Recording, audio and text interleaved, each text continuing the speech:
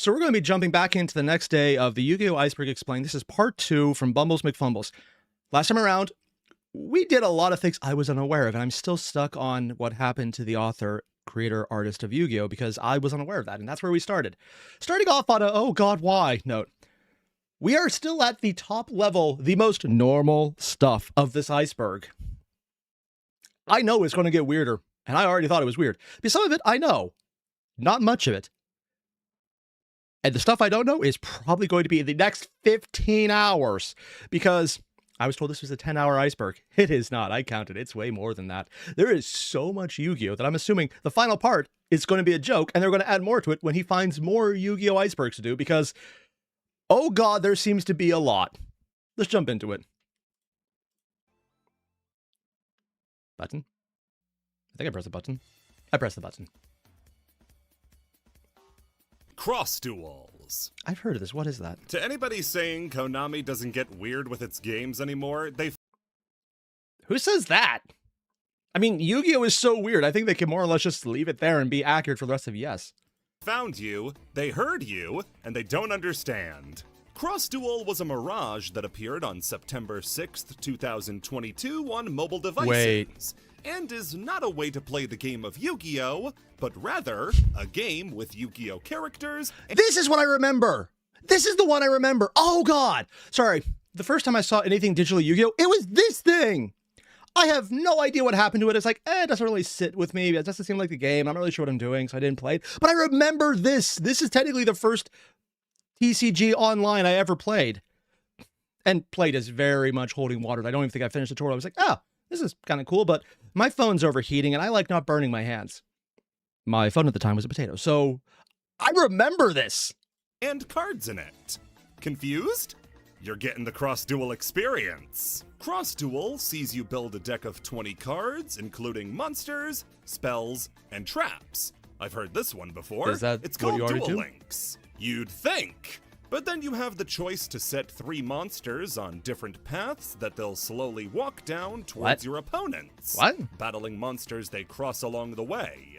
If your monster destroys an opponent's, your monster will then lose attack equal to the monster it destroyed's attack. I don't remember this. On the other hand, I don't remember much of how the game played, so maybe that's the case. Then your monster will waddle to the opponent you wanted to hit, they'll take damage, and then you heal for the damage your monster did to the opponent. Repeat this for up to 8 turns, or until a player's life hits 0, and the You know, I've had so many people send me images of this. I just realized it has a bulge. The egg has a bulge. Oh, that's lovely. Why did they make this? game is over. And then you go back to the main menu and rub Yugi's face for good luck. Okay, What? what's going on here? I'm sorry. What? That's a joke, right? You know what? No, I'm thinking it might not be, because sure, why not? So, Cross Duel is a weird game that doesn't really have an analog to another recognizable game, but it's sort of a gacha-based auto-battler dating sim? You know, with the Yu-Gi-Oh fan base, that last part, if it's not a joke, probably would do absolutely amazing. And it would probably be very specific characters who would get that. You can upgrade cards in? By using cards and leveling them up, you can go down different skill trees and give your monsters effects. You know, I thought this is the one I remembered. Maybe it's not, because this sounds really different. Or maybe it is the one I remember, because I didn't understand what I was looking at. This is why I didn't understand. Like gaining attack during battle and summoning itself back when it dies. You'll need these skill trees because the game has no effect monsters. What? Everything is now a vanilla. And as a consequence, every monster now has flavor text. Minor thing. Is it bad that I actually really enjoy flavor text? Like, unironically, I wish they did art card versions of cards that just had flavor text over full art. Because at this point, you know what the original card says, but also here's the fancy version with flavor text. I'm a big fan of flavor text. I blame Dark Souls. You have no idea what the lore is, but if you read the cards, you can figure it out. Completely unnecessary, but really cool that they did this. Seeing what they would write down for a monster like Utopia or Sky Striker Ace Ray is really cool to see. Ah, finally, Dark Magician has flavor text. Along with What did it say? that, the game itself looks really nice. All the monsters have their own summon and attack animations, special ones from the anime getting even flashier, and can reference their original card artwork. And it's overall a fun game to look at. You know what? No, I'm actually certain now this is not the one I remember because the one I saw did not look this nice. So this has to be too new for what I'm remembering. Maybe like Duelist City or something? Something weird named. It must be really old then. This just... I can't tell if I love or hate this idea. Because it's basically turning it into almost roguelike. But an auto battler is just... but at the same time, giving flavor text. I am very kind of conflicted about this one. Fun game to watch or play? Ah, this game is slow as hell. 30 minutes for a mobile game is unthinkable. And most of that time is spent watching the other 3 players make their decisions. And in that time, this game is sucking your battery for every watt it's worth. Insert literally every single phone game ever. I swear every single one of them is a heat virus. For anyone who doesn't know, it's literally what it sounds like. It's a program that is not a virus, or sometimes is a virus, that is intentionally there to see how hot it can make your computer to cause it to throttle. This is actually done in testing because it could see if your computer has something wrong with it, because if it does it way too soon or way too early or way too fast, something's wrong, fix it. And it's a way for an actual virus to fuck with you because it's just malicious and it can fuck over your system by forcing it to run at the max power output to burn it up. Unless your system works, in which case it should be able to handle the heat and then throttle itself naturally. Unless it decides that it's really malicious and somehow disables those, and in the case, it'll actually just burn up your PC. It doesn't play anything like a Yu-Gi-Oh game, so Yu-Gi-Oh fans aren't really gonna enjoy it, and it doesn't play fast enough to build its own audience. It's prone to crashes, is taxing even on high-end phones. It has 3 separate currencies. This game really has nobody in its corner. Also, anyone who has multiple currencies, that is... I've had experience with gacha games where they just like, okay, here's the gold currency, here's the silver currency, here's the platinum, here's the lazulite currency, here's the polarisite, here's the megalithic. You just keep making up words because each one means something differently, and you introduce new currencies frequently enough that no one knows what they mean, but you can change them between them, but at a slight discount. So if you want to get the one you want, you can always get everything you need by completing, just removing of every other currency. But at the end of the day, you've taken what was the equivalent of $100 to spend $50 to transfer it into $10, and it looks like you've made profit, but you've also just lost everything because they didn't hide from you how much you were paying. They just hid the fact that you paid it in the first place because you didn't realize you were transferring it in and losing on microtransactions. But you're still paying. I've seen some very predatory gacha games or just games that involve microtransactions, and I'm just sitting here going, so as soon as I hear multiple, I get a little disappointed. Someone who spends money is going to have access to cards that look the exact same as yours, except they all have 5 hidden effects that you don't get access to. And if they figure out that you're the weak one in a lobby, there's nothing stopping the other 3 people from ganging up to kill you for an easy win. Yep. And it also is done intentionally because it's the PvP style where all you need to do to win is pay more. Konami tried to support it with interesting events like raid battles against bosses, in this case the Monarch monsters, which did give us some neat-looking humanized versions of the Monarchs. They weren't In fact, humanized? the lasting legacy of this game will undoubtedly be the humanized monster icons it gave us. Oh god, they gajinka the monsters. That's actually pretty understandable considering Dragon Maid. Still need to build that deck. Choices like making Odd Eyes a clown girl or Barrel Dragon having a gun barrel pompadour.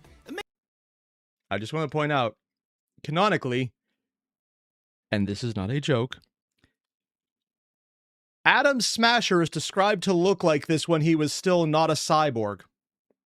From Cyberpunk 2077. And apparently, he has a secondary body that's not meant for combat that still has the pompadour. Make me want a game about these guys. At least then it would make all the weird dating sim stuff a little more palatable. Wait, that was not a joke? Well, they know their audience. You can rub the anime characters' faces, and that will make them say nicer things to you at night. Oh god, that wasn't a joke either.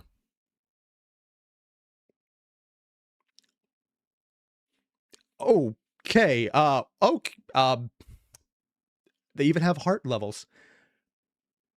Nobody's happy about this arrangement. Cross Duel was a No, I'm pretty sure there's a very dedicated fan base who really gets into this. Don't ask questions. They will answer, and then you'll know. Product for nobody, and a weird attempt by Konami to make something out of nothing. At the end of the day, it's just not a good idea for a game. It's slow and boring, massively pushes you towards wailing for better cards and abilities. See, when I first heard of Duel Masters, or Master Duel, sorry, this is what I thought it would be like. Predatory, incredibly finicky, janky, weird mechanics, which, I mean, admittedly, it's Yu-Gi-Oh!, so they have that regardless, and that's completely accurate. And just very much pay to win. And while there is an aspect of that in any card game, Master Duel is just kind of better. And this feels like more what I was expecting. I'm kind of glad I missed it. And splits itself and I'm almost certain this is the one I missed then. Masters, it pleases nobody. Even with that, though, no one could have expected that it would have ended so soon. Oh, it did actually end. Launching on September 6th of 2022 and shutting down on September 4th, 2023. Less than a year later, and the thing was already dead. Nothing more to be said, sadly. It lived, it died, and most people missed that first part. That's probably why it died then. World Championship Series. Okay, this I think I know only because it's currently in Master Duel. I am not succeeding there. You would probably be surprised about that. On to more fondly remembered Yu-Gi-Oh! Video games. Or maybe not. And you have the World Championship Series, a series of Yu-Gi-Oh! Games released from 2004. Oh, it's actual games. No, I have no idea about this then. Up until 2011, each one acting as a revision of the last in order to import the improved card pool. These games are updated and revised versions of the older Duel Monsters series of games, which you may recognize as they were imported to America as the Eternal Duelist Soul. Revision is a bit of a stretch when it... See, I do remember there was one Yu-Gi-Oh! Game on I think it was one of the old black and white Game Boys, like the old ones. Like, I didn't buy it new. I bought it off a Penny Saver ad, and I don't know what that is anymore because I don't think it's still published, but it was like an old, essentially physical Craigslist, where a guy who was very elderly, at least I thought he was very elderly when I was like 7 years old, was selling off a bunch of stuff, and one of it was his Game Boy. It had a disc like that, or not disc, sorry, they didn't have discs. It was a cartridge, like the old fat ones. So if it's part of that, and maybe I had one of the old games, I remember they didn't have pictures in it. It just words in black and white, so it was very old. Comes to World Championship 2004, though, in how I mean the main menu just kind of changed. What? The game went from this to this. Oh. Aw, damn, I love blue.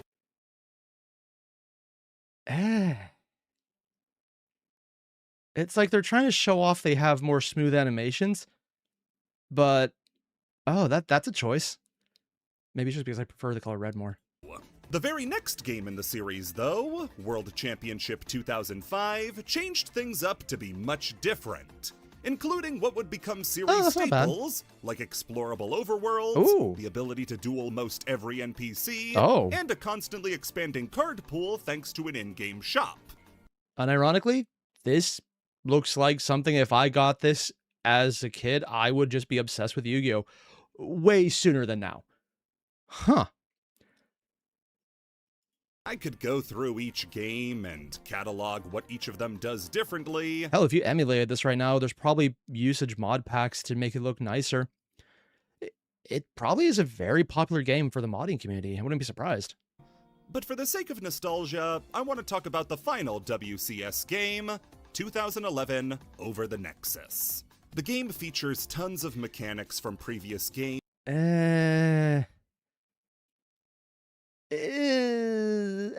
It's good. It looks like it should, but also it feels like the it feels like it's lost something. Maybe it's just me, but this one looks like the best. Like, the graphics are better here, but it doesn't look that good. I'm just weird, I guess. But in a package that is one of the best Yu-Gi-Oh simulators you can play. The game's story is super interesting. That's a face. Giving you a new scenario. Hey, look, he's pre-COVID. To play parallel to the main story, letting you make your character and start the game in Crash Town, working your way up to the Grand Prix alongside your 2 game original friends. It feels like the perfect balance of original story 3D? And self-insert. Oh, shit. Where you feel important, but not like you've been slotted into a different character's role.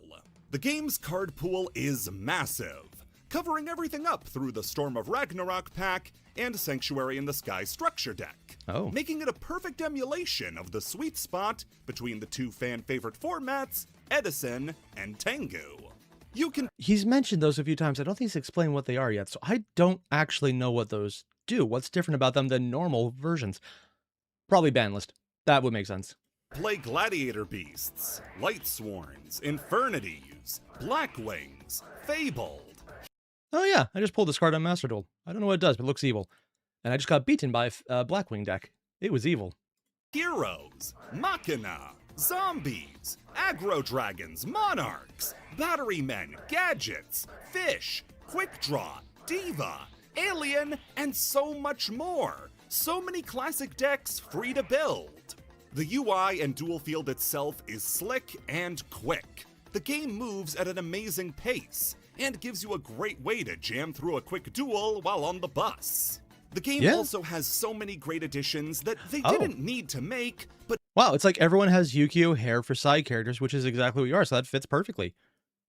That's surprisingly high customization that most games just don't do anymore at all. Makes the game so much better. Character customization, full duel script customization, where you can choose what to say when you do a certain action in a oh wait, are they all pre-recorded? Is this voiced? Duel, loads of side quests, duel puzzles, a calculator for playing real-world duels. Wait, seriously? It had IRL functionality. Oh shit. Also, I'm being told Crash Town was from the poor district of Yu-Gi-Oh 5Ds. I've actually heard I should just watch that regardless of anything else because it's just generally a good show. I haven't. It's on my list. I just never got to it. An ace card mechanic where you can designate a card as your ace and get a special summon animation when you play it. Wait, they'd have to program in a summon animation for every single card then if there's someone who chooses a weird one. That's a lot of work then. Well, they should. Especially for an older game that probably was more limited on space. As opposed to now where it's like, what? You don't have insert random absurd amount of memory? You could do that. Also, there was even a rate your deck mode for Zero, according to that. Or Zero mentioned there's a rate your deck mode. That's actually pretty awesome. Also, I'm being told by Balrog. Actually, I'm just going to pull up your comment because this is probably exactly something that should be covered here. Here, let me make this bigger so people can actually see it. In Yu-Gi-Oh, formats often refer to time periods with a particular ban list rather than different game styles entirely, the way MTG uses them. Yeah, that would do it. Although, other than EDH, standard, modern, and I guess what they're calling now historic, are exactly that. So I guess they copied that from Yu-Gi-Oh! Or Yu-Gi-Oh! Copied it from them with Legacy and Standard. And Edison refers to the ban list of a particular tournament held in the town of Edison. Oh, Edison, North Carolina. Oh, so individual tournaments have ban lists on top of everything else. Huh. Oh, that's actually pretty cool. The game has a mechanism whereby the game will rate your deck. Oh, yeah, Zero just mentioned this. Consistent, what weaknesses it has, and give it a grade. Over the Nexus is the best Yu-Gi-Oh video game ever made, and shows just how great the World Championship games could be. Did I kind of overlook the rest in order to talk about Over the Nexus? Yeah, listen, some of these games are RPG adventures, others are straight-laced duel simulators. Oh. I probably want to play one of each, actually. That sounds kind of fun either way. Kind of bounces back and forth. It'd be a real hassle to go over each one individually. If you want an easy way to categorize them, just treat every game as a simulator for the format of the year it came out in. In addition, the Actually, I'm going to say something really weird. As far as historical records go, that kind of event, this kind of media is incredibly valuable because it encapsulates the time period it came out in a way that most media misses because it just gets updated and everyone understands, well, we can't do these things together, so we're just going to ignore it because it's obvious and no one's going to pay attention to that. It's like an old dictionary said, what is a whale? It's a whale. Or it's like, what is snow? It's a snow. It was something incredibly obvious. No, it was horse. I think it was it was one of the Norse or Nordic countries. The description of a horse was, it's a horse. Everyone knows what a horse is. Which is obvious to anyone who knows what a horse is, but if for any reason there was an entire catastrophe and horses went extinct, no one would know what it is based on that description, so it becomes lost information. So even if you have an image of it, maybe someone doesn't know what a horse looks like, so they don't know what it is. And they might think it's some other mythical creature. Things like this are a great way to just bridge that understanding of, this is what this time period looked like with this kind of information. Because it's something that most people wouldn't think to include. Which sounds incredibly pedantic and no one would ever use it, but literally, this is a writing major thing. When you're trying to do realism in a historic period and you have no idea what's going on, things like this are the only way you figure out how to drop in those little bit of nuggets of, oh yeah, this is what it would look like. Because you have an example of, okay, I can make this reference, but they wouldn't have this at this time because it's not in this game yet, so it wouldn't have existed yet. But even if it might have existed here, I'm not entirely sure what time it came out, so it wasn't here in this medium, so it couldn't have been here, so I can now make this reference safely, but not to this part. It's a very pedantic thing, but it's an incredibly useful research tool for people who are admittedly way too into the sauce. Just, yeah, that's where I'm going with this one, and I kind of love it. Yu-Gi-Oh! World Championship would have a separate division dedicated to people playing in the World Championship games, which nowadays is taken up by Duel Links and Master Duel. Yeah. Sadly, the World Championship series ended with Over the Nexus.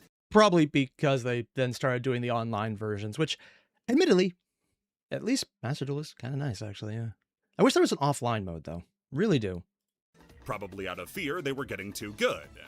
And from there, we would only get sporadic releases like Legacy of the Duelist and World Duel Carnival, none of which ever reached the heights of WC 2011. Tag Force. What?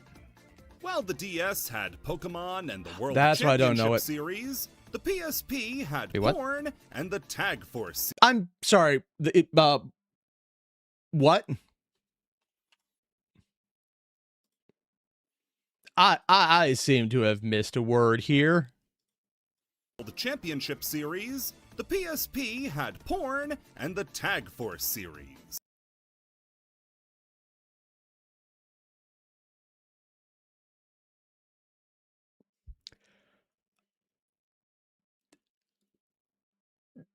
Not the, there was a lot of things I was expecting. Yu-Gi-Oh! Off-brand was not one of them. Probably should have, but I wasn't. A separate series of games that ran parallel to the World Championship games with a few of their own defining features. Obviously, gameplay isn't one of those features. Yeah. For the most part, the games are the same. Oh. But this game does take the tag duels and goes all Yeah, again, the PSP just had a really good system for what it was. I had them. I played Birth by Sleep on it. I thought it was amazing. Still sucked at the game. This looks really good. in. You'll be tag dueling all the time, like in the early Tag Force games that take place at Duel Academy, where you can play in a tag duel every Sunday. Alright, but how do I get a tag team partner? Well, that's where the defining feature of the Tag Force games come in. Yes, more than the tag duels. Dating. What? Yeah, the Tag Force games take heavy inspiration from dating sims and present you with the ability to create bonds with your favorite characters.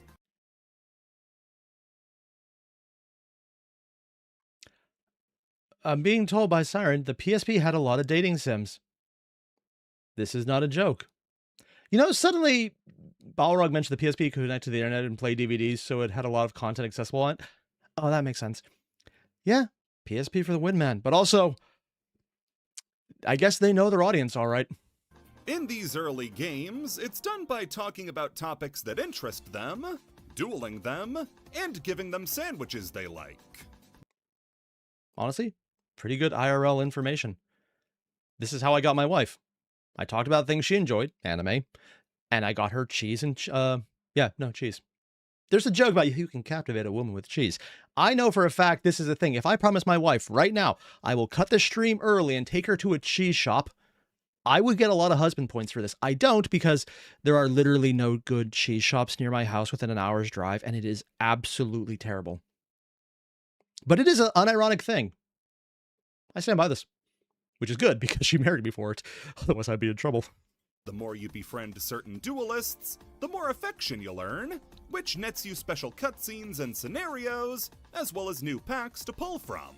The games feature game original scenarios for all of the duelists you can befriend, which, you know, if I wasn't certain the answer would be no, I would love to see if there was a more modern version of this game, because it just sounds so weird. I would kind of like to try it. which takes you down original storylines that never got explored in the anime.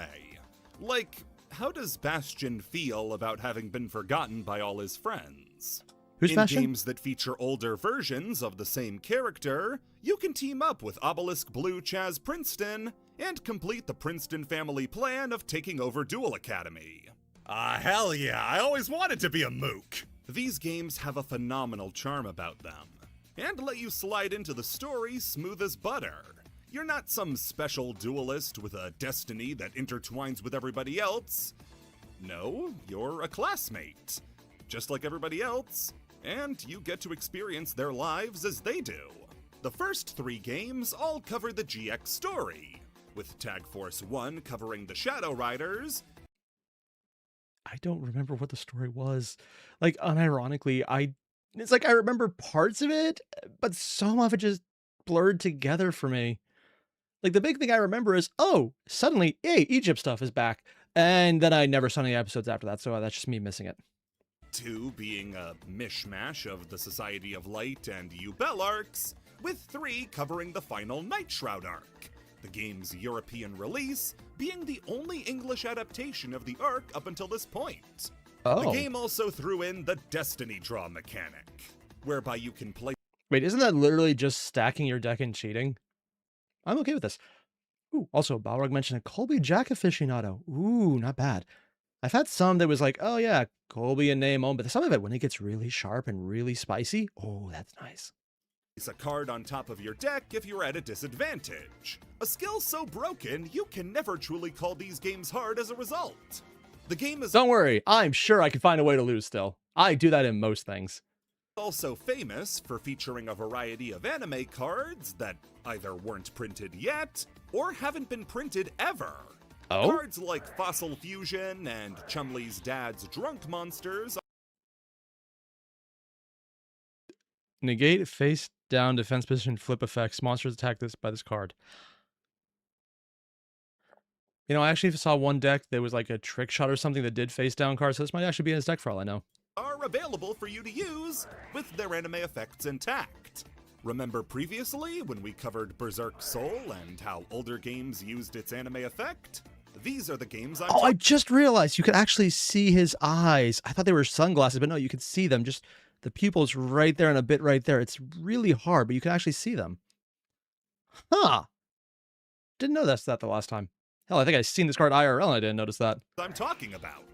Later Tag Force games in the 5Ds era would expand upon the systems and introduce way more items you can give to your friends in order to increase their affection, as well as fleshing out side stories for every character you can think of. Fake Jack Atlas, who uses the multicolored Red Dragon Archfiends, gets a side story. The clown guy who assists Goodwin gets a side story. What? A Shonen Jump exclusive cosplayer of Carly Carmine gets a side story. That seems like someone won a competition, in which case, that's pretty cool, yeah. You get to feel like you're befriending the cast, whether it be Jack and Yusei, or the Earthbound Immortal guy who uses the monkey. What? These games are a great... I'm sorry. Just going on the record and say, do not the monkey. That seems like a very bad idea. time, and, just like the World Championship games, represent their eras of the game really well. while being distinct from those games thanks to the affection mechanic. The Tag Force games managed to make it all the way until 2015, after skipping the Zexal series altogether, with Tag Force Special Arc V, but, talking about this game before the final tier would be a massive disservice. Legacy of the Duelist. Okay, I've heard of this. Isn't that what they call some of the sets that are just themed? But not like the main ones? Tag Force games are gone. Or is it a game name? World Championship's been shut down. What are Yu-Gi-Oh players supposed to do now that the two majorly interesting series based around Yu-Gi-Oh have been stopped? Ooh, actually, now I know he's going to have an answer. This is probably not what I'm thinking. My initial thought would be, they probably just have to duel either Lynx or Master Duel. And honestly, Master Duel is cool, but if you don't have online, it's kind of impossible. Hopefully this is something good and not just something that's a throwaway because they can type purchase. Dude, whatever the hell this is. Legacy of the Duelist is a series of games released by Konami in 2015 and 2019. Oh. Developed by Other Ocean Interactive, Yeah. developers of the Medieval remake and Minecraft for the new Nintendo 3DS. That's... Really? That is not the people I thought they would go to.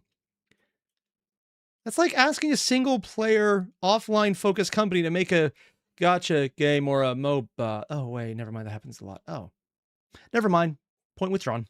I don't trust these bastards. The original Legacy of the Duelist is half nostalgia bait, half... Honestly, first opinion, the UI is basic, but it doesn't look horrible. What am I missing? a proto-Master Duel in a sense. Oh, where it's that's meant probably to why. be an ever-evolving card pool of cards you can play in a campaign-style story mode and against other players online. Okay. It obviously wasn't as all-encompassing or as polished as Master Duel, as Konami didn't develop the game themselves, but it shares DNA. The main gameplay is going through iconic and not so iconic duels from the anime that allow you to step into the shoes of your favorite characters, using approximations of what their decks were at that moment. For instance, Oh, so you would have their cards when they weren't as good and then build up to the cards that were better on later on. That sounds pretty fun, actually. instead of just having a Yugi deck, your duel against Kaiba will feature the Exodia parts, but then your fight against Weevil will give you Curse of Dragon and Burning Land. So you're literally playing through the scenario of, if you were in his position, what would you do? That's, I mean, in terms of flavor, this is actually fun. And I kind of wish they put this literally into Master Duel as just one of the side stories or the solo modes, because I would kind of love that. Now, how does this get fucked up? Because there seems like there's a and then shit happened coming. And then in Mako's Duel, you'll get more giant soldiers of stone and attack the moons to recreate the moment from the show. It's a really clever idea, and even has reverse battles where you can play out a duel from the villain's perspective. Oh. As well, once you beat a duelist in this mode, you can challenge them in a duel challenge, where they have a new, modern, updated deck. For instance, instead of Toon Monsters, which are bad, Pegasus will...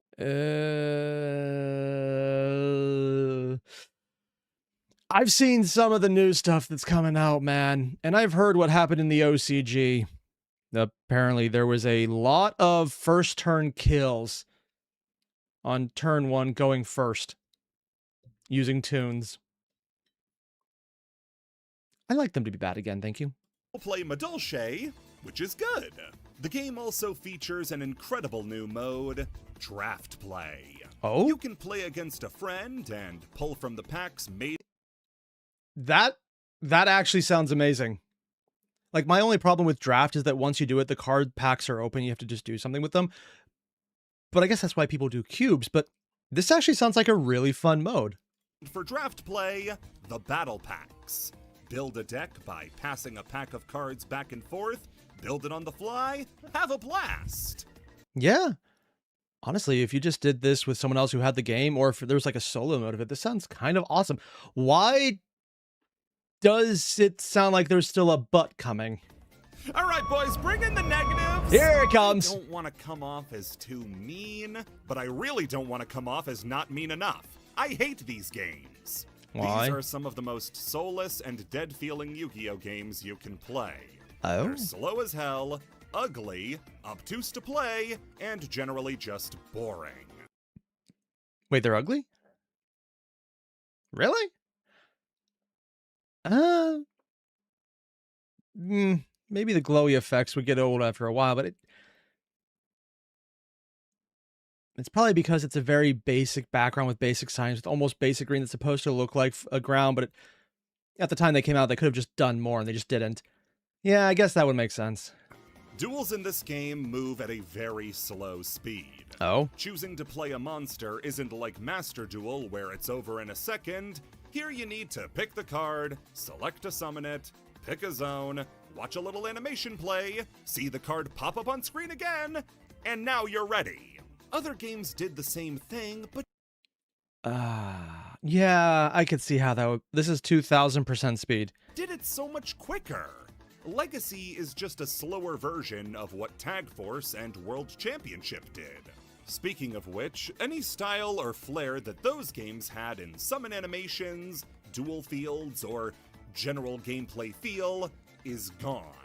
Duels feel utilitarian. Wait, was there an entire deck built around football or sports? Huh. Honestly, I shouldn't be surprised about that, but that's actually pretty cool. The card is played, but it's not fun to play the cards. The game has summon and attack animations, but for like 15 monsters total. Oh. And they're all anime monsters rendered in fruit snack textured CG. Okay, yeah, that would get really annoying really fast. Sorry, I don't like pastel. I don't know why. Nothing wrong with it. Individually, colors are fine, just don't like them together. Also, I think Balrog might have hit it on the head. Yeah, it's... I don't think technically unimpressive, but stylistically, it's very default, for lack of a better word. That's kind of what it sounds like. It's just soulless. This is just exactly what you think it is. There's no special flair. You can tell it's just we're doing the job. It's not bad, and I think that's why I can't say I don't like it just from the outside, but I've also never played it. But the slowing would probably bug the hell out of me. Although I guess maybe as a learning simulator, that might have some value in its own right.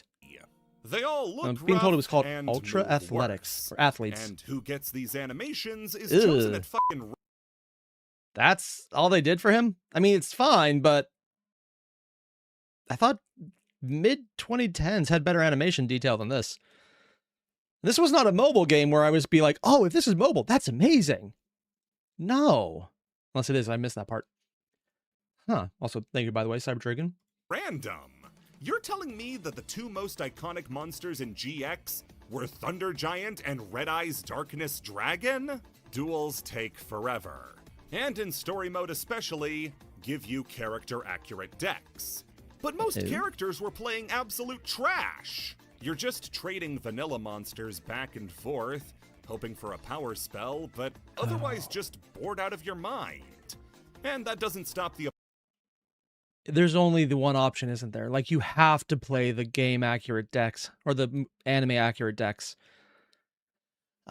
See, if that was an option, that's cool, as long as you could then actually use your own deck, which is something Master Duel does in solo pretty frequently, where you have the game, the deck they want to give you, and the deck you make yourself. Actually, I wonder if this entire game is the reason they did that, because it's a good concept, but maybe not accurately done best. That maybe is the case. Oh, I need to find a developer interview or something for that game now. Opponent from drawing power spells whenever they want. If you want to build your own deck to play with your friends or blitz through the story mode, you're going to be grinding out duels for hours to get... Oh, so you can build your deck, but it's an absolute bitch. Ooh. Enough points to buy from randomized packs for the hope that you get a card to start building a decent deck. Oh, but that's how it is in the other games, right? There's no guaranteed rare, super rare, ultra rares, are there? Oh no. Also, he just put his name as Hulk Hogan. Nice. Also, according to Alias, yeah, this is due to the camera angles, lack of effects, making the simple poses stand out really bad. Oh, okay. Yeah, I guess, honestly, posing and angles do help a lot. It does change a lot how an image is done. Like, if I was shooting this from behind my head, for example, it would look very different. Actually, it might be kind of interesting format if I was doing racing first-person reaction videos. That would be hilarious and stupid, though. No, because those games use the password system. Password? Which means that if you have an actual card or, you know, the internet, you can enter its password to get the card automatically. It doesn't have that or crafting like in Master Duel, so you're waiting several... Oh. Now, I mean, I've been lucky where it's like I pick a random pack and I just get the ultra rare card I want in Master Duel, so I'm not the right person to say, but yeah, no, crafting is probably the most important thing to make the game go from give us your wallet to if you give us your wallet, you'll get a lot stronger faster, but also if you just like wait a couple weeks and just play the game regularly, you'll get the stuff as well. Duels to even try to get the cards you need for a decent deck. The graphics are unimpressive. The music is grating. The draft pack has 2 packs to work with. There's only 2? So you can't even specialize? Oh, yeah. And the game has 17 different DLC packs to add new cards. All at... And then you'd have to grind through those packs to get the new cards, and at that point you're probably so sick of grinding. I'm assuming they didn't do that well. Unless people were absolutely masochistic. You know what? Never mind. These are card players. Of course they did. $5 a pop, meaning the game would cost you at launch $100. Or at least it would have if they didn't do this again. What? The game would be re-released in 2019. Okay, I'm going to be honest. $100 now is a lot of money. $100 a decade ago? No. As Link Evolution. This game adds... Okay. I like the background on the green more. I like the sidings. It looks polished. I don't like this now. Because the graphics look better around it, it makes the board being so incredibly bland kind of stand out more. Huh. Of course, Link summoning, and updates the card pool to the modern day of 2019. This updated the monster summon animations and the band list. Enjoy Link Evolution, everybody! Yeah, this game isn't better. Still slow. It is a graphical upgrade, at least. Still tedious. Still a grind fest that, while not having 17 DLC packs, now has 0! Link Evolution was never updated to add new cards or alter the ban list, which means that now you were stuck playing a 2019 simulator. That's charming for games on the PS2 and DS, but frustrating for a game on the Switch. Yeah. Yeah, that would be frustrating. I mean, my point from earlier when I went on and on about capsule games or capsule media that show a time period well is still valid, but this would still kind of be annoying, mostly just because slow play is still annoying regardless. It even keeps in the draft mode, a style of play Konami hasn't supported since 2014. Oh, they don't actually support that? Oh, well, that's disappointing. Granted, with how some of the decks are hyper-specialized now, kind of makes sense. It can be fine for getting people into the game, but as an on-road, take it from somebody who has a friend who said they wanted to get into Yu-Gi-Oh! They said they wanted to learn, and I told them, "Aw, sick! You can download Master Duel for free!" And they said, "Oh no, I already bought Link Evolution." And then never another word was spoken about it. Ah, yes. Oh, because it is a paid game. I was about to say, well, if they made it free so you could just try out the game and get an idea of it before you want to try it. Ooh, yeah. How much is the new one? Or this sorry, it's the old one now. If it was like $20 now on sale, it might be worth it, but even that sounds like it'd be a lot.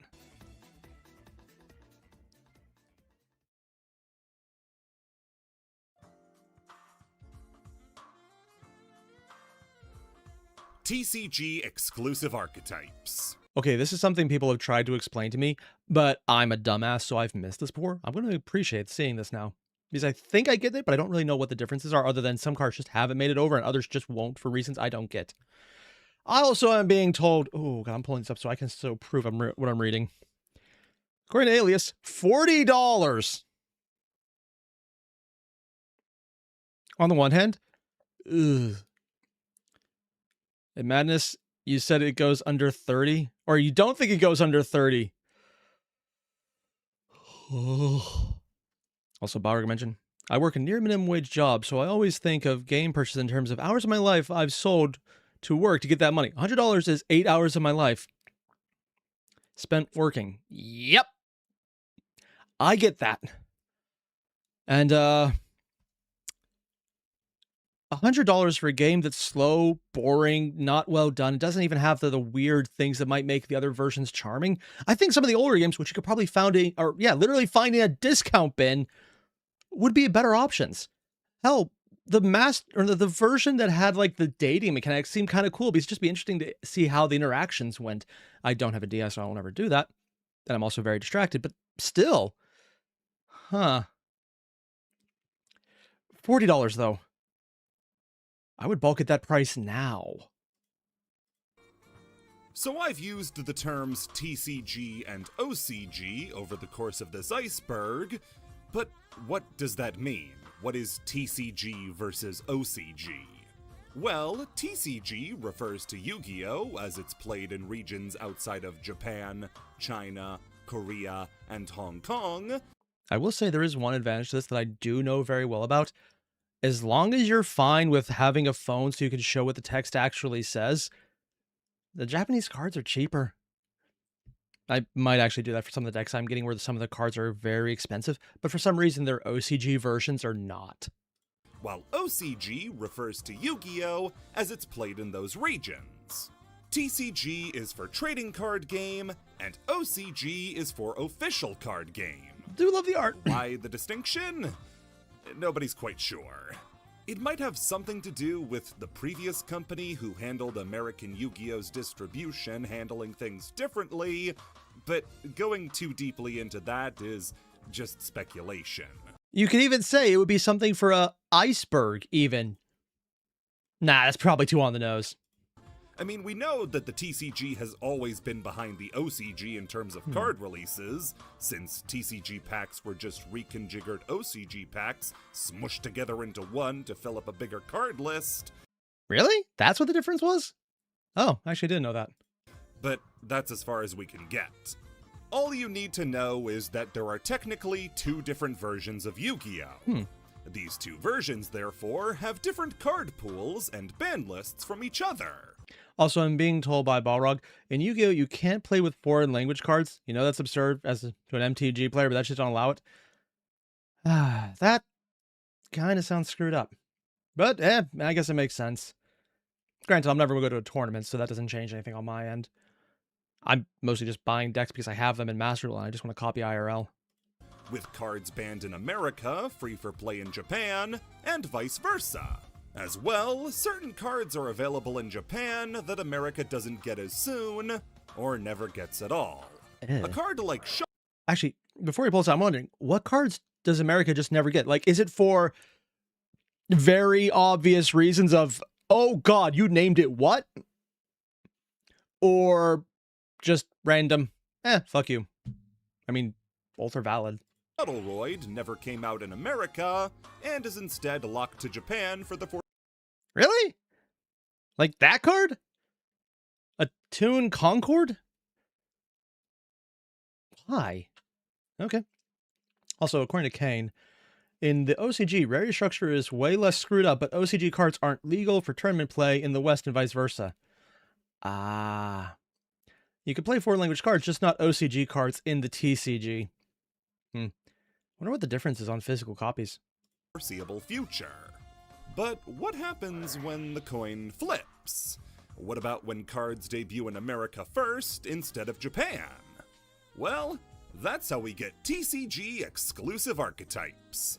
TCG exclusive archetypes are archetypes of cards designed by the TCG department of Konami, made by Americans instead of the regular Japanese card design. Wait. Oh, and that's probably why they have the breakers in there. Because it works better in English initially. These cards will usually come out in waves throughout the main packs, but sometimes Konami of America will get even more froggy and release whole TCG exclusive packs, like Fist of the Gadgets and Toon Chaos, printing support for decks that the OCG won't get for a while. The first ever TCG exclusive card was Beast of Talwar, a level 6 normal monster released in Pharaonic Servant on October 20th, 2002, while Japan got him in the collector's tins in 2003. I wonder how many people in the OCG format are just salty about that, because they're the original Yu-Gi-Oh players. I mean, I'm used to playing Magic, where the original players like, back in my day, I could buy a house with this. Now I can buy everyone's house. It's a bit of a difference. This one doesn't count as much, though, as instead of being made by the TCG, it was simply a card released in the TCG first. Though they have kept his legacy alive, as in the most recent pack as of writing, Supreme Darkness, they released a brand new retrain of Beast of Talwar. The art definitely looks good on this, though. That's definitely a glow-up. The Sword Summit, as a TCG exclusive. What we now know as a TCG exclusive archetype began in the 2013 set Galactic Overlord with the Noble Knights, an archetype based on Arthurian legend focused around equip cards. From here we got the basic idea of how TCG exclusives would work. Alongside the main cards imported from the OCG, there would be a few slots dedicated alongside them to cards exclusively for the TCG. And for the first few packs, those were the Artorias, Drystan instead of Tristan. Yeah, okay, I get it. Noble Knights. The next year, though, in Duelist Alliance, the TCG exclusive deck was released, Burning Abyss, based on the story of Dante's Inferno by... I'm sorry, they made a Dante's Inferno deck? Oh my god! This is why I kind of just start to love this game more and more. Because you just have a random deck for everything. Or like the new chess decks that are coming out. Are they good? I have no idea. But it sounds so incredibly stupid. I love it in just complete and utter no shame involved. Oh my god. Dante Alighieri, Burning Abyss was a series of cards that broke down barriers.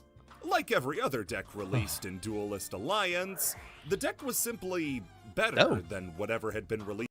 Oh.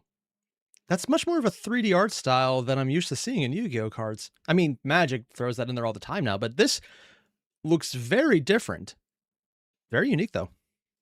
Previously, utilizing the graveyard and powerful recursion effects to stay a meta threat for the better part of a decade. To put its popularity into context, Burning Abyss is the most popular Yu-Gi-Oh deck ever made. Seriously? The site Yu-Gi-Oh Top Deck catalogs every deck ever played at a major Yu-Gi-Oh event. Really? As to enter a tournament, you have to put down your deck list. And when compared to every other deck in the game, the amount of Burning Abyss decks dwarfs every other one. The average price for the most popular deck is only $70. On the one hand, that's a lot. On the other hand, I actually just played a Mermail deck recently. It spliced in a lot of other cards, though. I recognize some of these. Shadow, I don't know. Zodiac, I've heard of, but I haven't played against. I'm just thinking about this going like, hey, remember those other hobbies you have? Magic, 40K. This would be like, okay, you've bought half the cards you need for the sideboard. People keep telling me Yu-Gi-Oh is really expensive. I'm just sitting here going, yeah. But everything else was worse. Yeah, honestly, I'm kind of fine with this for an entire full deck. They're insanely popular. I don't think the TCG ever hit it out of the park quite like it did with Burning Abyss ever again. That doesn't sound very good when they're the second one ever made, but... Yeah. Also, I'm being told something about... there's a Beatrice that was really powerful. And read Dante's Inferno deck. Imagine a local game store with abandon all hope. You enter here at the front. Yeah, that's usually what's reserved for the people running those places, though. If you can make it work, great for you, but it's hard, man. Also, there's a deck revolving around sushi. That one I know about. That's awesome. In casual, there's other more obvious popular decks like Blue Eyes. Honestly, I've lost to a Blue Eyes deck recently, mostly because I had no idea what they were doing and I hand trapped the wrong card. Yeah, that happens a lot. There are some other ones that came close to its impact. Cosmos are a similarly super successful deck that... Also, I've been told this is actually still a very powerful deck. I haven't yet to play it, but... I mean, I'll be honest, it's freaking Star Wars Wizard of Oz. I kind of want to do this, man. Also, the art's like nice. I've said before, are one of the most flavorful decks in Yu-Gi-Oh! Also, I've heard it is utterly busted in the sense that it can sometimes just not work, but it's still cool. Comes to their artwork and theme. Spirals, when they received some support from Japan, became a Tier 0 deck.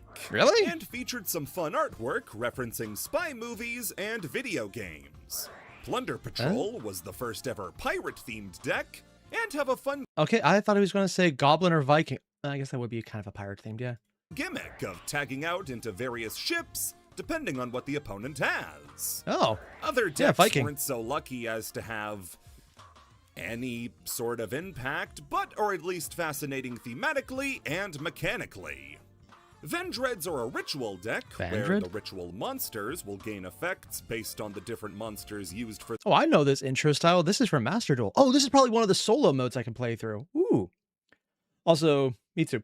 As a branded player, your weapon against Blue Eyes is to set Albaz. Yeah, I should have done that. If I had an Albaz in hand, you'd be surprised how often that's the problem. Counter to 1,000 years of Mitsurugi. Incarnate of Exodia, the Forbidden One, with 14k attack. I got hit by that too. Their ritual summon, but those monsters having to be on the field in order to give the ritual monsters their effect cripples the deck.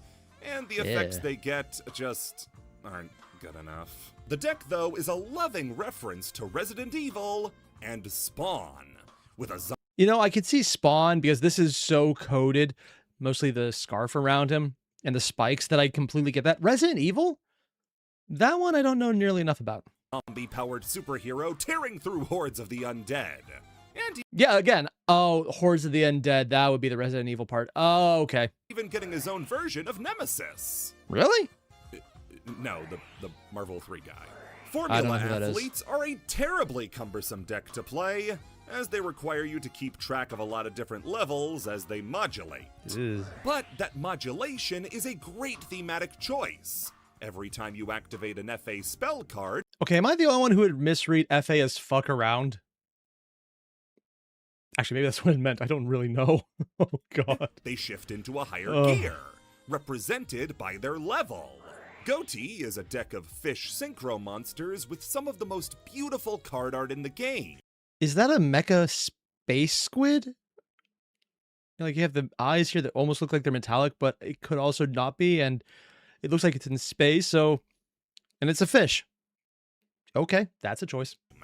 And such a confusing name. Goatee's name is Fish. Light of the Goatee. Goatee of the Deep Beyond. Oh! And according to Balrog, I think my favorite archetype is Cupsy. I initially hated them because they're all extremely cutesy desert-themed kawaii plushies. Then you learned they're aliens pretending to be cute plushies and UFO catcher arcade machines. The Invade Earth is a neat twist. Okay. Such a confusing name. That's actually pretty cool. Goatee's name is Fish. So there's an old linguistics pun that makes fun of how bad English is by saying that if you take the GH from enough, the O from women, and the TI from nation, you can spell fish GHOTI, because they make the F, I, and SH sounds. Yeah, I'm usually not this fun at parties, lady. So the joke was the fish was actually a woman? I mean, yeah, English is bullshit. We can do that. But also, one of the English language rules is we ignore all the rules and say something that doesn't make sense, but we just accept it and it moves into just being normal, so you have to make a rule around it later on. I don't make them. Except for actually, no, you do. You literally make your own rules for English. And if you get enough people to agree with it, it sticks. But stick around and I might have a couple more linguistics puns locked and loaded.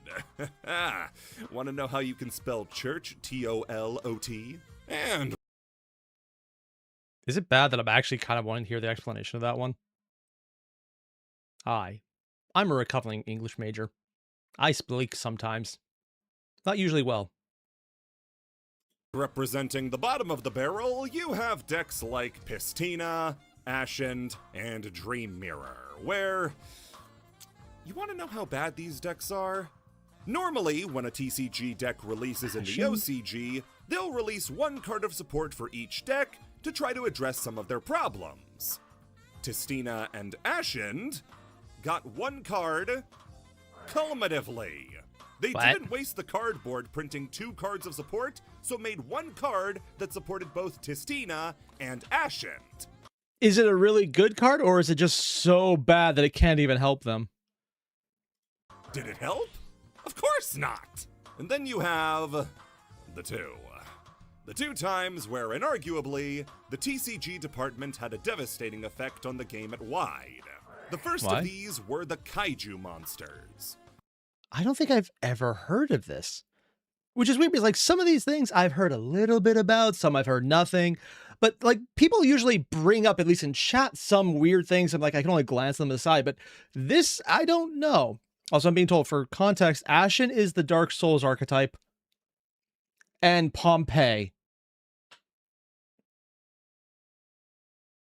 On the one hand, I think it's been long enough you can make jokes about Pompeii. On the other hand, Dark Souls Pompeii.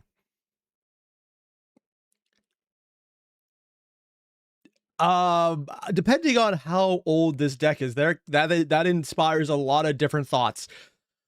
Because they found a lot of preserved, let's go with the word art in Pompeii, showing exactly what kind of drawings people enjoyed. Yes, it was a brothel. Based on a wide spectrum of giant monsters. From Godzilla to Gamera, Ultraman to Godzilla again. Okay, do you want to fight about it? These I can't say shit. Magic's doing the same thing. Were meant to emulate the giant monster battles of kaiju movies by giving a kaiju to the opponent, summoning your own, and then making them fight.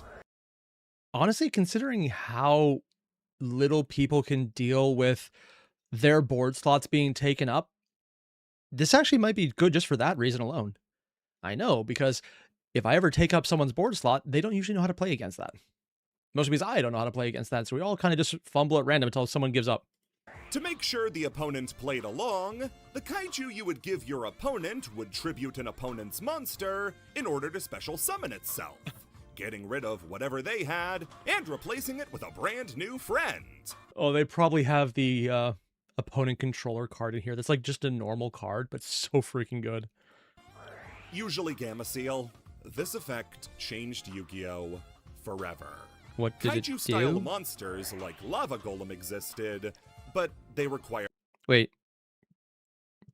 Your opponent's field by tributing two monsters they control. Oh, I just got hit by this card this morning. Oh, this is an older card then. Oh. Also, I'm being told Dark Souls and Pompeii is a really interesting combination according to Bill Cipher, and according to Noxar. Spelling church as Talat is using two T's from the culture. Oh, for the Olo for kernel.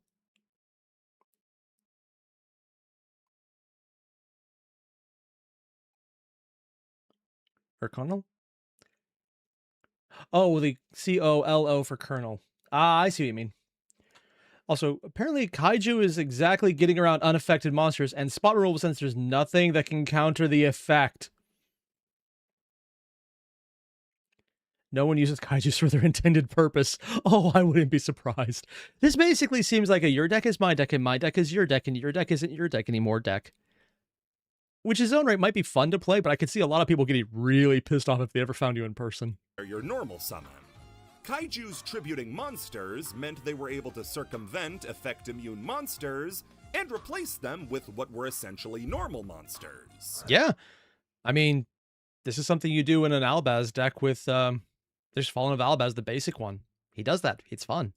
Remember in the jargon section when we talked about towers monsters? Yes. Kaijus directly countered tower monsters and have been seeing play since their inception. Yeah. The other dangerous TCG archetype was Dangers. Based on various cryptids from around the world, this was another deck with incredible flavor to it. Oh, I just realized that's a person down there. Oh, wow.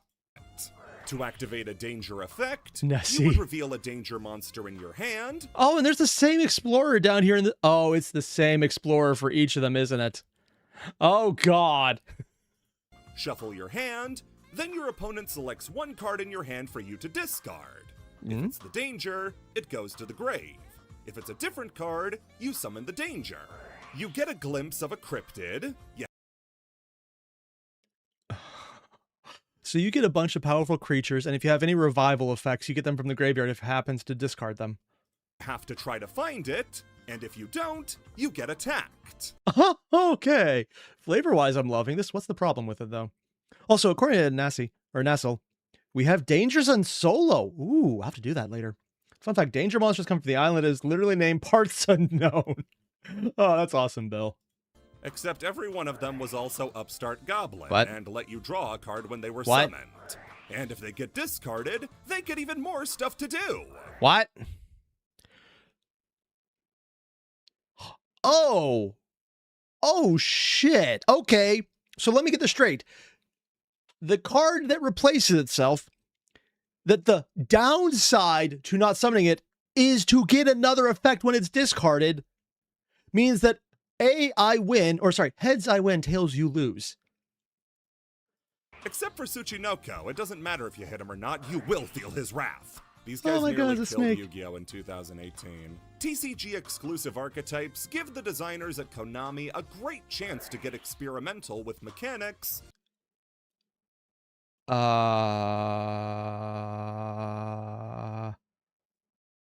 I have so many questions about this, and all I can think of, this has to be inspired by Disgaea for some reason. And I don't even play those games. I don't know why I'm thinking that, but that's all I can think right now. That are routinely underrepresented, like equips and rituals. And finding out what America will get to premiere next is a... What the? Mutant? Mayutant. Ah, is that a mouth? Oh, is this Cthulhu based? That's a mouth. Those are eyes. There's mouths with eyes, it looks like. Or are those just glowing mouths with more mouths? Activate quick effect. Banish one mutant card from your hand. Graveyard face up. Monster. Negate the activation. If you do, banish that card. You summon it. Oh, wait. When a card or effect is activated. Wait, you can negate the card. Destroy. If this fusions have a card, you can destroy. So the quick effect is saying no. Add 3 banished cards to your hand. Oh my God! highlight of what can be a stagnant reveal cycle, considering we know a pack's content months in advance. We're usually just waiting to find out how they messed up the names. Now stop making them all fusion decks. Yeah.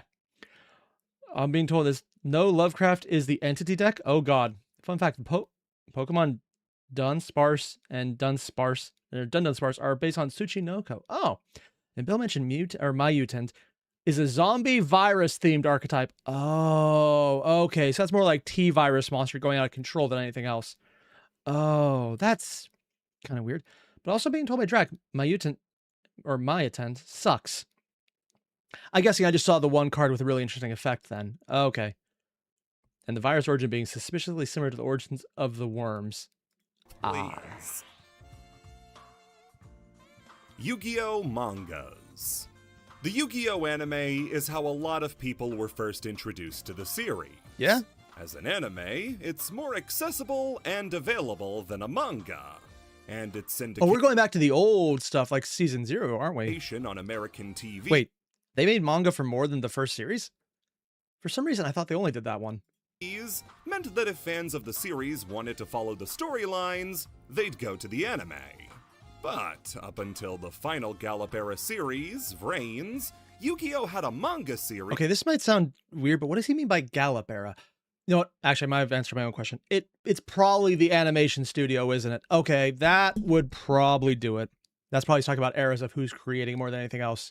that would release alongside its anime versions, each one following about the same plot. The Yu-Gi-Oh mangas post-Duel Monsters are a really interesting facet of the series, as this isn't a case of the mangas being adapted into an anime, but rather the mangas are the supplementary material as the animes would release first. GX. Oh, so these were the extra stories? Anime, October 2004. GX manga, December 2005. The year 5D's later. anime, April 2008. 5D's manga, August 2009.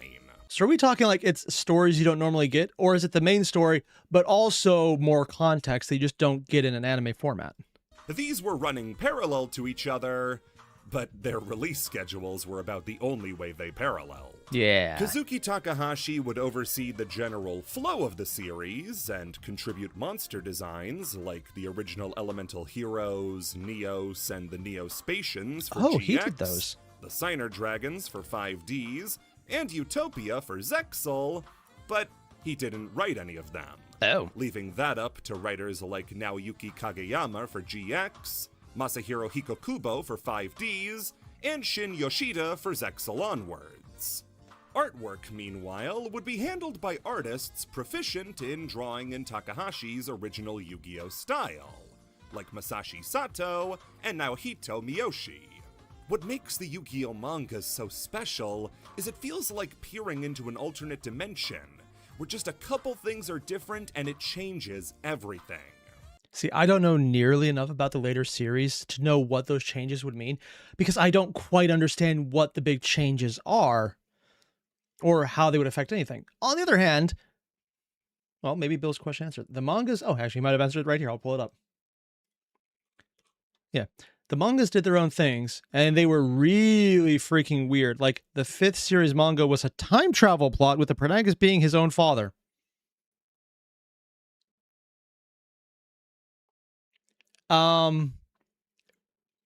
Bill, phrasing, like, the protagonist of the manga is the father of the protagonist in the anime, or he fell in love with his mother more than he probably should have, like going full Oedipus. Yeah, let's not think about this. In the manga, for instance, Jaden starts out with his Elemental Hero deck, but soon loses it and swaps to the Kamen Rider-inspired Masked Heroes. Oh. Chaz ditches the Ojamas, XYZs, and Armed Dragons for Light and Darkness Dragon. Bastion loses the chemistry and gets a zombie-themed yokai deck. Every duelist who appears in both an anime and a manga will usually have completely different decks. Oh. They'll also often act completely different and have new attitudes that make them unrecognizable. Chaz in GX is a goober who fails all the time, but never loses confidence. He's the only one taking him seriously. Chaz in the GX manga, though, is a completely different character. Like, he doesn't have the self-confidence, or he's actually a threat. Like if Chaz never changed from his original portrayal as the star duelist of the Academy and had more than enough skill to back it up. His change in attitude gives him a huge boost in importance, and he's treated as something of a secondary main character to Jaden. Oh, shit. That would be a big change, and this is also one of the few that I would be able to catch up on, because I do know that he was a joke. He was just treated as if he was important, but he never got to do anything. Huh. Speaking of whom, his new attitude actually allows him to get a huge victory over Jaden, for the right to lose to Zane Truesdale, who they didn't really change much. Oh. Leo and Luna, the two plucky members of Team 5Ds. What are they like in the manga? Well, instead of being two school kids who end up idolizing and then fighting alongside Yusei, in the manga, Leo is a dueling bounty hunter hired by Rex Goodwin to take out Yusei, and Luna is his creepy, overbearing coach. As well, the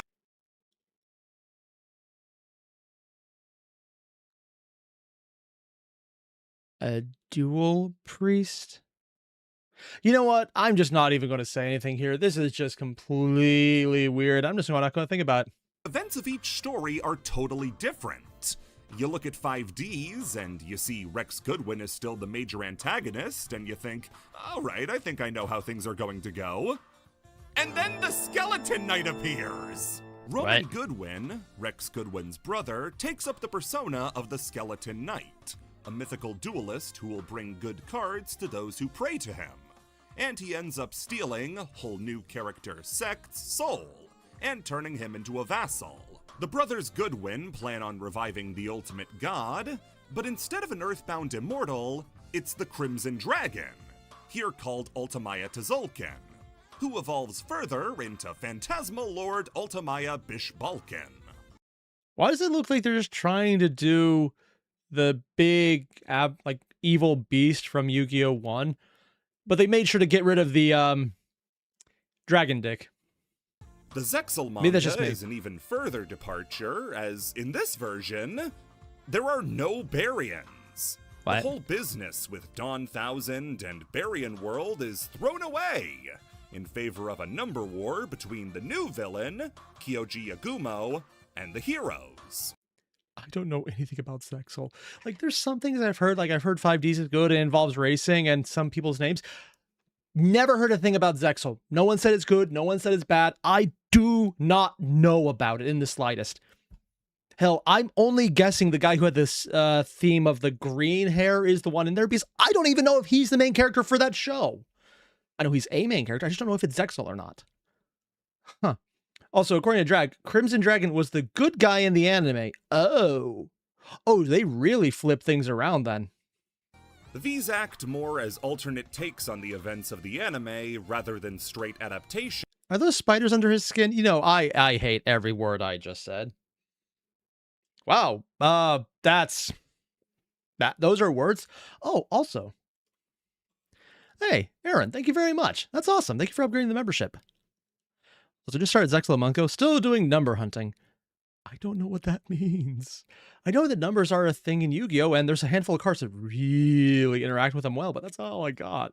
And it can work surprisingly well. These stories often stand independent from the original animes. Red Dragon Calamity, Red Dragon King. Big arms. And I'm glad they restrained themselves. What is it with guys with big draconic faces with manes and horns that go 1 up and 2 down? Is that just a stereotype in Yu-Gi-Oh? Or maybe I've just seen the handful of people who just do that. And all have new stuff to bring to the table that can make them at least a pretty enjoyable read. The legendary planets of GX, the Satellite Royale arc of 5Ds, the Number War of Zexal, they're all fun. Though there is no getting around how weird it is to read these after watching the original. Having Yusei, Jack, Crow, and Callan be complete strangers is a choice.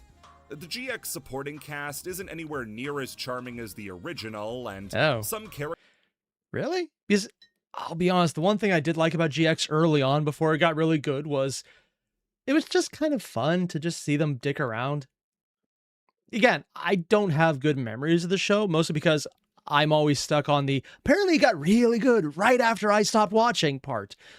And remembering that the end of the first Yu-Gi-Oh! Series was just kind of awesome. Except it wasn't the end. I missed everything. And what I thought was the end was just Battle City. So yeah, the most popular part about the first series of Yu-Gi-Oh! Is what I thought was the entire show. And then knowing about the end of the fair, I was like, oh, I probably didn't miss anything between that. Characters are completely useless, like everybody introduced in Season 3, and Zexal pulls a last-minute god out of nowhere.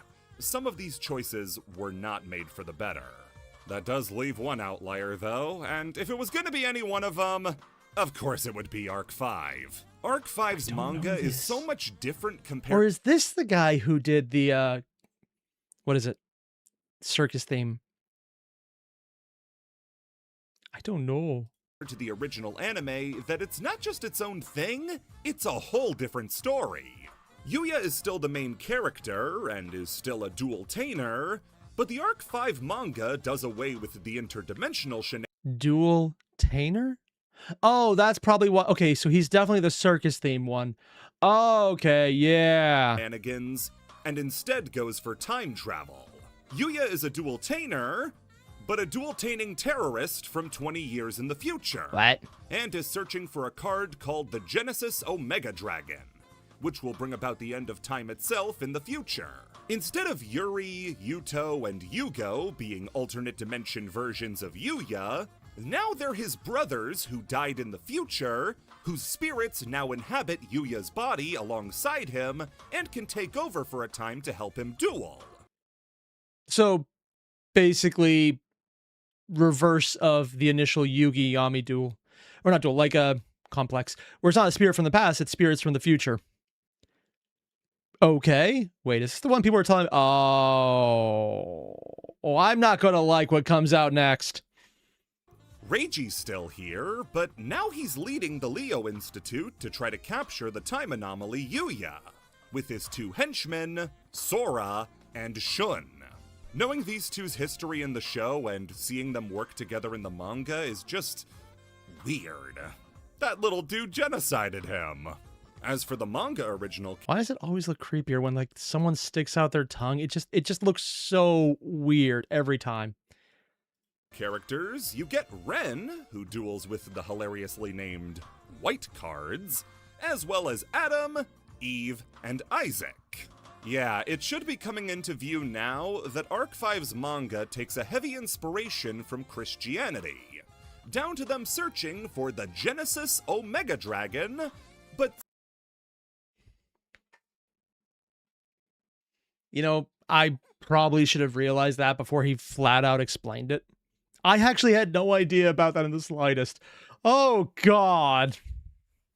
It's so blatantly obvious. Like Adam, Eve, and Isaac. Genesis. Like, as soon as I said Genesis and Eve, I should have got that. That's like a 1-to-1 right there. But nope. They went all the way. Oh, God. Since that's a mouthful, they usually just shorten it down to G-O-D. Yeah, this is a series all about finding God. I've seen Sonic fan art like this. The main villain of the part... Thank you for restraining yourself with the most tame Sonic fan art you could ever find. I mean, if I just typed in Sonic fan art right now on a safe search, I would find things that I am not going to show on YouTube. You do not type that by accident. You type it on purpose, and you have to accept the fact that you have now corrupted your PC and you need to have to burn down the house to get rid of it. It's the only way to cleanse it. And if anyone asks, like the police, just explain what happened, and then you'll go to jail. Not for having burned down your house and any subsequent fires, but for having dared brave that and survived. There are lines, and that is definitely one of them. Oh, God. Eve also has a reference to the previous 3 series of YuGiOh in her Boss Monsters, with Phantasm Emperor Trilojig being Archetypal the Chaos Phantasm from GX, Time Lord Progenitor Vorpgate being a reference to Zone's Time Lords from 5Ds, and Number XX Utopic Dark Infinity references Yuma's Utopia monsters from Zexal. Yep, I don't know any of those. I want to learn it. Nassel, I don't know what you're talking about. I'm not going to acknowledge that comment any further. Nope. And for this next part, I want you to just listen. Is this just a flat-out Berserk reference? Like, I'm pretty sure we know exactly what this is, right? Look at these things and tell me that's not a Berserk reference. And when you're wrong, I'm just going to pull up the image. You're not going to, and I won't need to pull it up because we all know. Listen to what I'm saying.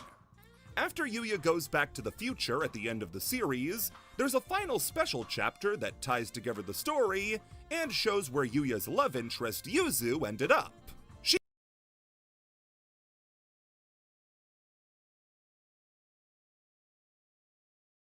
This part people have told me about.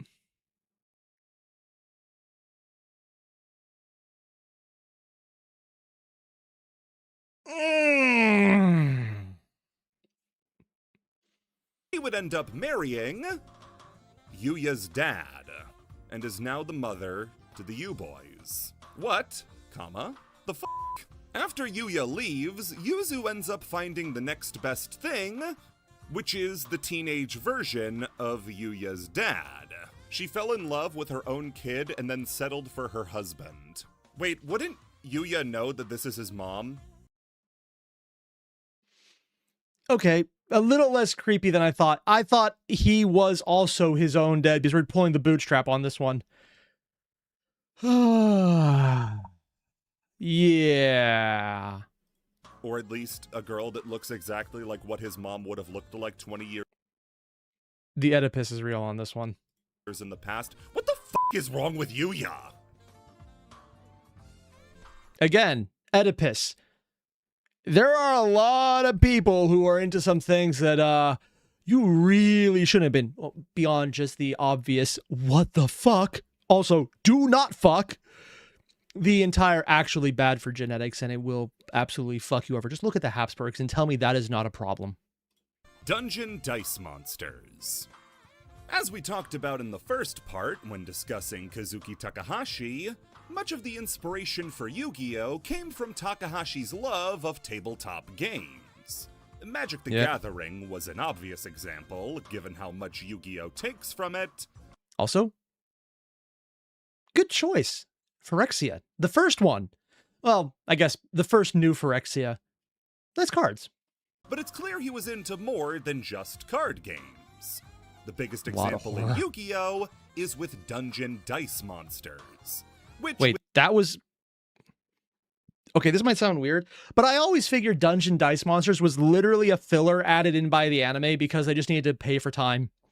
This was not filler. Okay, I'm curious. With its dice-based gameplay and naming, is likely a play on Dungeons and Dragons. So, covering Dungeon Dice Monsters... How did I don't... I am this years old until I realize this is literally a D&D reference.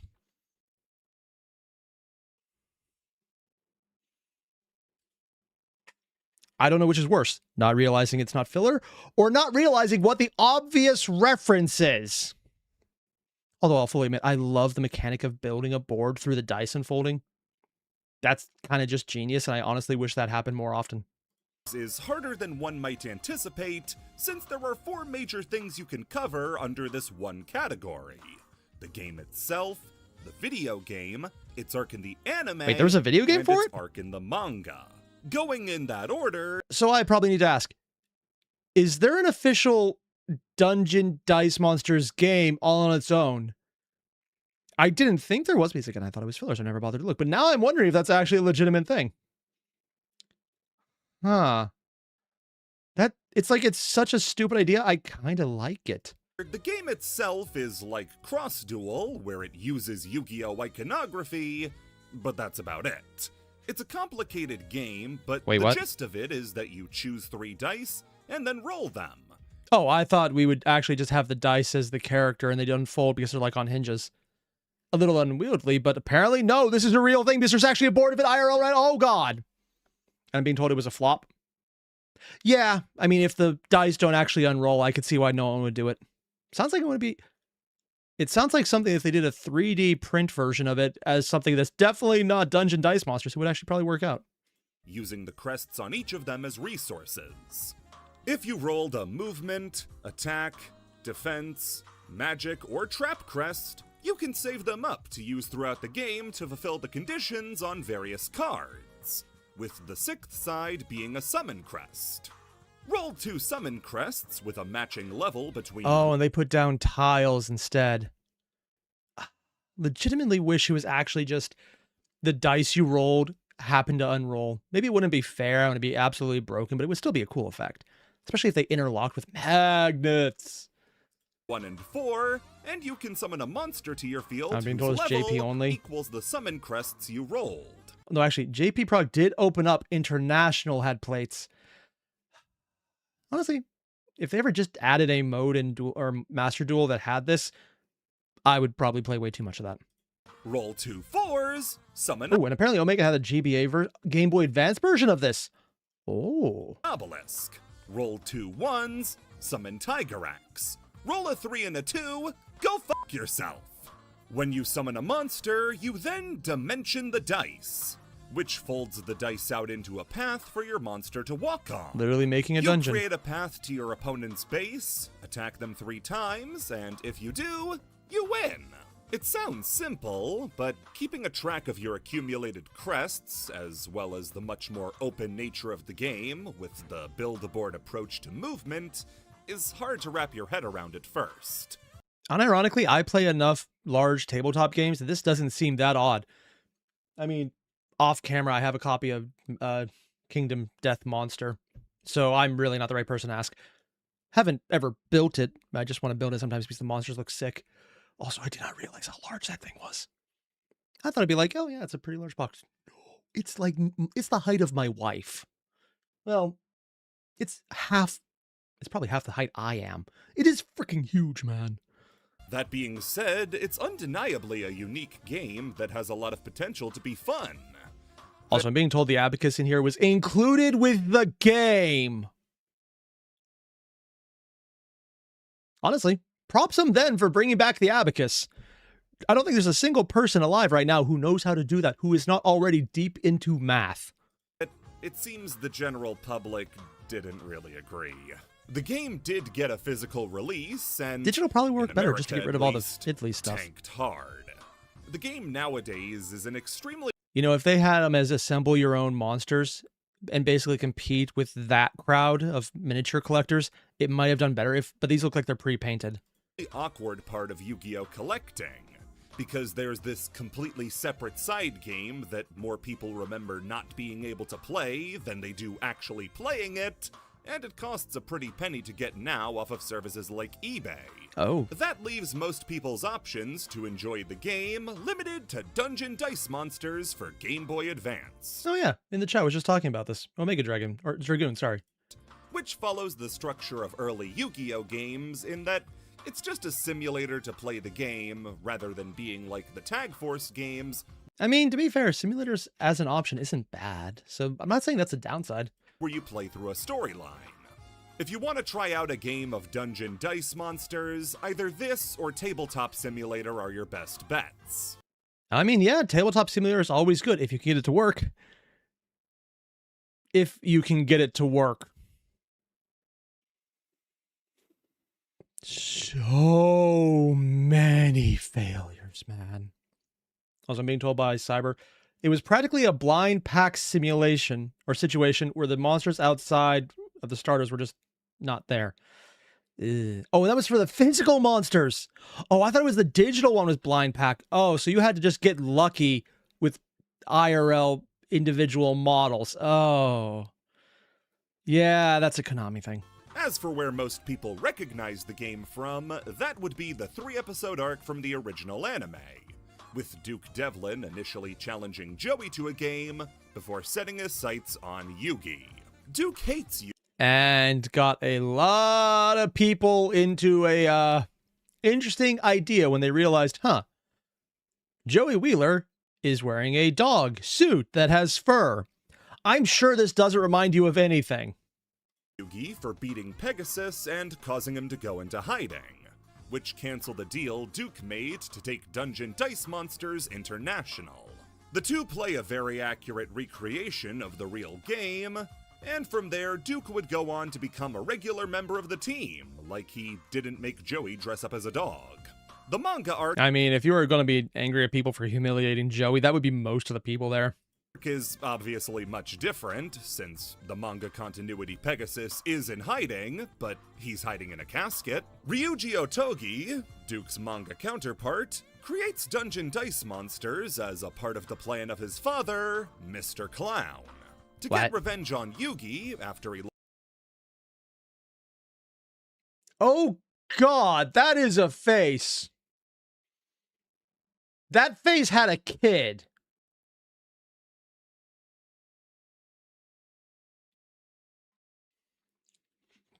Okay. Someone for everyone. Lost a shadow game to Grandpa Moto during the Millennium Puzzle excavation. He would end up aging rapidly after the loss, causing him to don the clown costume, and being forced to live the rest of his life as a clown made him bay for blood. Why? Maybe I'm missing something, but at what point in the aging process is dress like a clown a requirement? Actually, considering how I've seen some people dress, this doesn't seem nearly as much of a joke as I thought it would be. Ryuji eventually turns against his dad, but not after a Dungeon Dice Monsters game that is bursting with love for the format. It's very similar to the anime game, but the depth Takahashi goes into with the rules and mechanics makes it clear how much he enjoyed creating something like this. Even if Konami asked him, hey, can you make Yu-Gi-Oh! 2 for us? He said, alright, but I'm gonna make it the best I can. Dungeon Dice Monsters has, to an extent, been fathered into Yu-Gi-Oh! Proper, with monsters like Thunderball and Orgoth the Relentless, who originated from Dungeon... Oh, they were only in there. Oh, okay. I would love to see if someone just did this again, a good simulator for it. Probably on Tabletop Simulator, like he mentioned. Yeah, and then that would involve me knowing how to use that. Damn it. There's always that catch-22. Dice monsters being brought in as monsters in Yu-Gi-Oh!, as well as cards like Dungeon Dice and Dimension Dice, replicating a part of what Dungeon Dice Monsters was going for. That's cool. Nowadays, it's seen as a sort of weird filler arc, but in reality... Yeah, I'm guilty of that. I'm literally that guy. Also, I'm being told by Cyber Dragoon that was Season 0. Probably part I didn't see then, which doesn't say much. It's just a further extension of what inspired Yu-Gi-Oh! To begin with, Kazuki Takahashi's love of games. Yeah? Tone-deaf TCG. What? Communication is important when it comes to the life of a healthy game. Ah! Okay, this one... Yeah, I play a lot of games where the people who make them are... Calling them tone-deaf is normal. Or in the case of Wizards, actively ignoring the community because money! And specifically because Hasbro said money! And the people at Wizards just do it because boss said jump. I'm heavily simplifying this and not touching on the lawsuits going on right now, mostly because I don't know how they're going and I don't really want to say anything because I don't know anything about I don't have or know anything further about it other than that there are multiple lawsuits both from shareholders and actual employees. They might have been resolved by now for all I know. As there needs to exist a healthy line of discussion between the people playing it and the people making it. Oh. Players need to be I thought we were talking.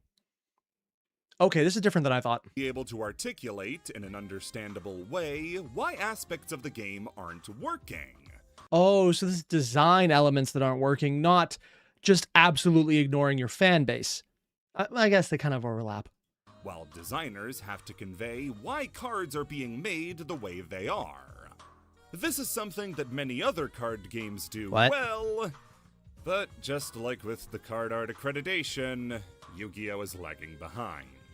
We know a handful of game designers. This is probably Lorcana, isn't it? I don't know anything about that game.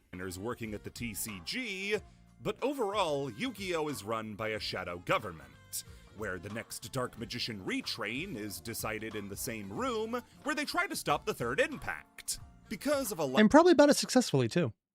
Lack of proper communication channels from either side to the other, oftentimes, the TCG department of Yu-Gi-Oh! Will make choices that make it seem like they don't just ignore the player base, but they have no idea what they want. Most commonly, this occurs with ban lists. Oh, I've heard about this one because people mentioned Maxi is banned in OCG, but not the TCG. Which is weird because, I mean, yeah, it's fine. You get a massive advantage if you play it, but it's also a really good way to fish out a hand trap. That's how I use it because I've played so many decks where it's like 7 hand traps on 5 cards, and I don't know how that works, but it keeps happening. Sorry, I'm not bitter at all about that. Also, Bill, you want me to check out your previous comment? Oh, they were all held for review, and I don't see them anymore to do that. Sorry. How ban lists work in Yu-Gi-Oh! Is that they used to have a set date that the lists would come out by. meaning that they would have an amount of lead up to them. Really? And if the date landed near a big event, people would be able to plan for their cards potentially being banned. However, recently that policy changed. Oh, so they don't plan out the ban? Oh, so there's surprise bannings. I'm sure this has never caused problems. And now ban lists are reported to come out sometime in the near future. This means that when people plan... Oh, so you know what's going to be banned, but not when it's banned. Oh, okay, that's actually worse. They get no information on when they're going to have to reconfigure their entire strategy. In other words, they probably have to have the deck and the deck with the cards that are banned that they have to adjust on the fly. Unless the...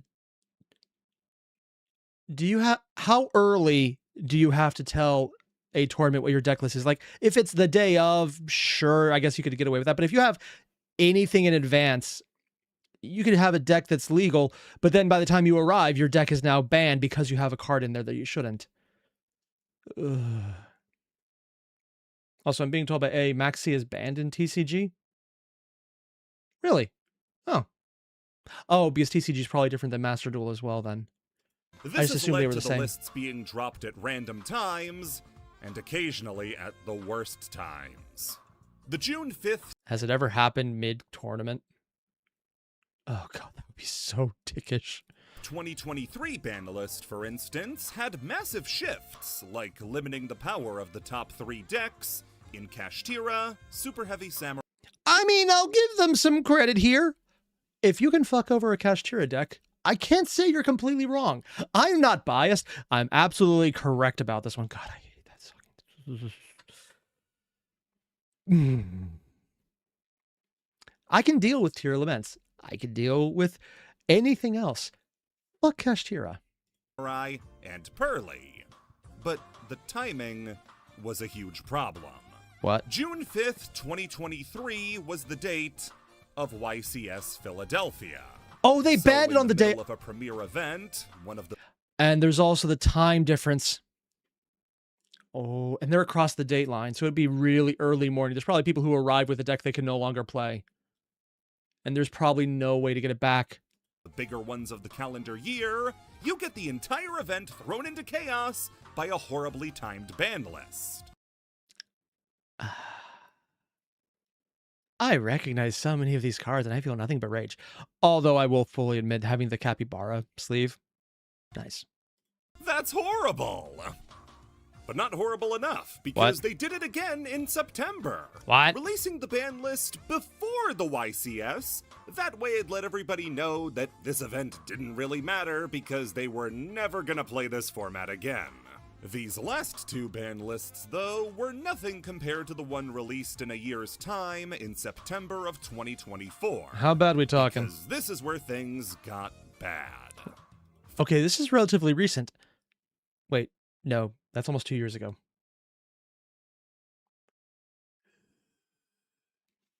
Also, Nazo. Dimension Shifter KEKW?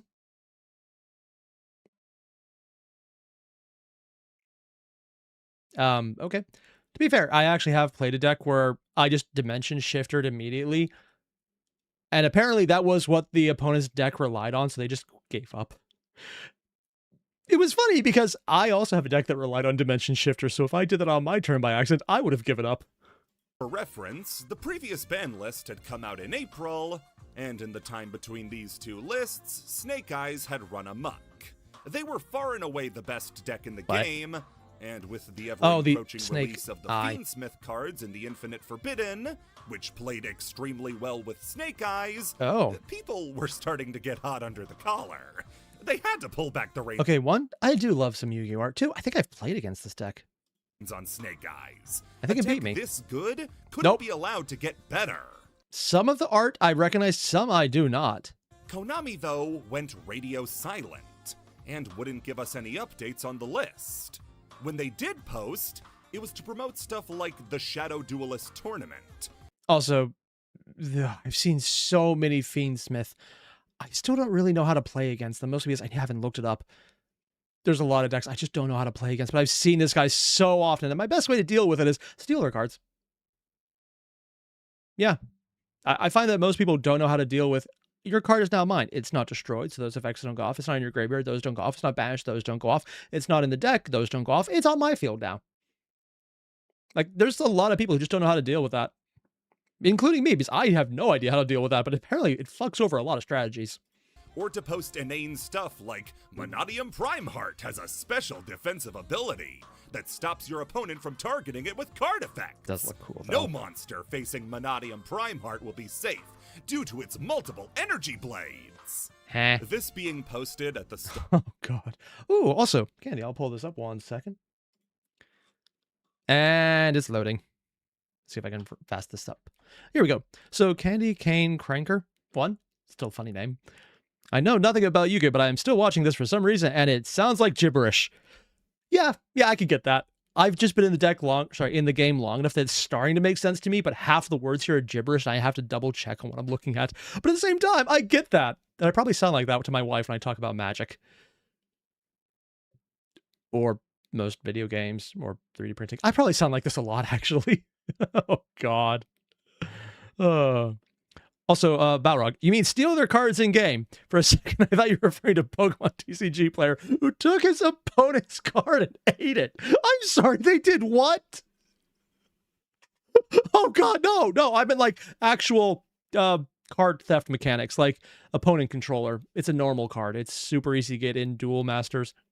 I keep saying that, Master Duel, or just IRL because it's just a normal card.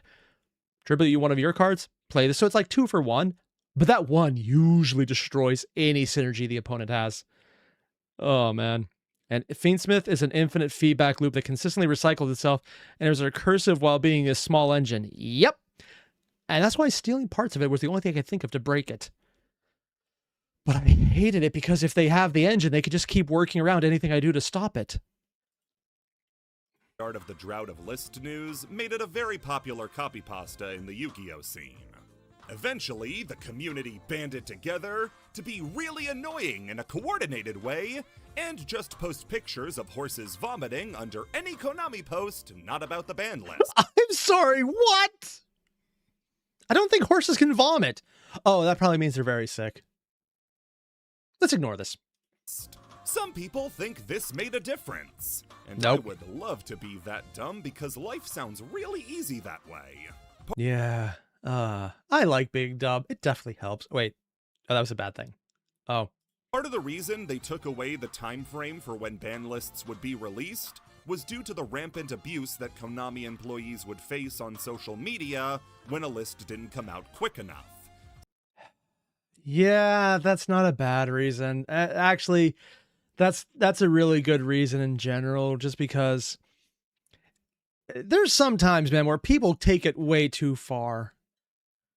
Oh, and if Jake's talking about it was an AI horse vomiting spam. Oh, okay, that's actually much more okay. If it was an IRL horse, that could be a problem. I don't think they have the capacity to do that. And when it happens, it's because there's a significant internal trauma, and that horse is probably getting put down. Unless you have a really good vet. I'm not sure the details because I'd have to look that up, and I do not want to risk pictures, man. So this was nothing. It's a really gross picture too, so, Oh, thank God he's not have the Melfi version. See this? If this was what they were posting, I'd think that's actually really adorable. Although it looks more like they're spitting. Also, Bill, would you like me to try telling you the traumatizing fact again? Sure. There is a scene in Arc V anime where Odd Eye's Pendulum Dragon, use Ace Monster, is force-fed cake until it can no longer move.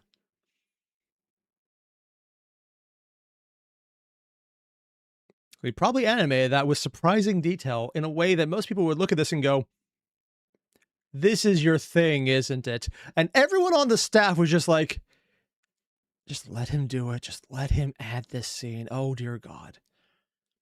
Yeah. Then there's the time during the Arc 5 format when they hyped up a TCG original card as being the strongest card ever released. And either it was absolutely terrible or it gets banned because it actually was, right? And it would be a normal monster. What? That monster? Sea Monster of Theseus. An instant fusion tuner. That's it. This wasn't even the best fusion. Really? What? Oh, they're just bad at hyping, aren't they? Monster in Raging Tempest. Then there's stuff like the release of the Tenpai dragons. a deck which saw Trident Dragian, a card which had never Literally just got my ass kicked by this earlier. seen play before, suddenly become a linchpin. Only problem was that it was extremely rare and had never been reprinted in over a decade. Oh shit, they do that? Video, though, Like, unironically, I thought most Yu-Gi-Oh cards were massively reprinted. It's one of the reasons, like, I have a desk that has some expensive cards that I'm just waiting for them to get reprinted because it'll go down to a decent price. But damn. Konami had a great idea for how you could get one. Oh no. Now, to get the most damage possible out of this strategy, you'll need a copy of Trident Dragion. So make sure to check your collection to see if you have one, and ask a friend if you don't. The TCG department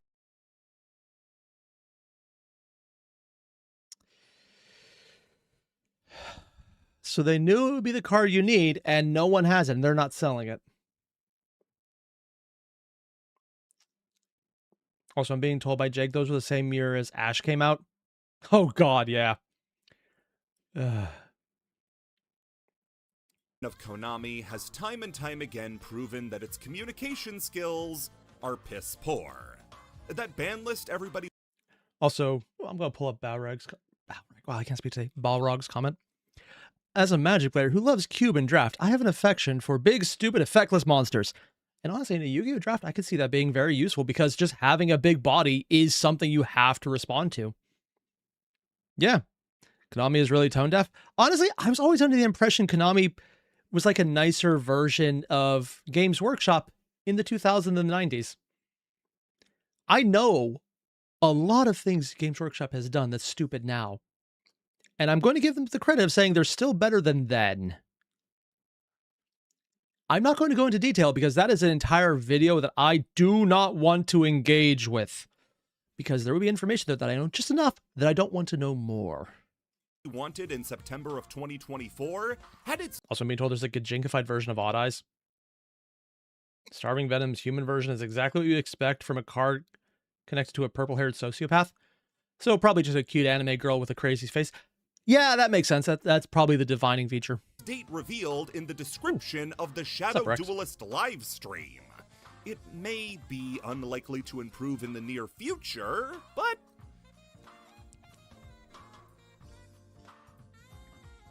Konami hates pendulums. Why do they keep making them then? You know that one child you have that you hate? Yu-Gi-Oh has one of those, and it's the theater kid. So, Yu-Gi-Oh's extra deck has been getting chunky around the curves for a long time. Every new series introducing a new summoning mechanic, and an associated Death of Yu-Gi-Oh along with it. We haven't gotten a new edition since the end of Reigns, but once an anime cycle, we'd find something new to try to shove in the extra deck. I'm wondering if this is why they even made the Ecclesia stuff, which is extra deck hate. It might have actually started as a pitch of, we hate this, let's make an entire set around no. Actually, if that's the case, I kind of love it. Fusion, Synchro, and Xyz all got to laugh it up in the extra deck and throw cans at Ritual's broke ass, all entering the game with some level of enjoyment and smoothness. Fuse 2 cards, get a monster. Sync 2 cards, get a monster. Overlay 2 cards, get a monster. All easy to understand and intuitive. Synchro's the hardest one of these, and all that one requires is a basic understanding of addition. But This is why I have no idea what's happening most of the time then, because I don't do that. No. Math, no. Just no. Remember, kids, do not let your friends do math. then Arc 5 came around, and along with it came the red-headed stepchild of the summoning mechanics, Pendulum. I realize technically he is also a redhead. Red and green, but technically it counts. Pendulums are a series of cards that, rather than staying in the extra deck, are put in the main deck and drawn like any other type of card. When you have a pendulum monster, you can place it in the pendulum zones. And when you have 2 with scales, these things are scales, that were different, you could summon monsters from— Wait, those are supposed to be scales? I thought they were arrows. Yeah, I know. It's a stupid thing to get stuck on, but that's actually what I thought was weird. your hand, and from your face-up extra deck to your field, as Also, I'm being told by Bill, according to Pendulum monsters go to the extra deck instead of the graveyard, so you could just resummon them if you still have the Pendulum scales set. Oh!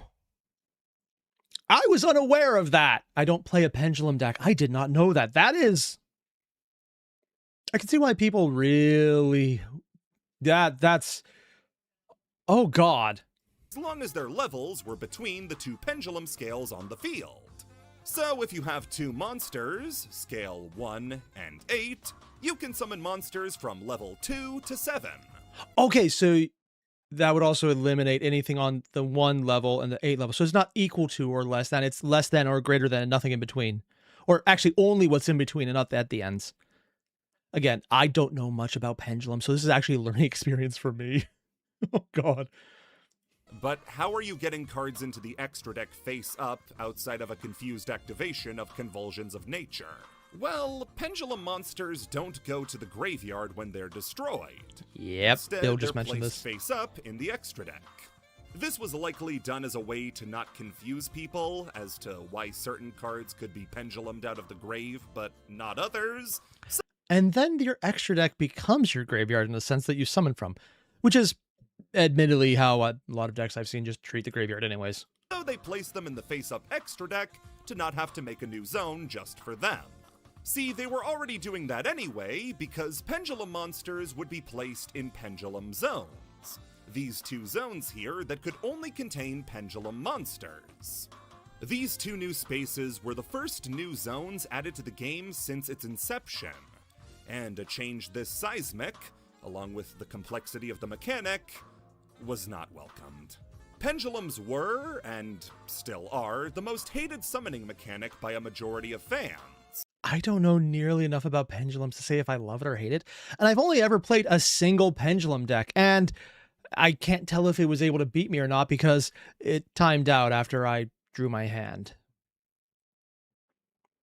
Yeah, I mean, he played his turn, it looked cool, and then I disconnected because it just froze. Yeah. An intrusive, annoying gimmick that warped the game around itself and changed Yu-Gi-Oh! To be insanely different from the game we enjoyed playing. Now decks like Ignites, Metal Foes, and Performapals were casually dumping dozens of guys onto the field to make extra deck monsters they had no business making. Yeah, I'm not a branded player who does that turn one. Yeah, you just hate when you drop in a bunch of extra guys on the field. That would be a real awkward. Also, isn't that the guy who won? I actually recognize this fight. I've seen a documentary specifically about this specific game where he decided to win with Exodia turn 1, right? The only reason we joked about keeping Or is it a a card different deck like he's playing? Shockmaster around was because it was a little hard to get 3 level 4 monsters on the field, but not anymore. Decks that didn't play like this, like... Wait, what does it do? Because again, branded, that's easy. Once per turn, you can detach one XYZ material from this card to declare one card type. Monster spell trap cannot be activated. Cannot activate its effects until... Type of card... That's banned, right? Like, there's so many easy ways to get in there and just shut down your opponent. So, like, you can't play insert anything here. Oh, God. I did not know about this card. This is absolutely... Oh, God. Like Cleefort had a different problem. Konami's insane balance, where they were only allowed to play Klee monsters. So you either had access to every... Wait. That's how you say it? Klee? I thought it was Quill. Oh. monster ever made, or 7 of them. And neither of these were good solutions. By the end of the Pendulum era, pendulums themselves were the least popular part of it, as thanks to decks like Shadal's, Burning Abyss, and Speedroids, every other Yeah, because we've heard about the Burning Abyss. The Shadal's people mentioned in the chat, but I don't actually know what it is yet. summoning mechanic was having a great time. Then came Master Rule 4. What? And the introduction of an intrusive, annoying gimmick that warped the game around itself. See, this is the thing. Links I've seen in game, and I've seen Links monsters being used, and I've seen the arrows, and I've just ignored them completely. I've never seen anyone take them into account. I have no idea what they do. And changed Yu-Gi-Oh! To be insanely different from the game we all loved playing. Lynx added yet 2 more zones called Extra Monster Zones. Honestly, I just use them for extra space so I can summon more monsters. But also, I've seen a lot of people say, fuck over this column in particular as a way to target those Lynx areas. It's the only thing I've used them for.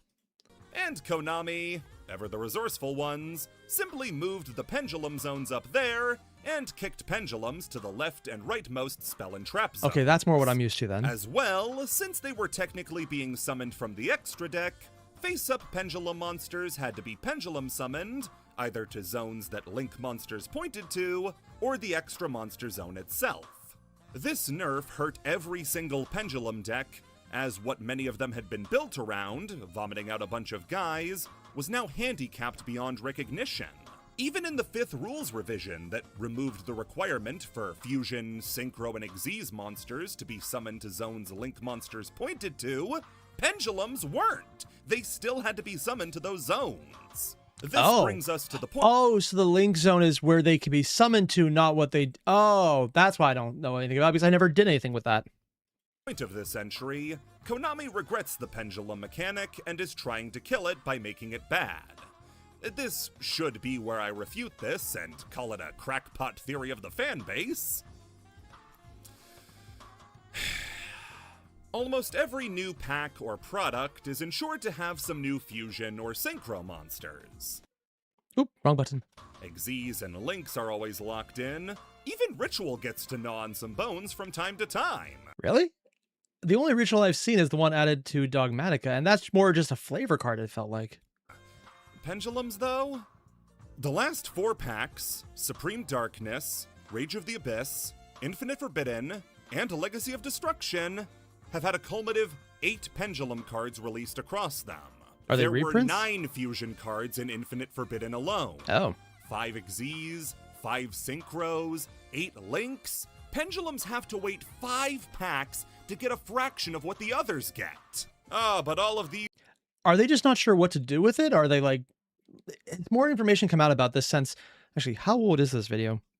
It's only... Wait, it's only a year old?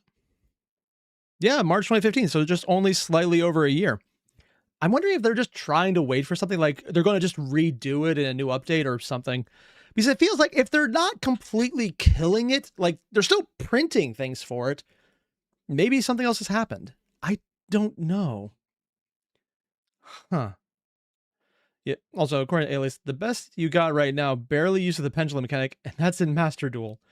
Yeah, that's probably what one I saw then. So very much kneecapped. So they're trying to kill it, but they also don't want to kill it because they're still printing things for it. I'm assuming they're just trying to find someone who has a cool idea that doesn't immediately look stupid or become too overpowered and unusable, huh? It just seems weird that at that point, they're not just saying, we just can't use these cards at this point. Maybe I'm missing something obvious. These are themed after different anime series, so of course they're going to focus on the summoning mechanic for their anime. You just have to wait for a pack like Age of Overlords, based around Arc 5. There you get a whole 5 new Pendulum cards. 7 Xyz, 5 Synchros, 4 Fusions and Lynx. They can't even get the gross majority in their own packs. The Pendulum archetypes released in recent years are also not moving the needle. I've seen a bunch of these cards. Holy shit. I don't know what any of them do, but I've seen them. Valmonica, Memorelia, Abyss Actors, Valons. All play really cool, all worthless. Oh. Pendulum decks now aren't even welcomed into the Pendulum slop pile that gave the mechanic some relevance.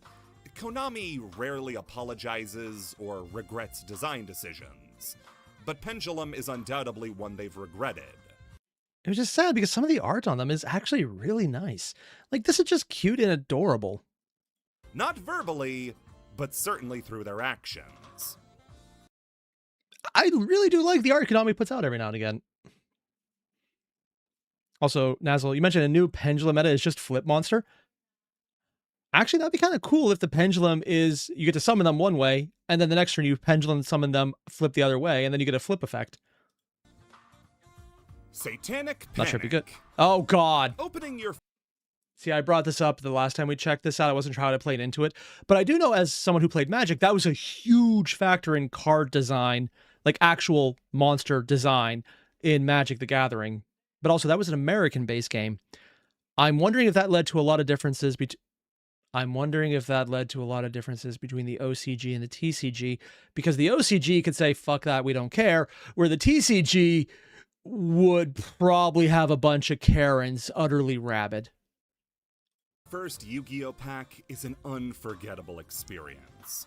We all remember tearing the plastic, seeing the smoke, feeling the blood run down our noses, and unconsciously hailing Satan as the Dark Lord, no, not that one, Dark Lord Morningstar? Oh god, they actually put it in as a fairy too. Ah! Yeah, then you have to go la boo boo, la boo boo, la boo boo, la boo boo. If you get the reference, yeah, you probably are sick of it as well. and welcoming us into his hateful embrace. Yu-Gi-Oh's inspiration from magic is bad enough already, but did it also have to steal the moral outcry of Midwest parents? Games like Magic, Dungeons & Dragons, and Yu-Gi-Oh! Who heavily feature mystical and occult... Also, before you think that this is something that's over, oh no, this is still real. There are people out there who still make it their life's mission to fight against the evil of Satanism and Harry Potter, and Magic the Gathering, and Dungeons & Dragons. Now, don't mind me as I'm going to go powder my nose with a little powder. That makes me feel happy. I'm just saying, every time I've ever seen a Karen who is that obsessed with children's games, I'm just going to make the assumption the term booger sugar has been used as a description of a Friday night's activities. Elements have always been the target of outrage, with religiously minded people finding the thought of a card like Summoned Skull being sold on store shelves to be abhorrent. And these are the people who look at explicitly religious material like the Left Behind book series and go, you dare write in the Lord's name? If you're not reading the Bible, you should be doing something else. As you can tell, I have no chill when it comes to these Karens. as such, when Yu-Gi-Oh! Debuted in America, it was added to this illustrious list. Yu-Gi-Oh!, however, They're is still around, uniquely too. worse off due to being a Japanese game as opposed to an American one, since there are certain pieces of iconography that don't translate as well. The Christian population of Japan is much smaller than it is in America, and so Christian iconography is not as sacred as it is in the States. You show someone a cross, you're more likely to hear them call it an Ultraman reference. Same goes with... Really? I don't know nearly enough about Ultraman to say anything about this one. the Star of David and pentagrams. In Japan, these are pretty easy shorthands for magic. So, when coming to America, you can imagine a lot had to be scrubbed. Cards like Foolish Burial, that depict graves, change them from marble crosses into the more classic tombstone design. Oh yeah, they do crosses as graves, don't they? Sorry, this is actually just a me being dumb thing. I had to remember that crosses are actually a traditional tombstone because I'm used to only seeing that as roadside markers as opposed to an actual tombstone, which I think of as a tombstone and not related to burial directly. But I've been in graveyards where they do that. But usually that's like the fancy, I'm going to hate every word I just say, vanity graves.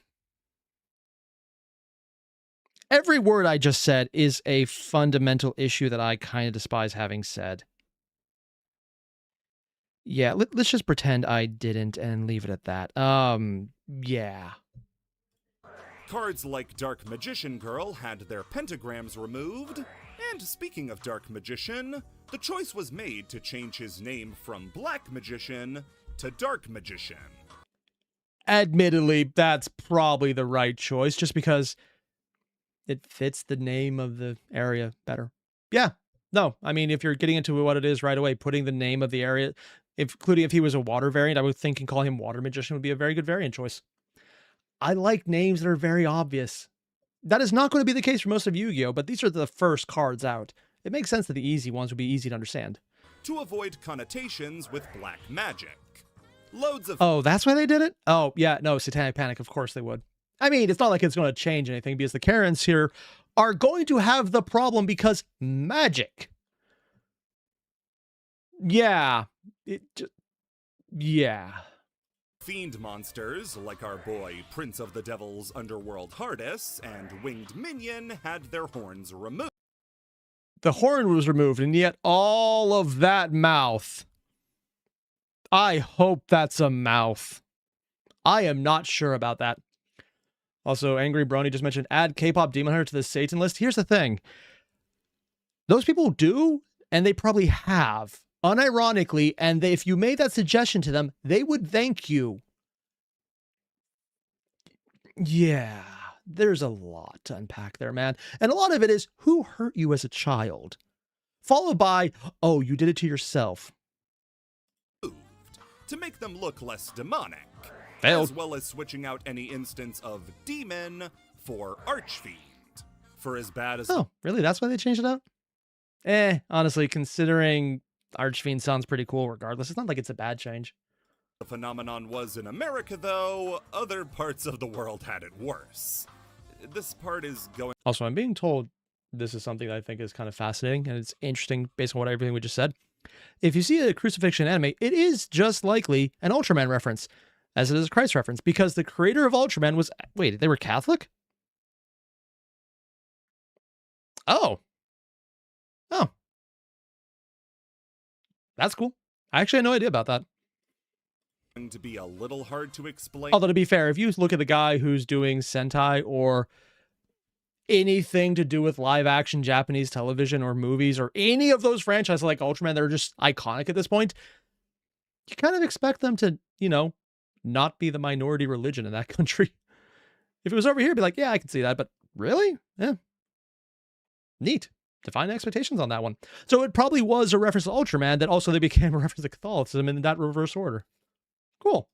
Since almost every resource going over it is in a different language, Portuguese, as well as the main subject being lost media for a long time. Oh. But this is about the media campaign to get rid of Yu-Gi-Oh! In Brazil by Gilberto Barros. What? Gilberto Barros was a TV Can I just say that I am glad that stupid overreactions are happening other places than America? It's just like refreshing to see other people do stupid things for once.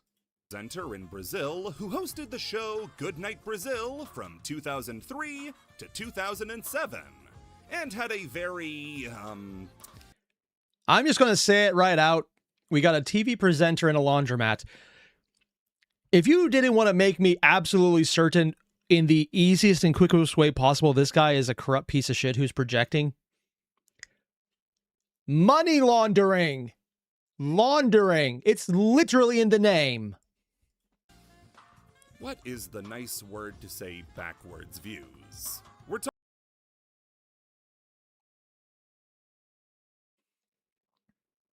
I got nothing. The ones I know are not nice. talking a guy who was convicted of hate speech for saying he'd attack any gay men he saw kissing in front of him. Okay, to give him credit though, I fully expected it would be an arrest for, you know, then attacking people. Just being an asshole is fine. Unless he then tried to make it legal so you could attack them.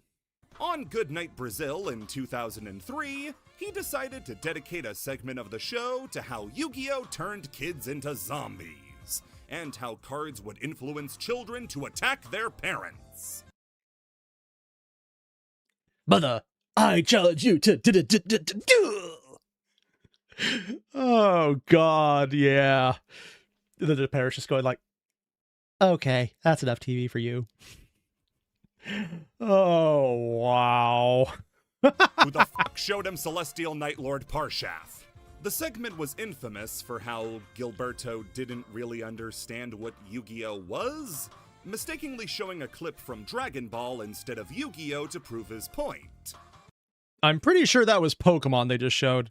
Also, if they attacked Dragon Ball, oh, there was probably comments from the Mexican embassy about this shit, man.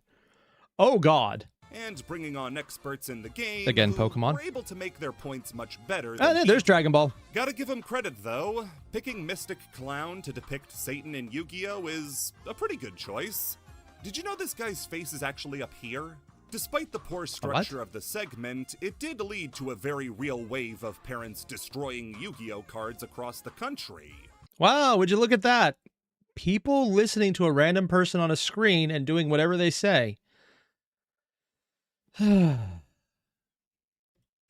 would get the show taken off of Nickelodeon in the region. Again, I don't know exactly if I'm over or underselling his reach and influence. So if you want an account for— There was also probably cross-border pollination of ideas between various groups who would hear about it and want to support it, because depending on the time frame, while it might not be the most common, considering this is SD definition, that's probably 2000s. I couldn't remember the exact year they said. Yeah, those groups are surprisingly well connected, and they still do things like that. Although right now they're explicitly more hate group oriented, try and use the for the kids framing. Yeah, like the Family Research Council, I think, is the current one that has some interesting backers who are a little more literally occult than you'd think. From people with a much better understanding of the story, I recommend the videos made by Velberum and Nostalgie. These are two video makers with dedicated videos to the Goodnight Brazil segment. And they have pretty accurate subtitles, so following the story— I'm going to take a wild guess if this is anything like the other presenter of beloved segment on TV for the nation. Insert being arrested for a horrible thing here. And yes, I'm very much making a reference to, oddly enough, British TV, where a kids host segment was later found out that the guy who loved children was arrested because he loved children. Yeah, let's leave it there. Let's just leave it at that point. Story shouldn't be too hard. I fully accept that I should not be the be-all end-all for your information about this story. Unfortunately, you are, so deal with it.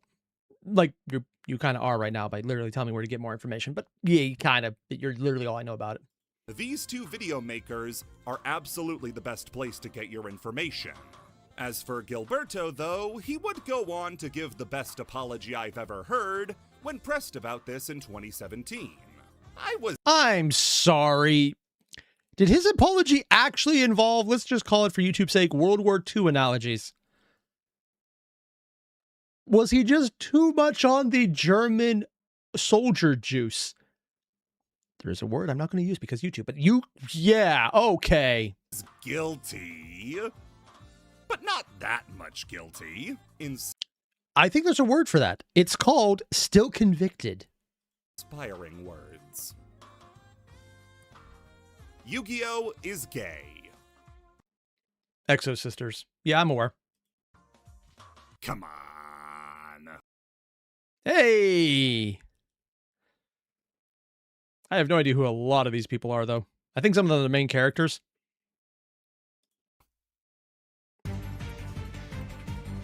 Oh, that was the end of it? Also, I think there was a reference to Eva in there. And next up, we're at YuGiOh Iceberg Explain Part 3. We're just going one level deeper, guys. Oh, God. It's going to get weirder, isn't it? How weird can YuGiOh get? The answer is definitely yes. I don't know almost any of these cards, and so much of the art looks cool. Also, Harpy cards just being awesome in general. For reasons.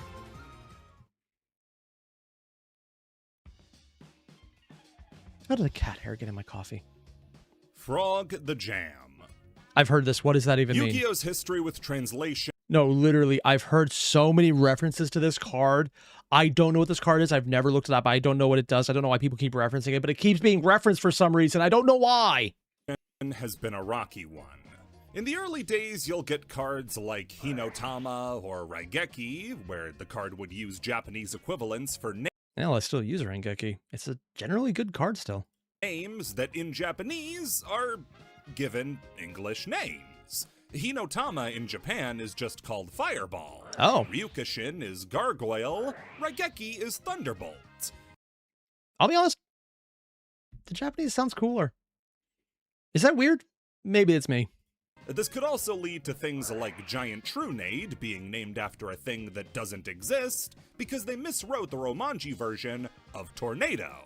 These are mostly fine and have no effect on gameplay. Yeah. Heck, for cases like Trunade, it makes it sound more fantastical.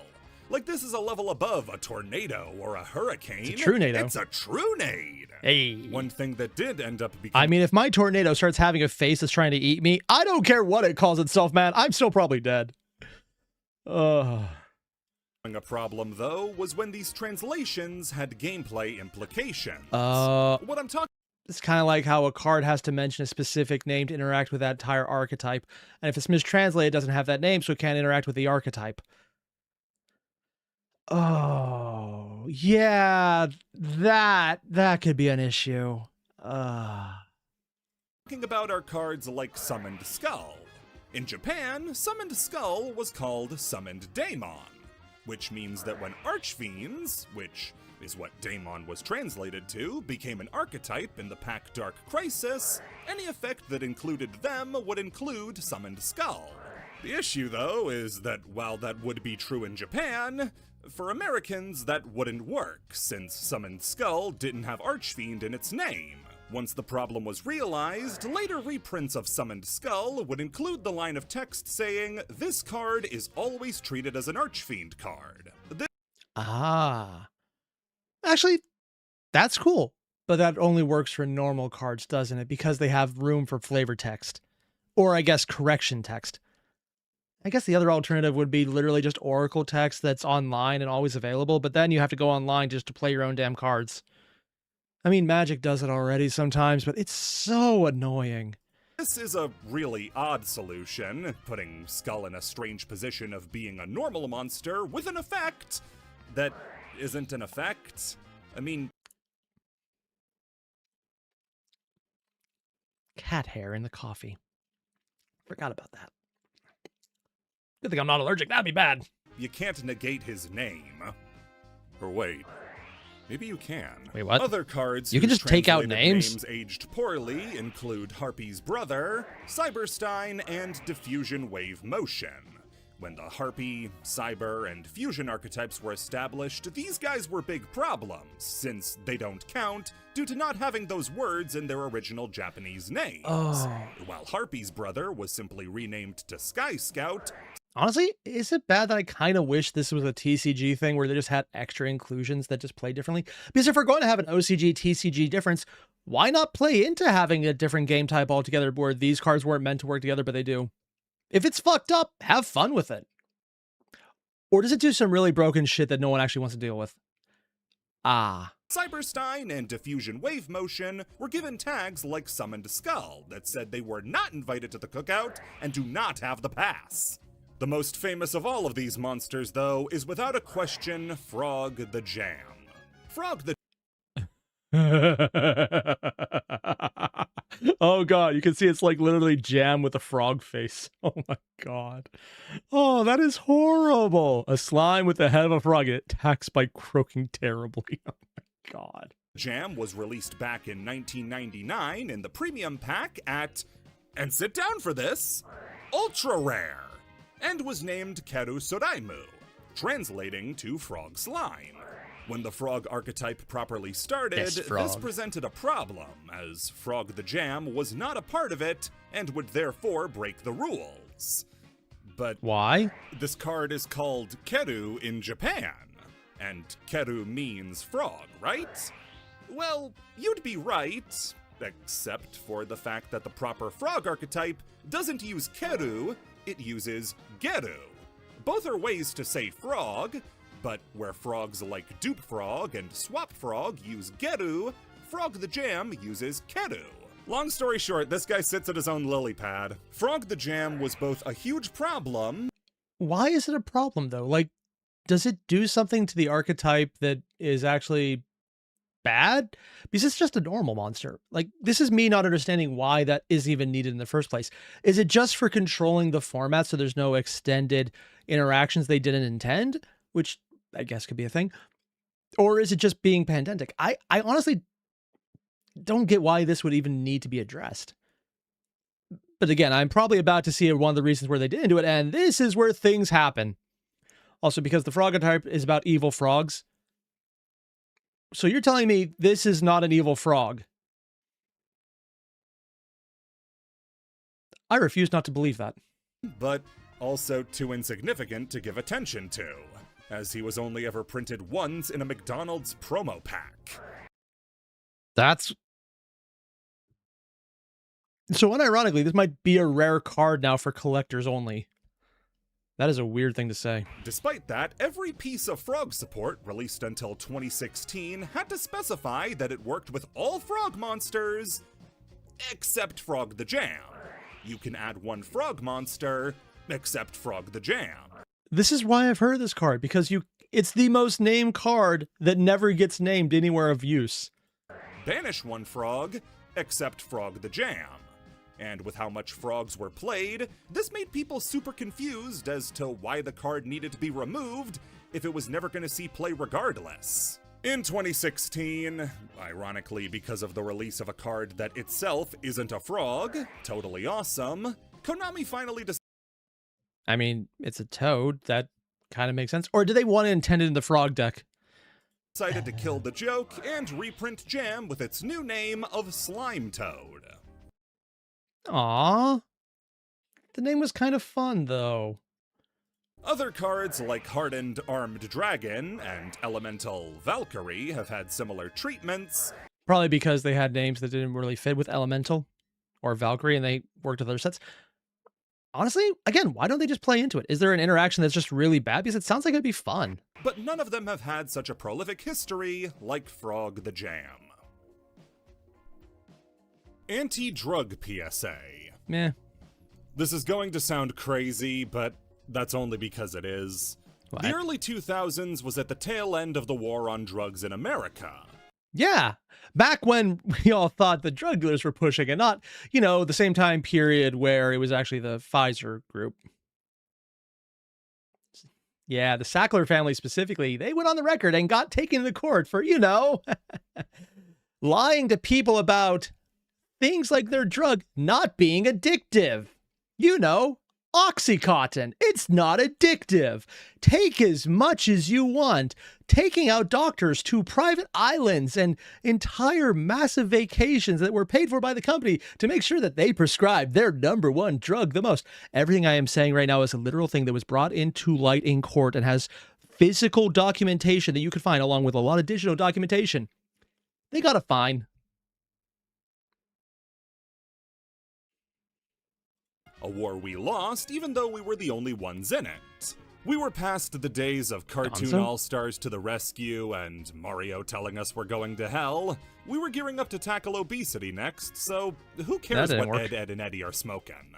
One of the last major anti-drug campaigns that used cartoons as the spokespeople was with Yu-Gi-Oh! As a part of the My Anti-Drug campaign in 2003. The idea— I'm sorry, there was a tweaker on Captain Planet? And yeah, I recognize that look, man. Oh, God. My anti-drug is do what is right. The oceans never stop breathing? Oh, believing. So their anti-drug is drowning? I mean, technically, that is one way to make sure you never do drugs, but I would not recommend it. Oh, God. With this campaign was that instead of giving kids a general idea of why not to use drugs, they would instead focus on something personal to them, like family, their friends, or a sports team. I have seen these images, but only in memes. I don't know what they're originally from. Hey, sup, Cosmic? And make that the reason to not use drugs. As far as messaging goes, it's a pretty good idea, and to make it happen, the Office of National Drug Control Policy would team up with the three usual suspects, 4Kids, Blockbuster, and Sandy Lion Stickers. What? Blockbuster? Sure, why not? 4Kids? Sure, why not? Stickers? I have so many questions. Also, according to Necro, a guy OD'd on screen in Captain Planet. God damn, that's like telling me that Mr. Rogers had an entire episode about assassination. Also, fun fact, you can find it on YouTube. Ah, the boys are back in town! Sandy Lion Stickers would produce stickers using the Yu-Gi-Oh! Characters with anti-drug messaging, which would then be sold in Blockbusters.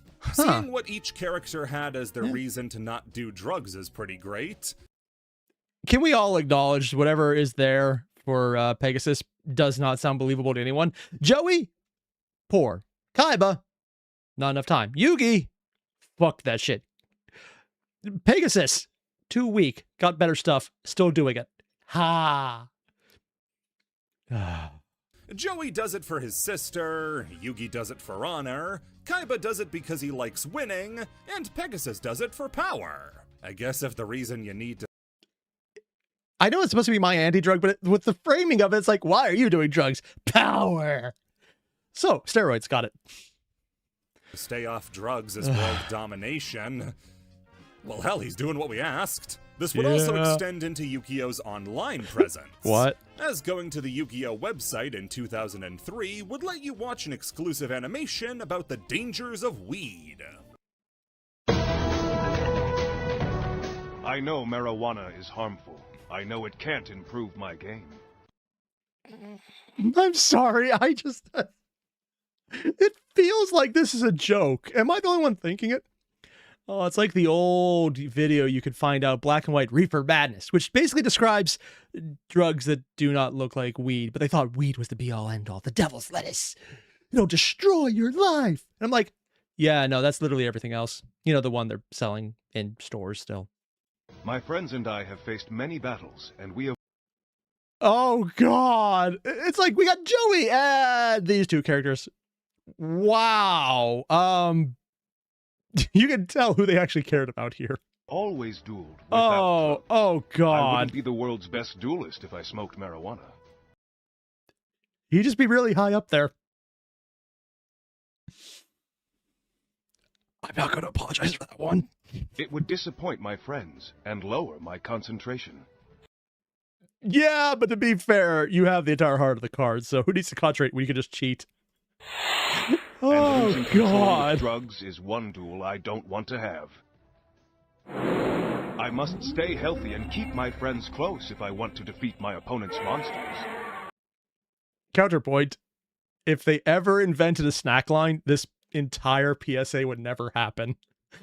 Oh, God. Oh. It feels like a joke. I will never dishonor myself or my friends by my using God. drugs. That's playing a game I can't win. Honor. My anti-drug. Oh, So much to love God. here. Special attention to the fact they had key art for Yugi and Joey, but not Tristan and Taya, so quickly Yeah. had to draft these two up in paint before lunch. Admittedly, they did a good job on Tristan. Yeah, like, they got a really good job on there. The eyes for Taya. That was a choice. The promotion unfortunately didn't go much further than this. Whether it was the plan The to fuck? make it this short, or it wasn't very popular, hard to say. And nowadays, the campaign is all but forgotten, save for that animation being shared around every once in a while. Oh. And a Yu-Gi-Oh player never did drugs again. God. The next Zodiac. The next. So here's the thing. I know about Zodiac as a deck that has art of animal, creature, people with one hand that's just like really giant and big and decorated, but I don't know about the rest of this one.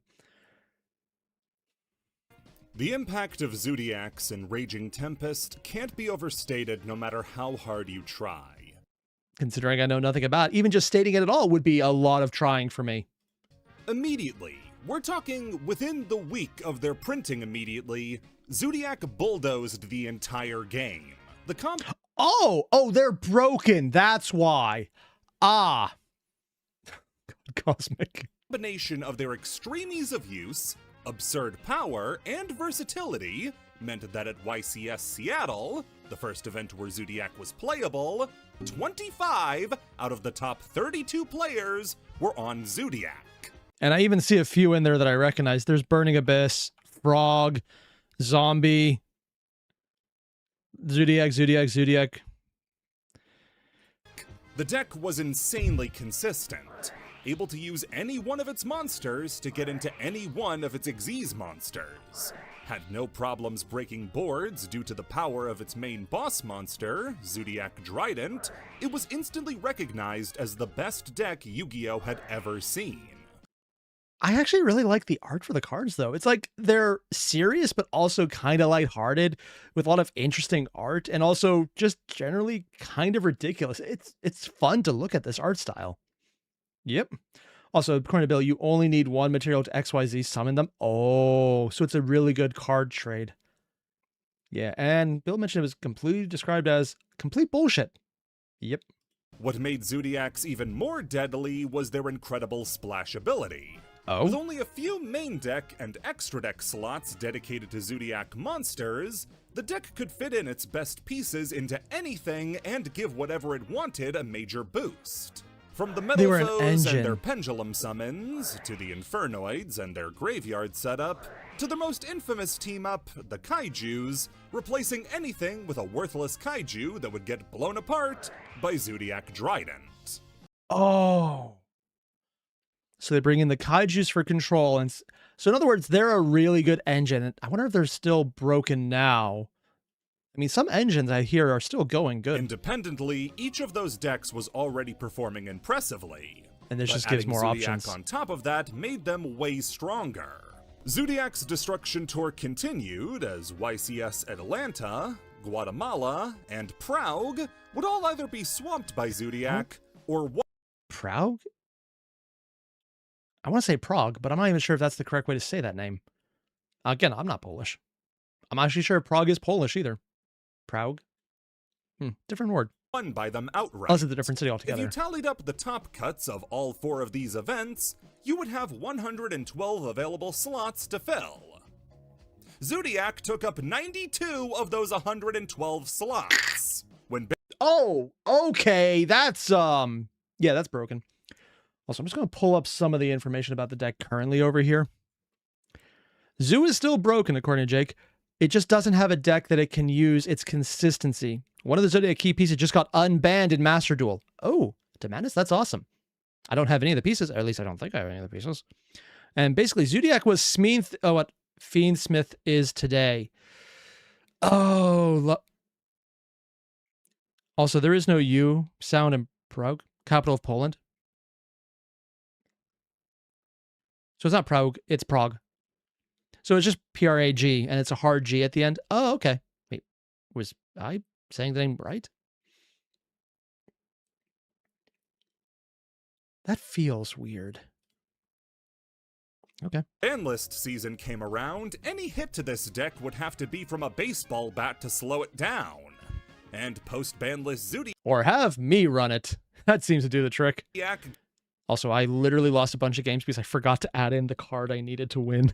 It's like, why can't I find it? Oh, because it's not in the deck.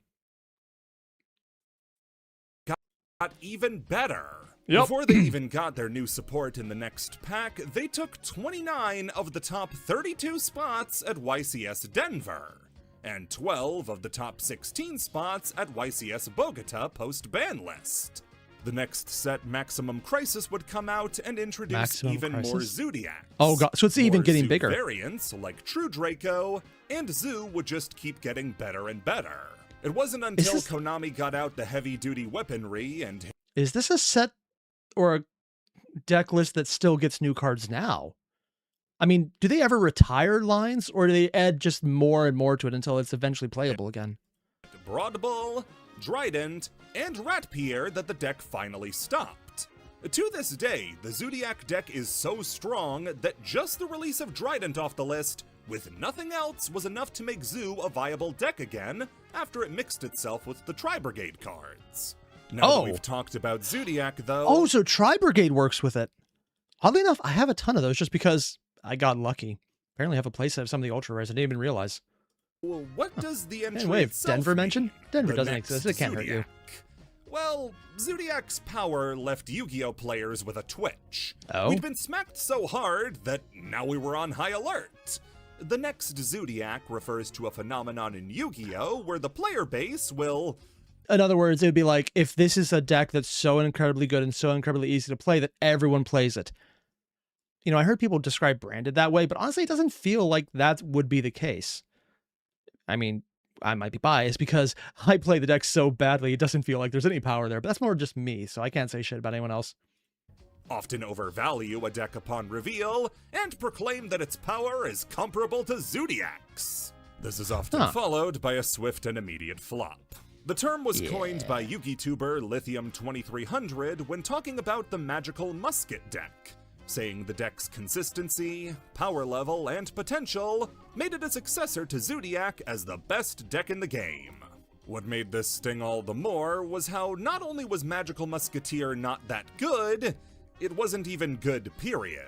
Oh. Thanks to this tag of being the next Zodiac, Magical Musket is considered one of the biggest flops in Yu-Gi-Oh's history. So, okay, so this is a double layer iceberg on this aspect. It's not that the next Zodiac means it's a really good deck. It's that it's a deck that you think is really good that then immediately is shit. Oh my God. See, this is fascinating because it's actually showing how shorthand is defined by multiple instances on top of themselves, because we've seen how it would have been the next Zodiac started as the next great thing, but then it immediately became the next great thing that is actually not the next great thing. And I'm assuming there's even more time where if it turns out otherwise, it could go into have a changed meaning all over again. I like these kind of changes over experience. It was about to kick the door down, only to end up stubbing its toe. Yeah. As an aside, I have a personal hatred for the Magical Musketeers after I got into an argument with somebody claiming Magical Musketeer Max, their Link monster, was a better card than Predaplant Verte Anaconda. Not only is this card not better than Verte Anaconda, it's not even the best Link 1 trap-themed monster from the pack of its release. What? It's just a worse Trap Trick Sarah. Now, not every deck that got the next Zodiac treatment was as colossal a miss as Magical Muskets were. Decks like Orcust and Sky Striker were said to be on Zodiac's level, and while they were certainly top strategies, the tag of the next Zodiac was not warranted. I've played against Sky Strikers a few times. They always feel like they're not doing that well until they kill me. And it always feels that way every time. Haven't seen the other one yet. And even more so, doesn't have a solid definition. Do you mean it's the next Zodiac in terms of power? In terms of representation? In terms of its versatility? Other decks had those, but nobody had it to quite the extent the Zodiacs did. Eventually we actually got it right when Tier Element was called the next Zodiac, and well, they were right. Yep. For my money, no deck got hit worse by the Zodiac curse than Fluwanderees. Hey, actually there's a branded deck playing over here. So yeah, in other words, saying something is the next Zodiac means exactly what it means the first time of it's the next great thing, but it also comes with a lot of people also then expecting it's going to be shit. Huh. So it actually contains both meanings at once. Sorry, like that's just fun. This is why language and how it develops and changes is a fascinating way to study any type of advancement of people's interactions with any type of, well, society, I guess is the technically correct word, but it feels wrong to say it. Because this is literally an exact phrase that has multiple meanings in the community that uses it. Not just different people think different things. It's the same people would think two things about the same thing. It's kind of bullshit and I love it. A deck of level 1 bird monsters who gave you a load of additional normal summons instead of special summons. Oh. I don't know why this happened, but when Flu was revealed, the Yu-Gi-Oh community went into meltdown. Unless there's a normal summon that needs to be normal summoned to activate an effect and it's just bullshit, I don't see why this would happen or help. Now, if it's a bunch of normal summons that then replace themselves from the deck, okay, that could be useful. I wonder if it's an engine you can use later on. People were calling for the end times because of the birds, with one infamous comment. I'm sorry, what year did this come out again? The extent the Zodiacs did. Yeah. Eventually, we actually got it right when Tier Element was called the next Yeah, Zodiac. but when did it come to the birds? Well, they were right. For my money, no deck got hit worse by the Zodiac curse than Fluwanderees. I just realized it's 2023 here. The end of the world's due to the birds. If only there was a flu for that one. Also, Cosmic, I've successfully described the concept of philosophy and sociology. Yep. It's fascinating shit, man. Also, I'm being told they benefited for being banished. Oh, God. Oh, you're not talking about the birds, are you? And according to Alias, almost every single Sky Striker card doesn't have the once per turn text. That would be why I'm having a hard time with them. Yeah. A deck of level 1 bird monsters who gave you a load of additional normal summons instead of special summons. I don't know why this happened, but when Flu Oh, when he says give you a bunch of normal summons, he means you have monsters you can normal summon, and there's a bunch of them. Not that you get to do multiple normal summons in a turn. Oh, okay. was revealed, the Yu-Gi-Oh community went into meltdown. People were calling for the end times because of the birds, with one infamous comment saying that Flu was so strong, they needed to invent a tier above tier 0 for how much play this deck was going to see. Are we sure anyone wants to play a virus deck during the the 2020s? It just seems like that's a bit on the COVID. Yeah. Also, I'm just going to pull up this comment because I think it's actually relevant. And it also didn't load. Here we go.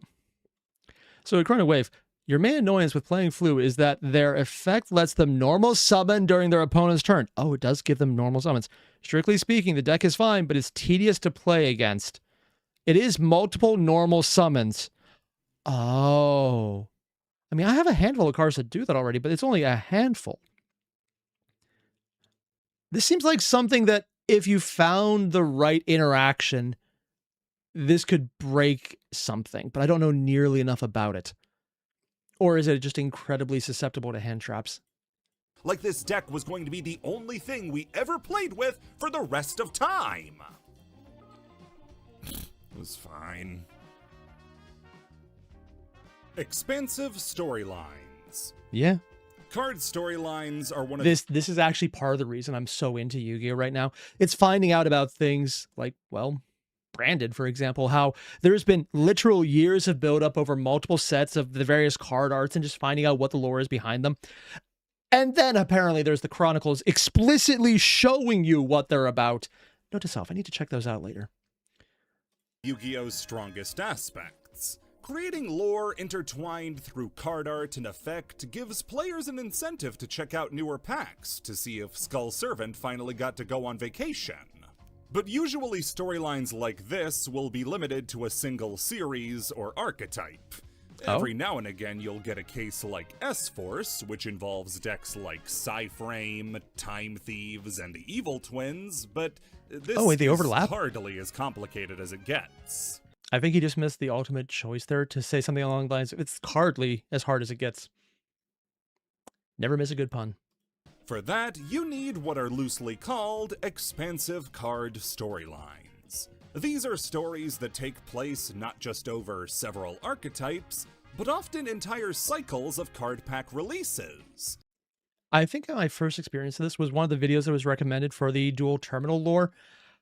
And I need to go do more of that series. I still have it tabbed up. I just need to do more of them, damn it. I should go full time just to get more of these in. Properly. The very first example of an expansive card storyline is the Duel Terminal, originating from the arcade machines of Yes, this is the one people were telling me about. the same name. The Duel Terminal is a realm of 4 tribes in constant conflict. The sedentary Ice Barriers, the mercenary band X-Sabers, the reclusive Mist Valleys, and warlike Flamvels are trapped in a never-ending war, until one day a threat from outer space unites them.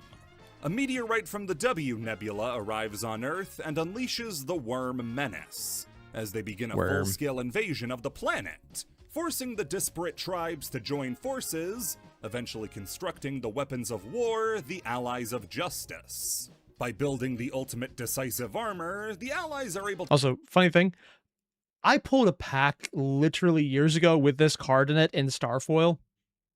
I didn't know what it was. I just kept it on the shelf, just standing out there for a bit. Apparently it's good. I had no idea, because I didn't play Yu-Gi-Oh! I just happened to grab one for hell of it. To fight back against the worms, only for their war to awaken another dormant tribe, the Fables. These devils begin to encroach on the surface until they get blown up by a giant rock falling on them. Oh. Don't worry, guys. Happens to the best of us. Eventually getting sick. That rock.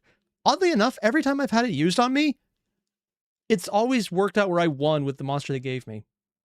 I don't know why, but it worked. And tired of all of this, the Ice Barriers unseal the 3 legendary dragons, causing an ice age and setting the world back to 0. Oh. This is the ending to the very first part of the storyline, which would go on for a later 2 sagas. I did not know that because I did not get that far, but I do need to see it still because I want to find out more of what's going on. Damn it.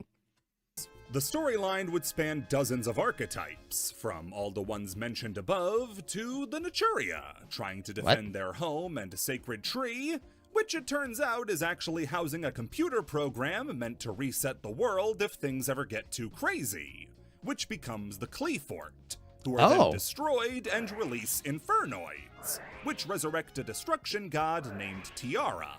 There's the Gishkis, remnants of the ice barrier who specialize in water magic, who have their own subplot going into the conflict within a family as a mother descends into madness and eventually starts mutating herself and her children with forbidden magic. When the Fableds are killed, they release an ancient virus. That escalated a lot. So they're fish people because Lady went crazy. Which at first manifests itself as the bug-like Steel Swarm, before evolving further into the Evil Swarm virus, which resurrects dozens of previously killed characters into disgusting mutated masses. Then All there's in just one trying character. to keep track of how many times Gem Knight Diamond dies. Would you guess these two are meant to be the same character? It was Yu-Gi-Oh's first attempt at a storyline like this, so it's very unfocused and hard to make sense of if you start from the beginning. Yeah. Especially if you don't dip into the guidebooks to get a clearer picture of what's going on. Wait, there's guidebooks? Oh, so they did actually produce supplemental material then. Okay, that's a lot more straightforward. Also, I'm being told by Bill, the Fabled are not a dormant tribe. They're not even from Terminus. They're basically Slanesh toned down. Also, Cosmic, I'd enjoy the insane nonsense that happens in Yu-Gi-Oh! Anime. Yeah, probably. I mean, I remember watching it as a kid and loving it. Some of the things didn't really sit well, but mostly because it was GX and it felt like just a huge downgrade from the first season, which from what I've heard was the big complaint. Not bad, just different. But when looking at what comes after it, it's one of the most important storylines in Yu-Gi-Oh's history. Why? Next was the World Legacy series. This I've heard about because when you start playing Master Duel, this is the set you get as the trial cards that you're just given when you beat the intro. Okay. Following a plucky band of RPG analogs, Aurum, Ib, Ningirsu, and Imduk, living under the control of the Mech Knights, and fighting for their lives against the hive mind Crawlers. One day, they find a special chalice, one of the 7 artifacts needed to save the world. And along with their new ally, Lee the Fairy, the 4 of them get upgraded and set out to defeat the Mech Knights and eliminate the Crawlers. But the Mech Knights kidnap their cleric Ebe and reveal they're actually not evil after all, which Lee sees as a great chance to reveal she was evil the entire time, steals Ib's body, and then mutates the Mech Knights into monstrosities. The only Mech Knight who escaped, Blue Sky, gives up his life to empower Aurum into Avram, as Ningirsu has to fight back against all of the mutated nightmares at the same time. Okay. You know, I'm seeing a lot of DNA here between every Yu-Gi-Oh! Series with corrupted heroes. It's like a trope for Yu-Gi-Oh! In general, isn't it?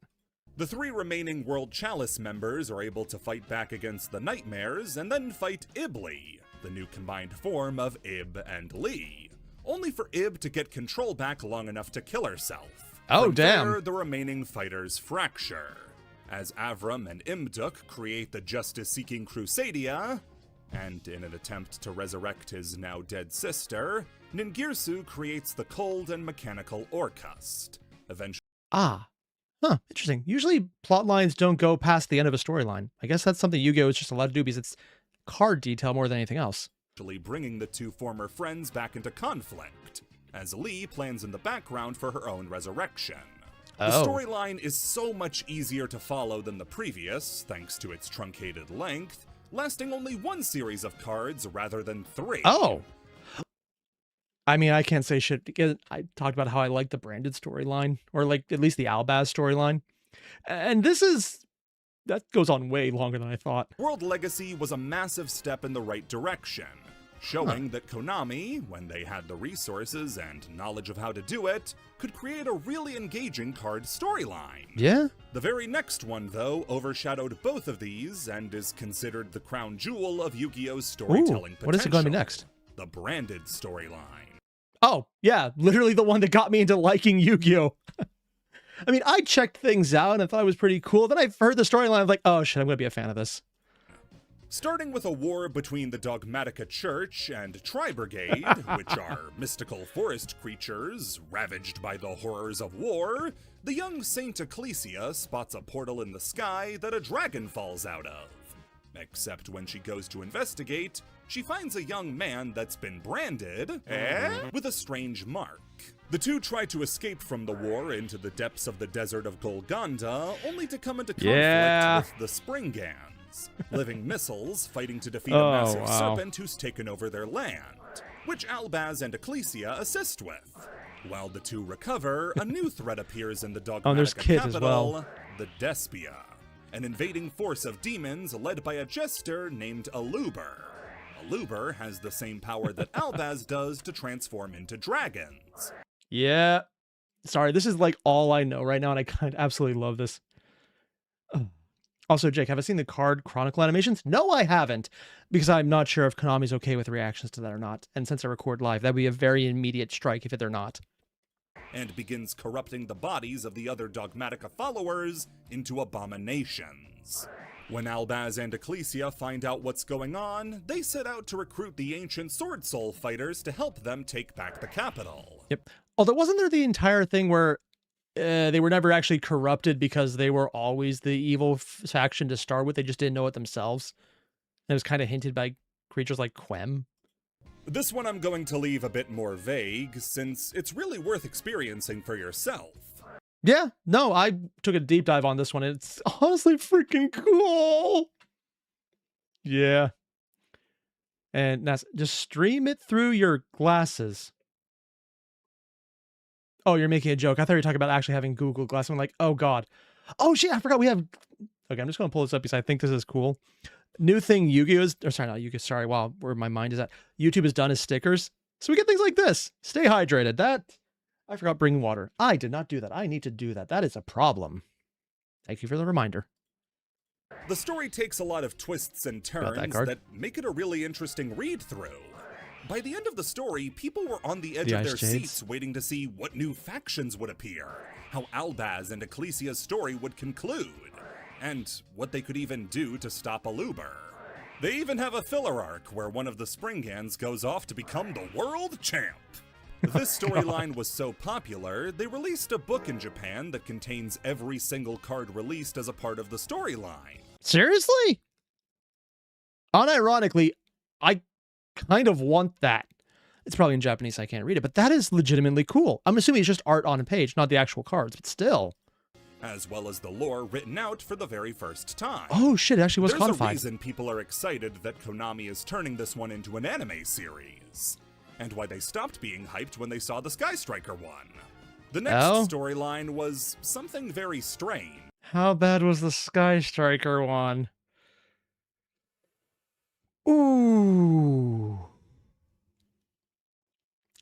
I have mixed feelings right now. On the one hand, oh, cool. I recognize this. I'd actually know that card right there. And I can't seem to get this guy to work correctly. Mostly because the one time I was supposed to use him correctly to kill something I stole, I didn't do it.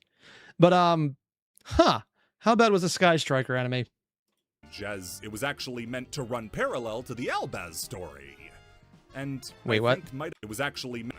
The next storyline was something very strange, as it was actually meant to run parallel to the Albaz story. Oh. Wait, they have parallel lines within the story itself? Is that good or bad? Huh. Also, according to Masquerade, it's bad all 10 minutes of it, but the manga of it is good, but starts off really goofy. And I think might have wrapped up before the Albaz one did? Vsauce Starfrost is the story of a man named Vsauce, whose emotions were stolen and scattered across different dimensions, infecting... Oh, so these were actually from, like, a prologue to the Albaz stuff. Alternate versions of himself with his worst aspects. Now he has to confront them all and absorb them back into himself to become one again. I don't know what it is about Vsauce, but nobody cared about this storyline. You can even say there's Vsauce here. I would like to just give props to Bumbles McFumbles for not making the obvious reference. I am not that good at it, though.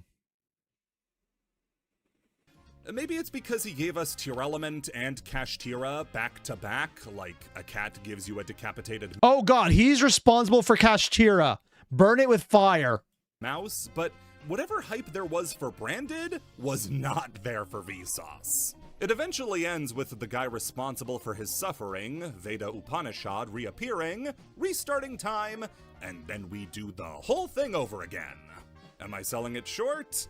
Maybe, but a much more interesting storyline was right around the corner. I wonder what it was The based on. Diabellstar lore is our latest one, which just wrapped up, and follows the Dark Witch Diabellstar on her hunt for the Sinful Spoils, a collection of dangerous artifacts. The Okay, I've seen a lot of her card art, and one, nice art. Two, it's also actually just legitimately nice art.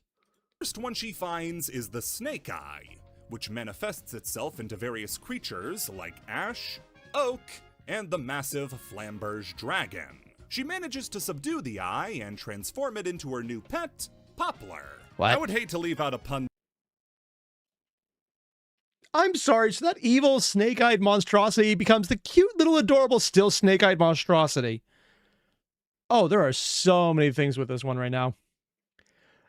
That's clever too. All of the Snake Eyes are level 1. What? And what do you call it when a pair of dice comes up with 2 1s? Snake Snake eyes. Eyes. The story actually starts after this, when the main characters appear. I'm sorry. Like, just that Snake art right eyes. there. The story actually starts after this, when And you literally just see her looking like, nope, with the face just absolutely done with this shit. Is it bad that I love side arts where the main characters are just referenced and just having funny expressions? It just feels so cool to see that. the main characters appear, the Badass Goblin Bikers. What? That is not a pseudonym, that's their name.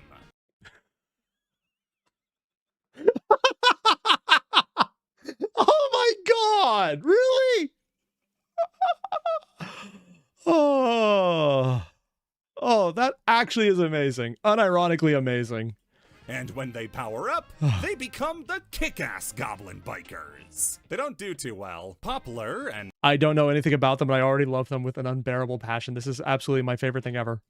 by extension, the Snake Eye is then stolen by Diabellstar's old friend, Diabell's the original Sin Keeper, as the two are now in conflict as Diabell's fights to get her pet back.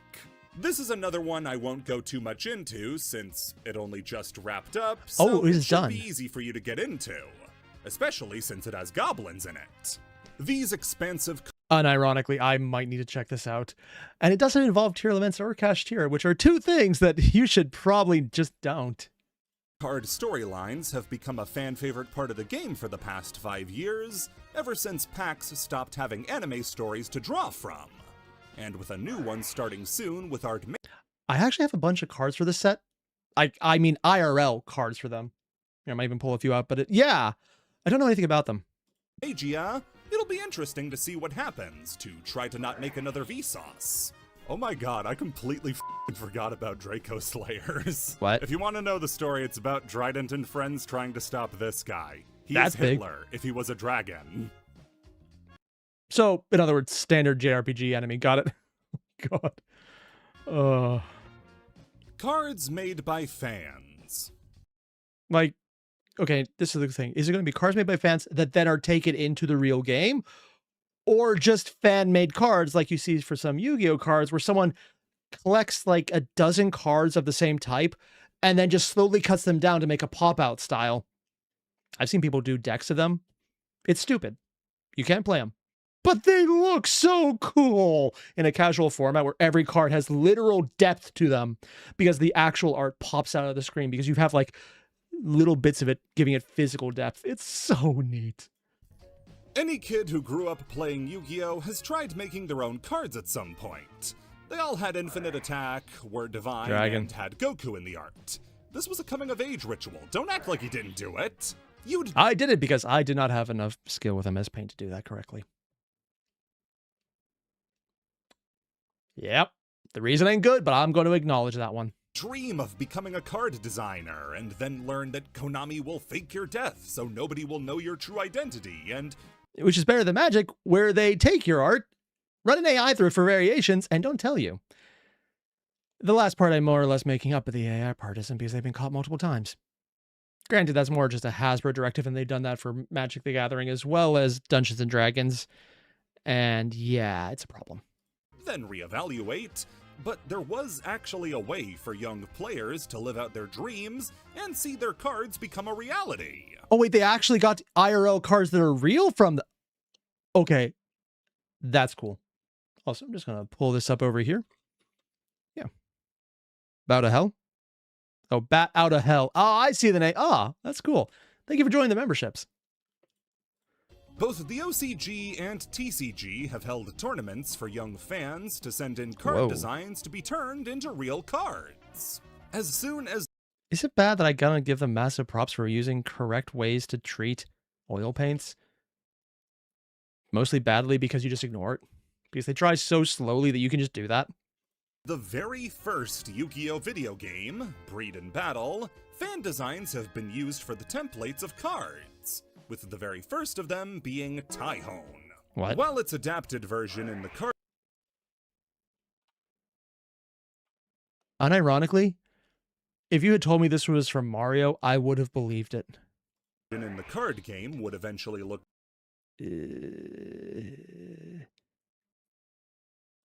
Not gonna lie.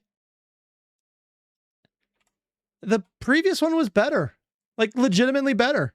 much different from its Breed and Battle version. This was the first time a fan's design would be used for a monster. Intentionally or not? By the release of the second Yu-Gi-Oh video game, Duel Monsters, there were 9 designs taken and used in the game that were submitted by fans. Oh. The most iconic, or I guess Is that just the color soft Michelin man? ironic of them, is the original twin long rods. What? Which, like cards like Morpheon and Shape Snatch, have become fan favorites.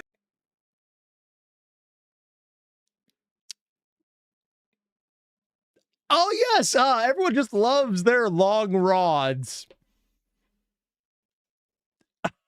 There's nothing I'm saying that sounds incriminating at all right now. Favorites because of how ugly and weird they are. Yep. From here, about once a series, we'd get a fan contest that would result in some new Oh. cards, usually all lumped together in the same pack. GX is the outlier, Oh. as instead of printing all 3 cards that were accepted, 2 of them were used for designs exclusive to the anime. Oh. Again, though, in I mean, unironically, that's one hell of a feather in your cap. My design made it into an actual TV show. That's something you put on a resume, man. close proximity, the anime boss of the Monarch deck was Demiurge Emma, and alongside another monster named Load of Darkness, used almost right after Load of Darkness. Oh god, it looks like it's literally a load of... Oh my god. Emma, were both made by fans, selected from a contest where 3 winners would get their cards printed. The last one was the only one of the 3 who actually got printed, Rallis the Starbird. I'm not going to look a gift horse in the mouth, but if I wasn't the one of the 3 who got printed, I'd be pissed. The 5Ds contest did actually manage to print all the cards I mean, if they got into the anime, that's fine, but ugh. to 1, with 5 in total making the cut. These included Splendid Rose, Morphtronic Vacuuman, Oh. Chaos King Archfiend, Bird of Roses, Ah. and, most surprisingly of all, Drill Synchron and Drill Warrior. Wait, that's a fan design? What year did this come out? Because I'm just looking at this, all I can think is, row, row, fight the power. Not only were these 2 much Just more misses the glasses. important than being the Bird of Roses, since they would be used by the main character, they were also 2 of the Synchron and Warrior monsters who saw the most play. Oh, so they were fan-made cards that got a lot of usage IRL and were featured in the show as main cards. Oh, damn, that's... You know, there's a lot of terms about fan service in Yu-Gi-Oh! But unironically, this is a lot of service for very specific fans at an honestly kind of impressive level. How is this going to get turned on its head and not look good? So, hats off to the kid who drew these. Yeah. Especially because this picture of Drill Synchron is really funny to me. Unironically, I would like that on a card on its own because, one, it's surprisingly good art. It kind of looks exactly like the card that came out. Zexel's contest wouldn't give us quite so many strong cards, as it went back down to 3, giving us Bachi Bachi Bachi, Dote Dotengu, and Tatakawa Knight being released in Lords of the Tachyon Galaxy. You really had to drop the baby cards in the same set as the Dragon Rulers? You're about to learn, kids! Sometimes dreams shouldn't come true. Arc 5 And of course they're dropping Doom in the background. was next, and because Arc 5 can't do anything right, they only included one fan-made card. I'm taking a wild guess here, but is Arc 5 considered a not as strong season of Yu-Gi-Oh? Because it seems like there's a lot of references to it, and then Arc 5 happened, and things did not go like we hoped. Yeah. Performapal Trump Witch. Vrains would have no fan-made cards because Vrains hates children. The TCG that would do it. also got in on the fun and held a few contests itself to include some fan-made cards in upcoming packs. Usually run through 4.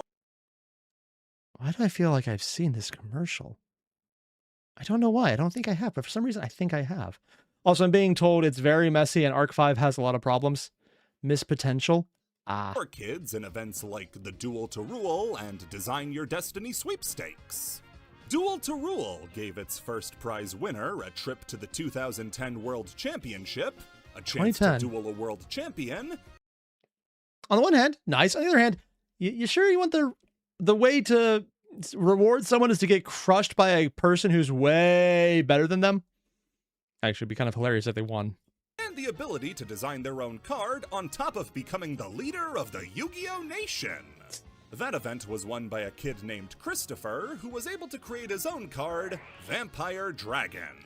I have seen this art.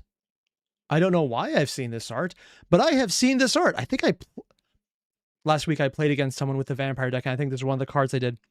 Tribute summon this card, graveyard, add 1 level 4 or lower monster for your deck to your hand. Yep. That's actually a really good effect, too. The Design Your Destiny sweepstakes was an art contest where kids could submit their designs to get them published in the pack Gladiator's Assault. And I am begging somebody to help me find this. There was an ad they did for this sweepstakes with Joey and Yugi, and Joey draws a monster riding a scooter. What? And then either Joey or Yugi says, "Monsters can't ride scooters." This stuck in my mind like I witnessed the Kennedy assassination, but I can't find it. Okay, that's an escalation, all right. It goes from, monster on a scooter to, oh, hi, what's assassination? Oh my god! The winners of this... Well, actually, let's see if the playing field was fair. What? You have Tongue Twister, a cute little design. Like, unironically, it looks like it would fit in with the Diabell decks, just with the design of the giant eye. Screech? Oh, very impressive.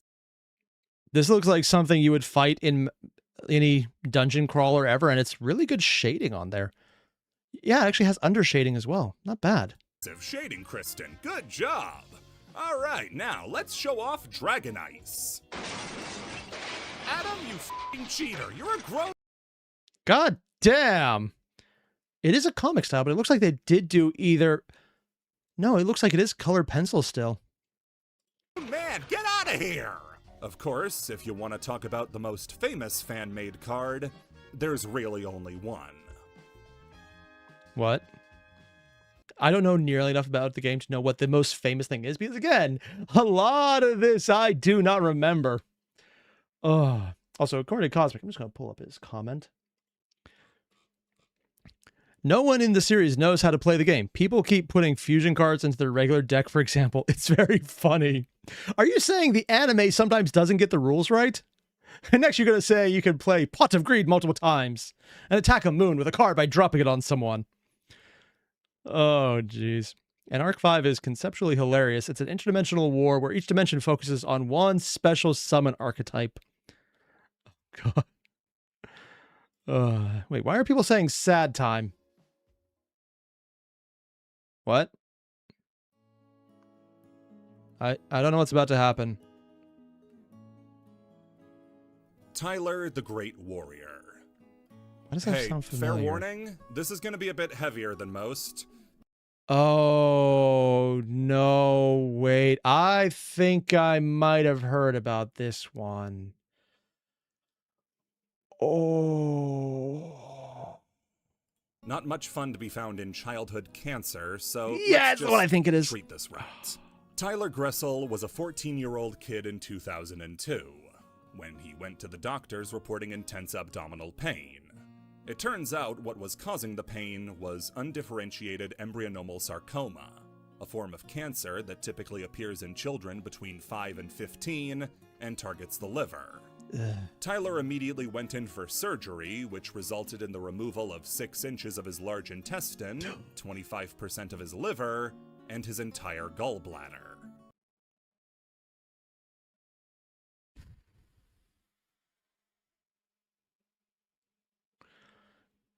That's a lot right off the bat. And it's going to get worse because it didn't work, did it? If everything hadn't played out perfectly, there was no doubt that Tyler wouldn't have survived.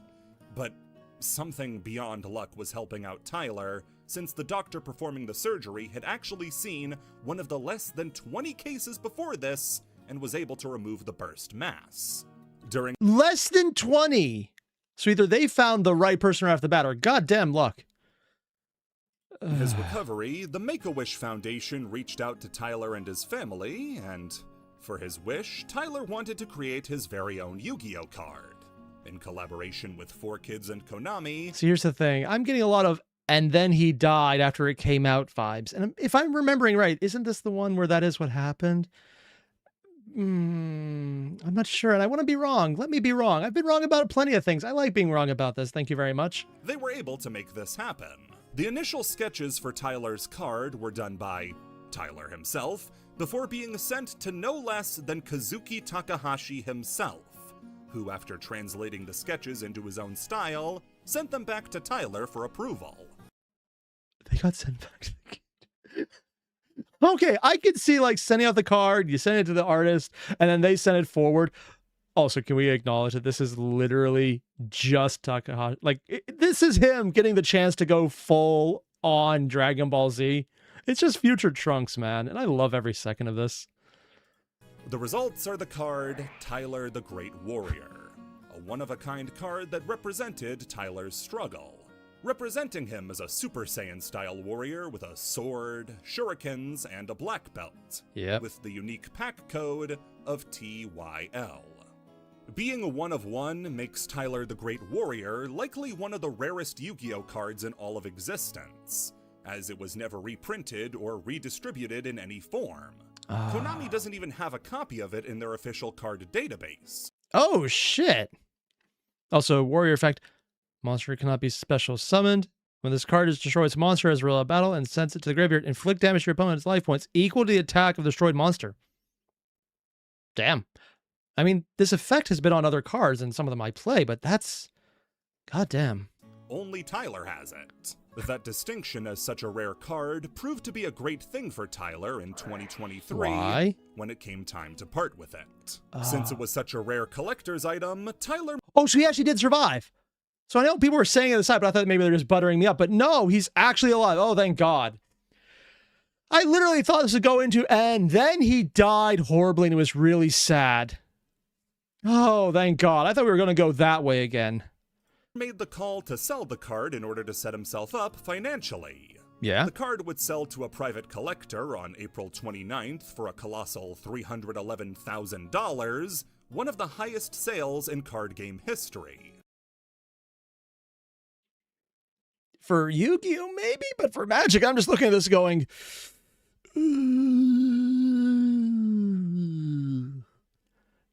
You know what? If there's ever someone who can get away with a proxy in a tournament, if he rocks up with a picture of his card and says, yeah, I'm playing this card, it's a proxy, you got a problem with it, I think the tournament would probably still not allow it, but there would be pressure to say, you know what? You could pass.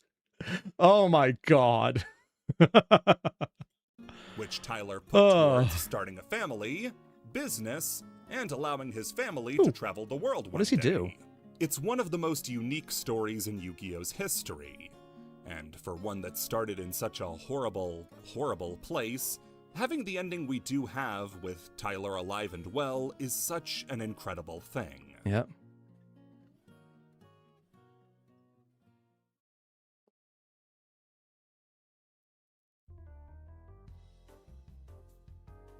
I wonder what the next one is.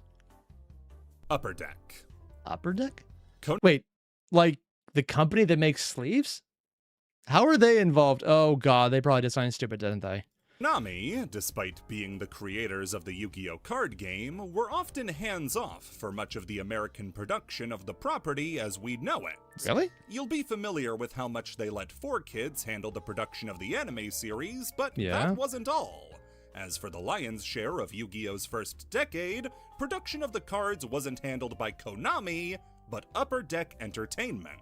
Oh. Founded in 1988, Upper Deck was an American... Oh yeah, they also make baseball and basketball cards, don't they?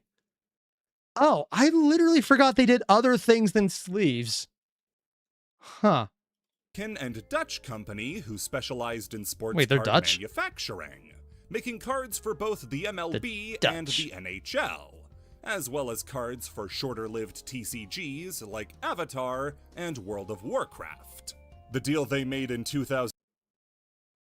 World of Warcraft. Can you imagine them destroying something? That would be silly talk.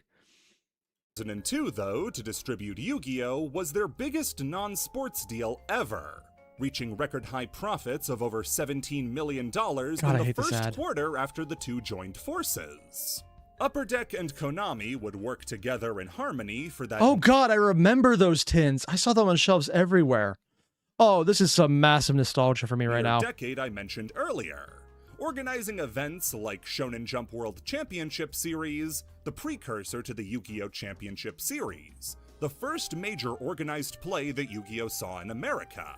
Those couple of things wouldn't really make for an interesting entry on its own, though, so things started to get weird in the 5Ds era, specifically Why? around the release of their second set, Crossroads of... Also, I have never seen this many kids sitting down at the same time. And I'm including memories of school. There was at least one kid who was trying to sit on his desk every time. Chaos. Konami had been made aware of a product being sold by a company called Vintage Sports Cards. They were selling a product called Duel Kings 2, with official Konami branding, as well as Yu-Gi-Oh cards inside of it. Oh. Ah, this is Upper Deck fucking around a lot, isn't it? If they were simply selling repackaged cards, that would be bad enough. Except they were found to be selling extremely high-quality counterfeit cards as well. Oh. So maybe it wasn't Upper Deck doing it then? Not just cards gotten from packs that were produced by Upper Deck and Konami. These counterfeit cards were nearly indistinguishable from the real ones, only noticeable if looking at the Eye of Anubis stamp in the corner. I don't know which one's the real one supposed to be, so I cannot tell. First edition runs of cards would have a gold stamp, with unlimited runs having a silver stamp. Oh, that's the Though difference? These were first edition Oh. runs with a silver stamp, meaning they were fakes.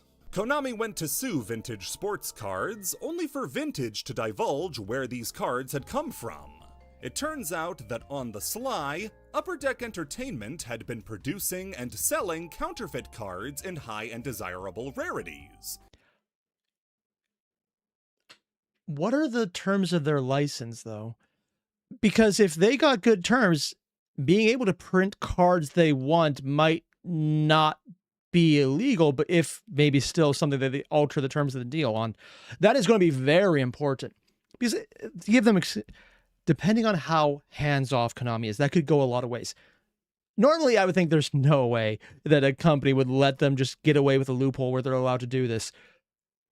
But then they mentioned Konami was extremely hands-off, so there's always a chance they did something stupid like saying, I don't know, you could reprint our cards from these packs and not saying that you could also then limit it to specific ones.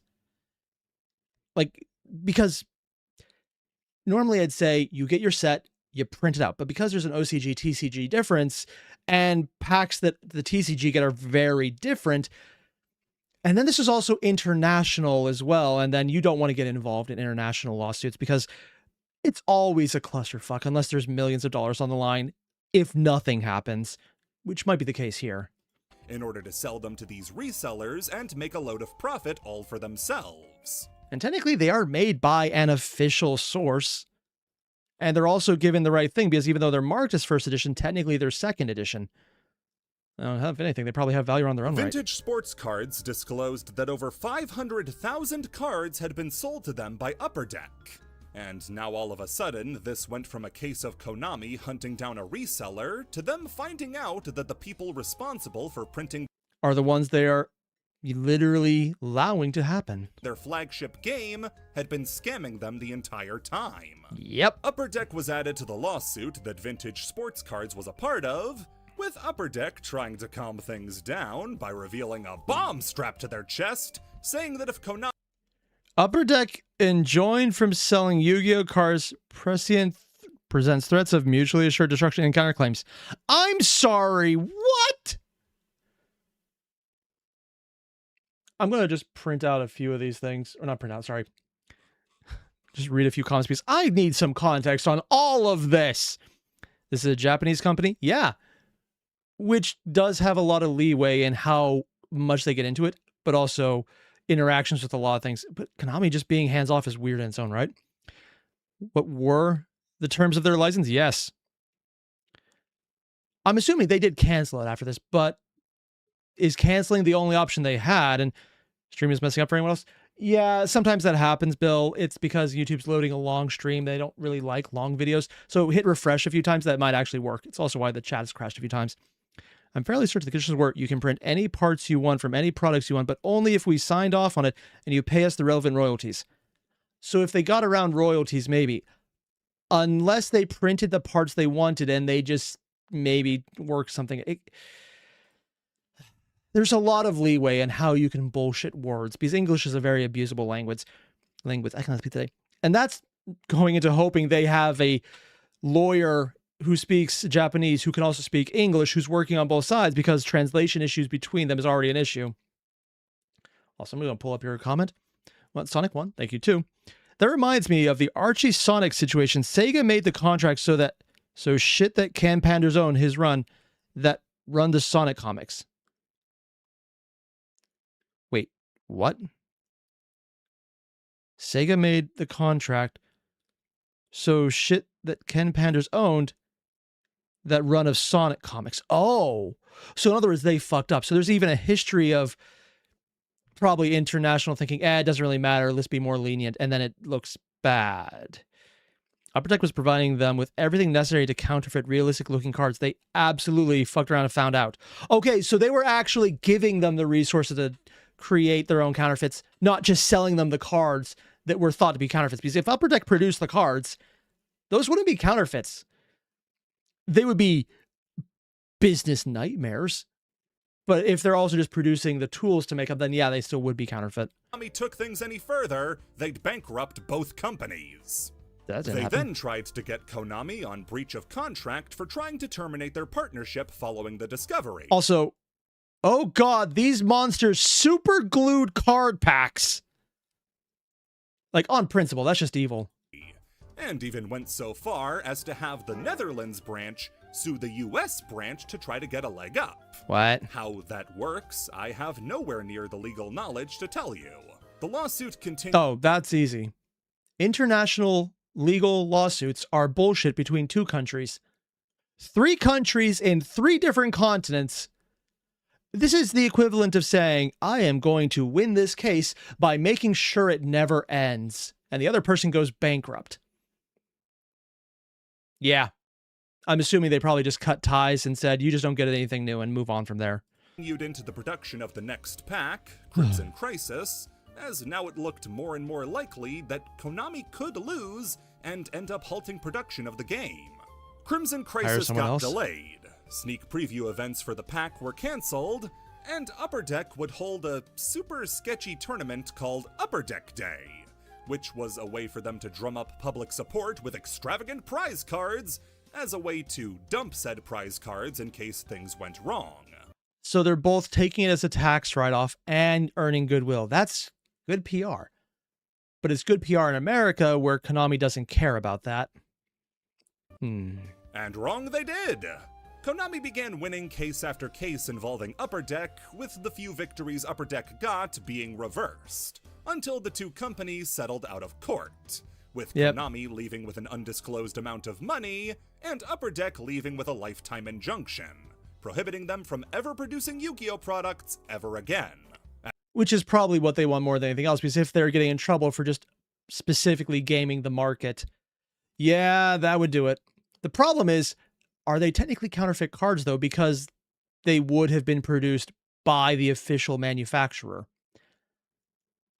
That in its own right, I mean, in a game term sense, yes, absolutely easily done, because Konami makes its rules for tournaments. They can just say that.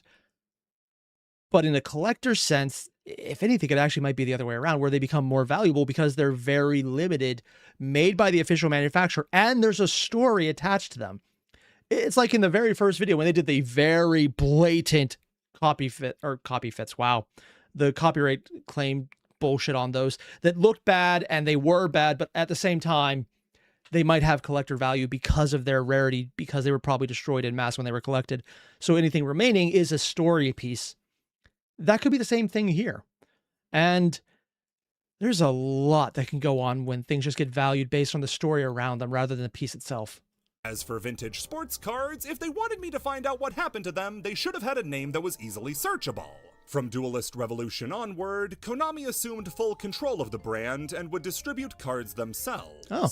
People refer to them. I mean, as long as they have the investment in the production facilities, that's probably the best choice regardless. Also, I'm being told, let's pull this up right now because I think it answers my question. DJ mentioned, yeah, Ken Pander sued Sega because he claimed he owned every echidna in Sonic canon other than Knuckles and the ones from Sonic Adventure 1. Which is probably why the echidnas are dead. Archie Comics say the thing is wild, and the whole video about how it went down. Upper Deck was only printing the cards, so I don't know if that really tracks. The thing is, if they were printing the cards, they still printed the cards and they sold them. If the license didn't say how they were allowed to distribute it, maybe that's a gray area. Granted, if they're winning if Konami's winning lawsuits, they probably went about this in ways that didn't skirt the gray area and were just flat out bullshit. So they probably did have terms in there that did say you had to distribute them in packs, you had to distribute them in named, publicized areas, and you couldn't do specific cards that you know will sell. It's probably for the same reason legally that McDonald's employees got in trouble, because that entire monopoly thing they did was actually incredibly rigged, where the people printing it controlled who won because they gave it to family members who then passed them back money. Yeah, funny how that works. If you ever wonder why it stopped temporarily, that's why. Lawsuits. This event as the event that could have killed Yu-Gi-Oh, and that's no understatement. With just a few different outcomes, Upper Deck's promise of mutually assured destruction would have come to pass. That delay in the release of Crimson Crisis could have proved fatal for Yu-Gi-Oh, because card games like this require constant updates to keep their player base around. If Crimson Crisis had been delayed, players would have just found... I would say, though, that we have found out from Wizards of the Coast, too many updates also does wear out players. As much as it is like more things to buy, it also does just drain the people doing it after a while. Another game to play. It's not like Magic the Gathering and the Pokemon card game weren't doing just as well, if not better, around the same time. Actually, around this time, it probably would have been close to the golden age of Magic, which was right after Innistrad started, the first Innistrad, when Magic hit its stride with the biggest boom in players since its creation, the biggest boom in interest, and just everyone getting into it in a very huge way prior to the massive pandemic jumps. So the pressure was probably incredibly strong right now. Wouldn't have been hard to make the transition. Upper Deck, for their part, haven't exactly kept their nose clean in a post-Konami landscape, found by the MLB to be doing a very similar thing they were doing to Konami to their baseball cards. Yeah, and that wouldn't be surprising. They probably started looking into it because they realized if you're doing it here, you're probably doing it other places. Whether the more recent controversy of Upper Deck giving their employees exclusive cards meant to tank the secondary market is true or not, is just gonna have to come to pass. Would not be surprised. Unused 5Ds intros. Oh? I miss when everything had its own website. I've already touched on how this affected me with Yu-Gi-Oh! And how I would absolutely abuse the refresh button on the official website to see when Bonds Beyond Time was coming out, check for when new packs were dropping, watch clips from episodes. It was the best. Dude, you remember when they put that on places other than YouTube? That's weird, man. Also, Tro, you remember drafting 5th Dawn? Oh, you lucky son of a... Yeah. I got out right before Mirrodin dropped the first time. Really regret that. Granted, I was also a kid and I didn't have money, so it's not like I could do anything about it either. And Cosmic, they just cannot control themselves? Oh no, they can. Unfortunately, they're controlling themselves to do the stupid. Yeah, I'm just going to pull this up because I think it's on my line. So Larissa mentioned, I feel like having a main set every 3 months and some starter decks, other supplemental sets between them keep busy as a sweet spot for TCGs to stay exciting without becoming exhausting. Yep. But even then, I think what Magic did when I started, where it was you have the set a year, it made it easy to collect things if you had no money, and it was a much smaller company, and they were just trying to get around. But even 2 main sets a year would be fine for me just because they're huge now. But it's every main set is also a side set, and the side sets play into the main set. So every main set feels like a main set, but also the main sets are side sets, and the side sets now replace the main set. And you see where this is a problem because it's not 3, it's 12. You have almost 1 every month, if not more sometimes. And Novelty Thief 1, thank you. Speaking of MTG, there is a Magic the Gathering manga with endorsements of Wizards of the Coast. It's not about any in-universe events of the cards, but rather the card game itself being played by the protags. Oh, they literally went the Yu-Gi-Oh option. History was circling on that one. A romantic slice of life in the early 2000s. God damn! That sounds amazing. That's probably why it's endorsed by Wizards of the Coast and not Hasbro. Seriously, if you look into the actual specifics, a lot of what Hasbro does is what Wizards of the Coast really wishes wouldn't happen, except for the people in charge of Wizards who are put there by Hasbro. Such as the hiring the Pinkertons to go after people. You know, the Pinkertons, the private company that definitely hasn't killed people recently. Same with sites like Nick Arcade and Cartoon Network. I honestly preferred when the internet was this sectored thing where every site had its purpose and intended age bracket. And now everybody just goes on Twitter and either sees a dead body or somebody's penis. I'd get really... Oh, he's on the safe for work version of Twitter. I know what I said, and I regret understanding exactly why I said that. Excited when these sites would start to do insight events, like polls or mock elections or announcements for new games. Oh, dude, I remember that 4Kids website. Would have one such event, and yeah, they had games directly through the Nick website, and you would get in and you get to play it, and the connection was always so bad wherever I was at, it could never load the game, but I kept trying, damn it. it's one that ended up having a huge impact on the latest series of the time, Yu-Gi-Oh! 5Ds. What the hell was 5Ds that? would premiere around 2008 or 2009 Oh, this is on 4 old. Kids, but before it launched, For some reason, I thought 5D was like a more recent, maybe 5-6 years ago thing. I didn't realize it was old. Oh, wow. they actually held a contest where kids could go to the 4Kids website and vote on 8 different theme songs for the show. Oh. We had never gotten a second theme song for any of the previous shows. Wait, they actually had the theme songs already visible and audible? Or were they just getting a name of it? Oh, that would be so cool if they actually got to make that choice, unironically. Now we had a whole 8 of them to pick from. With them being just a little under a minute long each, I thought it would be fun to go through and do an impromptu top 8 list going over the best and worst of these themes, since it's clear why some got cut, but others sound really good.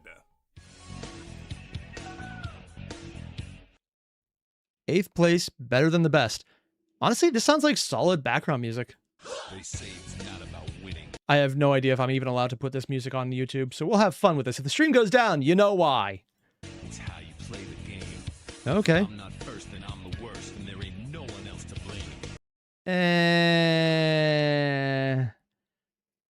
The riff at the beginning, nice. The words, it's a style. Not my favorite. It's a style. Anything less, you're out of your league. If this was like the theme song that something plays when you have an absolute, utter psychopathic asshole on screen, that would fit perfectly.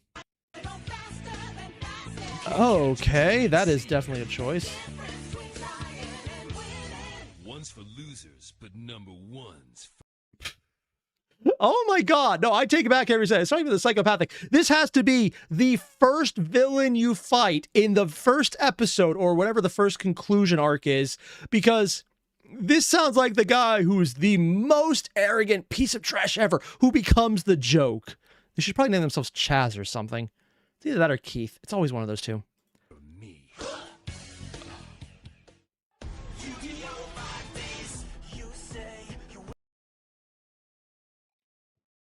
This has very big Dragon Ball Z energy. If you get that reference, I'm not going to try and sing it because there's no way I can actually do that justice, because it's the most cheesy, ridiculous song you can imagine, yet somehow also goes incredibly hard. Ugh. Also, Bill mentioned it's Jack Atlas's theme, and he is known for being a bit of an ass at times. Oh, okay. Yeah, that makes sense. 7th place, let's ride.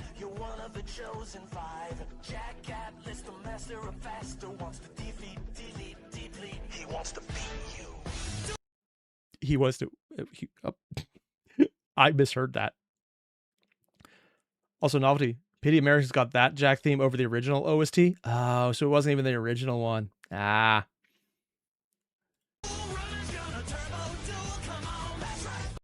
It's kind of actually a cool tune. Like, unironically, it's like not my favorite. I wouldn't like it as a theme song, but just background music, it's kind of good. Yeah. Also, novelty you mentioned. Now, listen to the original Jack Atlas theme OST. No, because it would get claimed. This might get claimed. Yeah. I'm going to skip around just so it doesn't do that, actually. I'm sorry.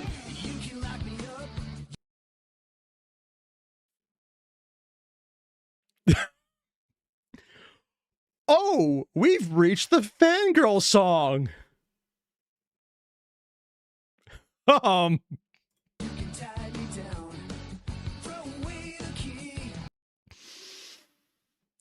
How did this get made? This is literally the stalker anthem. Oh my god. Like, someone probably has this on repeat.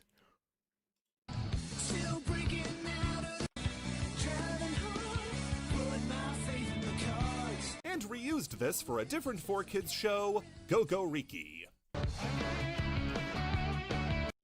They can do that? They can actually just reuse music. I guess their license is very permissive. Okay.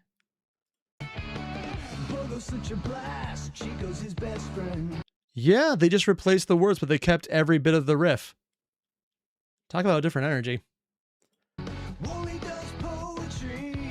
Also, I was skipping ahead because I thought it might be too much for YouTube there. Oh, dear God. You think I have enough free time to make shit like this up? I have no idea, I'm afraid. Oh, God, does it get worse? We are the ones.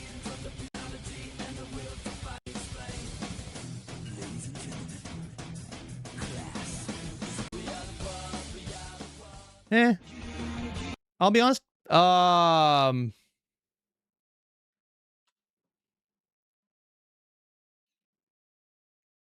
That face is a choice. It's very much a face we have seen in Yu-Gi-Oh before. I have questions. I'm afraid someone might give me answers. Okay.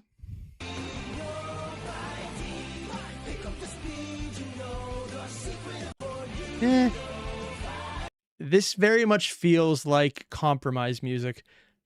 Not bad, it's just, oh yeah. Based on our market research, this is the tune and pattern and words that most complexly handle our way to say that this is the name of the anime, but also keeps people engaged without scaring their parents if they start hearing it.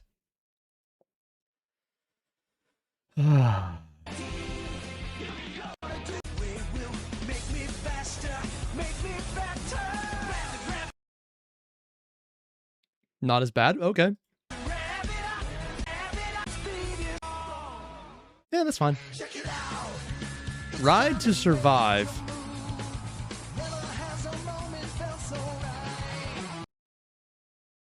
You know what? I almost want to say this sounds very suggestive, but in the entire racing scene, from the little I know about it, only because I have a brother who got into it and definitely didn't acknowledge that until it was outside the jurisdiction.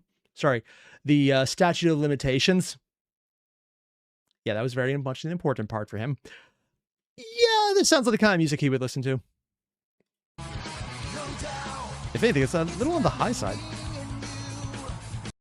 Okay, this is weird for me, but I love the string. It's just like running in the background. It sounds like someone just hitting a low bass note. It's probably auto-generated. Just like, that's actually a really cool effect that none of the others had. So it's showing multiple layers to the song.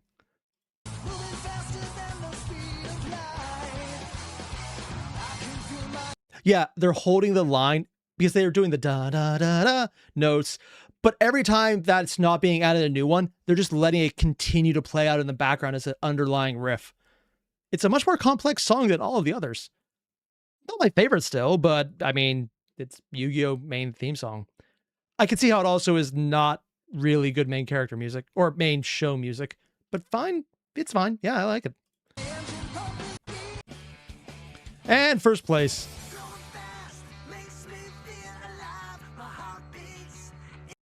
Yeah, it's fine. Ever used for anything else, they have been preserved and can be listened to via YouTube re-uploads. Okay. If you want to know what it would be like to live in a butterfly effect universe... Oh, the concept if you go back in time and flap the wings of a butterfly, it changes things on the other side of the world. Okay, sorry, it's been a long time since I've heard that reference for some reason. Imagine any of these actually being 5D's intro. YuGiOh. Music to Duel by. Huh? Wait, did they do Yu-Gi-Oh! Themed discs or something? Huh. Music has always been a really big part of the Yu-Gi-Oh! Series. In Japan, it's frequent. Also, if anyone's wondering why I'm skipping past the winner, it's because it's the most official one, where the other ones I wasn't sure about. That one I would be sure about, and we're not doing that. To get a new opening every season, with some series ending up with 5 different theme songs, as opposed to America, where we usually get just one. I always appreciate when shows that are Americanized still keep the multiple theme songs. I just like seeing the new one every now and again. It's nice. I don't know why they change them up even, because does it add anything? I mean, most shows don't even use the theme song, so what would it even matter? Like, I know a lot of shows that just cut out the intro songs and animations altogether. Not just the themes either. They'll often get incredibly high-quality music made for the show itself, some even being lyrical tracks. No doubt the most iconic is from Thing, isn't it? I only know the American name. I never really got into it, so I don't know the Japanese one the slightest. Music, with some legendary game composers like Hiroshi Tanabe and Wachiro Ozaki, who would go on to make music for the Metal Gear series. That would be why I recognize those names then. Specifically Snake Eater, working on some of those Game Boy Advanced games. Oh. With how much attention the music is given in Japan, it naturally came with physical releases called sound duels. Oh, it did? Sound duels were simply CDs containing the soundtrack to a given Yu-Gi-Oh! Season, and they would include pretty much all the music they could. Oh. That begs the question... I've seen some CDs like this where they don't just go off the main songs that are worth listening to. They also go sometimes all the background checks and they're full, which is nice. But sometimes the like 30-second long clips of specific character music that don't actually reference anything, but it was just used as an effect once in a game and it's not really worth including. But they include it. It's like, on the one hand, nice. On the other hand, it's not really a song. It's more just like the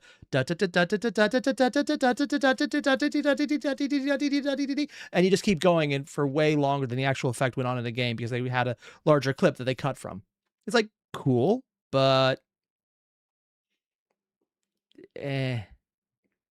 Has America ever tried something like this? Yeah. Well, Video games? once.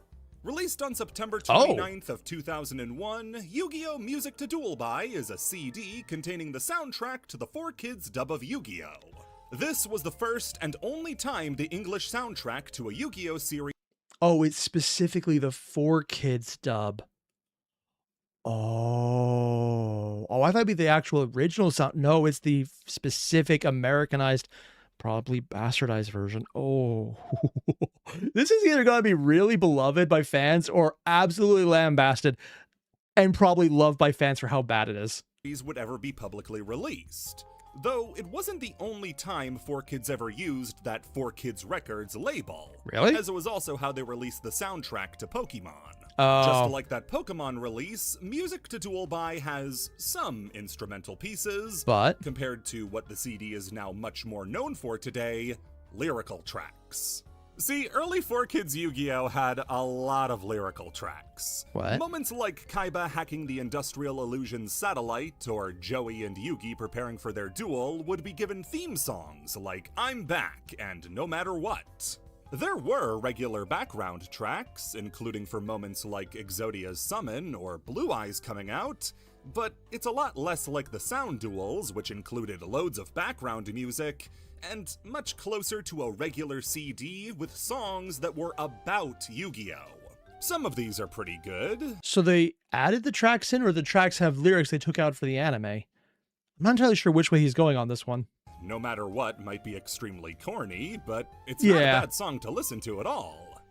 But for everyone like that, you'll get a Duel Madness, or Face Up, Face Down, which is sung.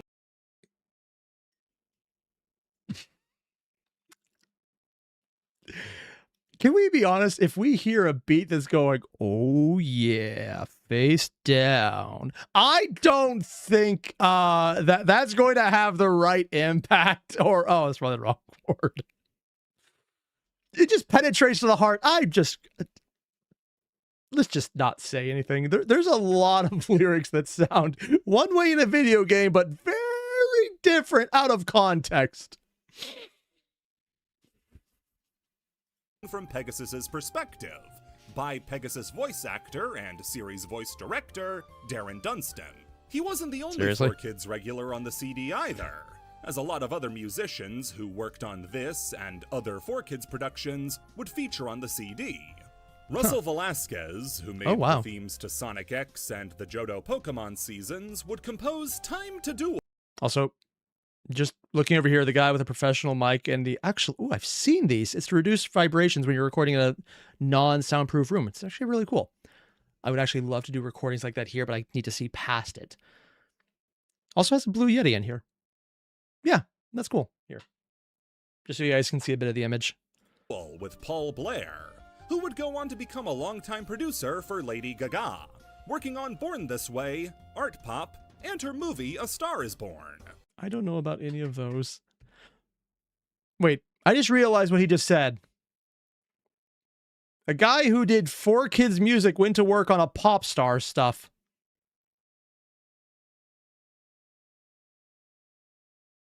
This feels so weird. Next, you're going to tell me a guy who did a Disney-themed soundtrack did Revengeance or something. That would just be out there. I guess it has to be this way. It's a strong rumor that Music to Duel By was meant to be a test to see if the sound duel format could work in America, and whether by low sales or a change in approach, this would never happen again. Yeah, that means official and even unofficial uploads of the majority of 4Kids background tracks are unavailable, beyond people trying to remove the audio of a scene to preserve just the music. Even a majority of the Duel Monsters OST is missing. Or at least it would be, if not for Joel Doak. Joel was a composer on both Music to Duel By and a lot of the original series. So the composer actually kept his own copies, or does he just have the originals they can reproduce them off of? Okay. Also, Necro reminds me of the guy who did the Toontown doing Revengeance. Yeah, wasn't it Disney's Toontown, or was it Nickelodeon's? And in 2009, would start uploading unreleased tracks from the series to his YouTube channel. Now, if you want to listen to stuff like the theme of the God... that sounds great. were they taken down? Because Konami and 4Kids are both incredibly litigious, although I think 4Kids might be more so. I would not be surprised if they took down stuff that is almost from an official source then. Cards or Kaiba's theme, you can thanks to Joel. The album itself has been preserved entirely online, and if sick curiosity gets the better of you, it's worth a listen. It's endearingly goofy, a monument to a time that's long past, and I wouldn't change a thing. Like it being passed as well. Forbidden Memories. What? The very first official console Yu-Gi-Oh game, Forbidden Memories, was released. What does he mean, official console? Like, are we talking, like, handheld or PlayStation? On December 9th, 1999 in Japan, and Oh, it's old. Oh, shit. March 2002 in America for the original PlayStation. This is Oh, a game actually that PlayStation. coincides with both regions' launch of the Yu-Gi-Oh card game, with Japan's launch in February of 1999 I hate this. I absolutely hate this. I despise the spinning. Oh, God, no. This would literally make me motion sick if I had to watch this. and America's launch in March of 2002, both being accompanied by this game. The game itself is an updated, by 2 cards, upgrade of Dark Duel Stories 2 for the Game Boy, featuring a few of the same mechanics and characters, made more extravagant for the PlayStation. I don't think, if I got this as my first experience to Yu-Gi-Oh, I would just think, hey, hello, motion sickness, my old friend. About to throw up on you again. The story of the game follows you as the Prince Atem, as you get usurped by the villain Haitian and trapped in your Millennium Puzzle. Oh. Waking up years later in the care of Yugi, as now you have to get stronger so you can return to your own time and take back your kingdom. The game plays like Yu-Gi-Oh! In how Dark Duel Stories 2 kinda plays like Yu-Gi-Oh! It has all the monsters, but it has a variety of weird mechanics that even those who have played the game for years struggle to fully understand. For instance, fusion doesn't require polymerization and can be done with a variety of different monsters. So, technically it predated a lot of the current cards that fuse without fusion effects.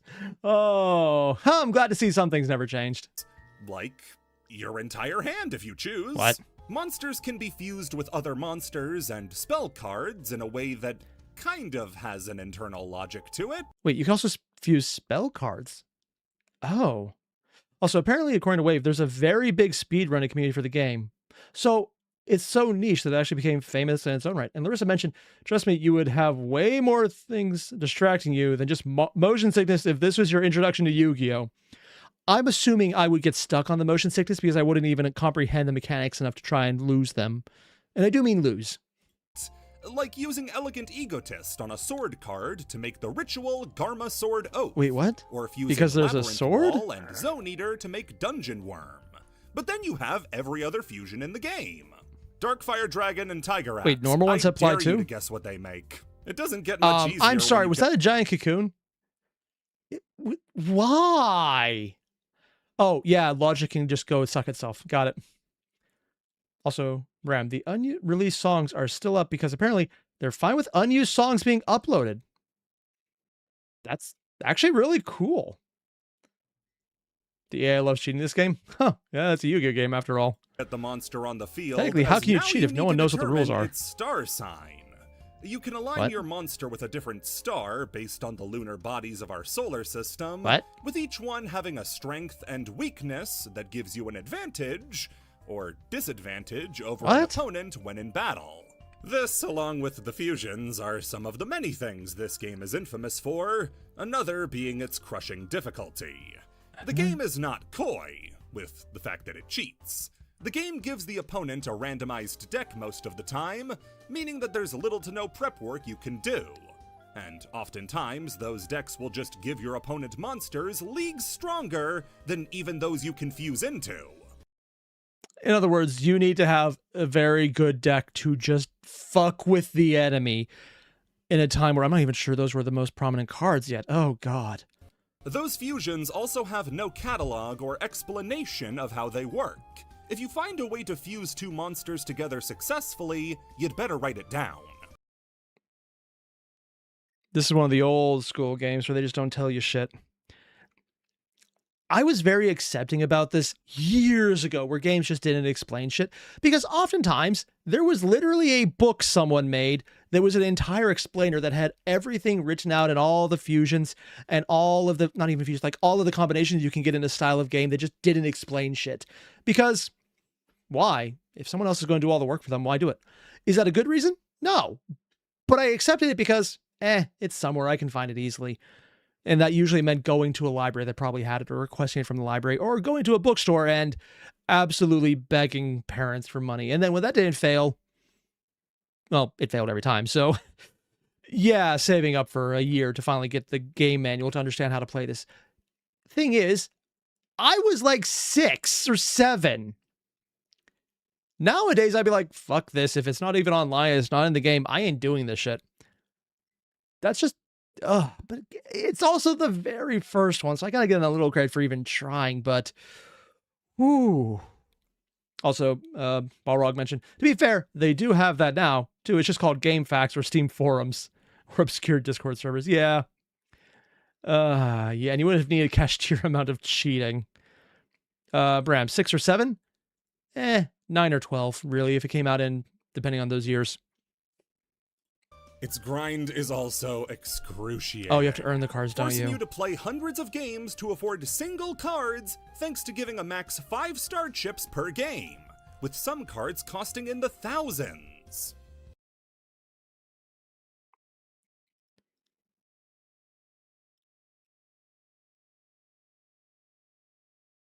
So you can max out at 4 or 5 stars, and some cards need thousands to even use them.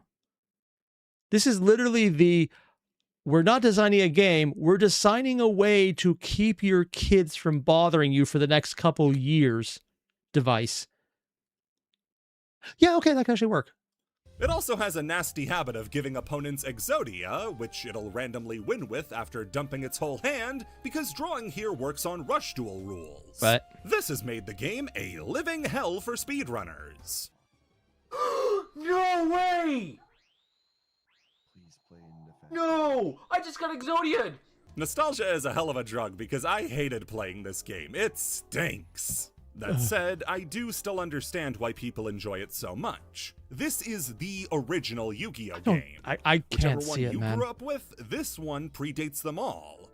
Yeah, I guess that'd be a big field PlayStation release. I guess it works. I'm almost wondering how effectively modded this game can get with people just adding in random bullshit. So, I don't not understand why some people are willing to put up with the jank. Also, playing nothing like Yu-Gi-Oh! Kinda works to its advantage. Really? There is absolutely nothing else quite like Forbidden Memories. For better or for worse, but for some people, that's all they need. If you want to play it... Wait, if this started playing in the Rush Duel format, I'm wondering if this is the inspiration Konami drew from for Rush Duels, which I've been told is, explicitly by this video, or actually the previous one, is there a way to fix Yu-Gi-Oh! To make it simpler and more easy to play? You can pick it up in the Yu-Gi-Oh! Early Days collection. Trust me, it's in there. You can trust me. I'm a nice guy. I'm a good guy. You can trust me on this. What else is in there? Idiot. Duelist of the Roses. Wasn't that like one of the in-game... yeah, that was the guy from Atlantis or something, right? The filler arc that became really popular. I think Little Karibo's covering right now, or am I remembering entirely on this thing? Released on September 6th, 2001 in Japan, just made it, and February 16th, 2003 in America, Duelist of the Roses might not seem it, but this is actually the sequel to Forbidden Memories. There's sequels? They might be unrelated in America, but in Japan, this game is called True Duel Monsters 2. While Forbidden Memories was True Duel Monsters 1. Instead of setting the game in ancient Egypt, this one is set in the English War of the Roses between Henry Tudor and Christian Rosencreuz. Okay, not the Orichalcos arc. It's something I honestly never would have guessed. I mean, it's the War of the Roses. I just wasn't expecting, European history. Sure, why not? I mean, granted, they put Egyptian history as the tagline for it, so. Here played by Yugi and Kaiba. In the first scene you meet him in, Henry insists that his true name is boring and a pain to say. So instead, call him Yugi. How the hell do you get a nickname like that? While the game doesn't Henry have the Tudor. star sign system of the previous one, it makes up for it with a brand new game-wide weirdness. It's kinda weird chess. Is it basically someone really liked the Dungeon Dice Monsters and want to do their take on it? The game is played on a 7x7 grid you can play monsters onto with different effects depending on what type they are. Okay, so it's basically chess mixed with Dungeon Dice Monsters mixed with what I'm going to just throw out there. Someone was playing a lot of Final Fantasy Tactics. What space they're occupying, and who they fight. The game is absolutely bursting with strategic and mechanical depth that, in classic Yu-Gi-Oh game fashion, it doesn't explain. But when has that ever gotten in the way? Oh, right, Yeah. the last one. Yeah, I'll be frank, or Yugi, and say I don't really like Duelist of the Roses. I get why people do. It's incredibly weird and different. Different to the point that it's really its own thing rather than just being a Yu-Gi-Oh thing. But it's just too weird for me.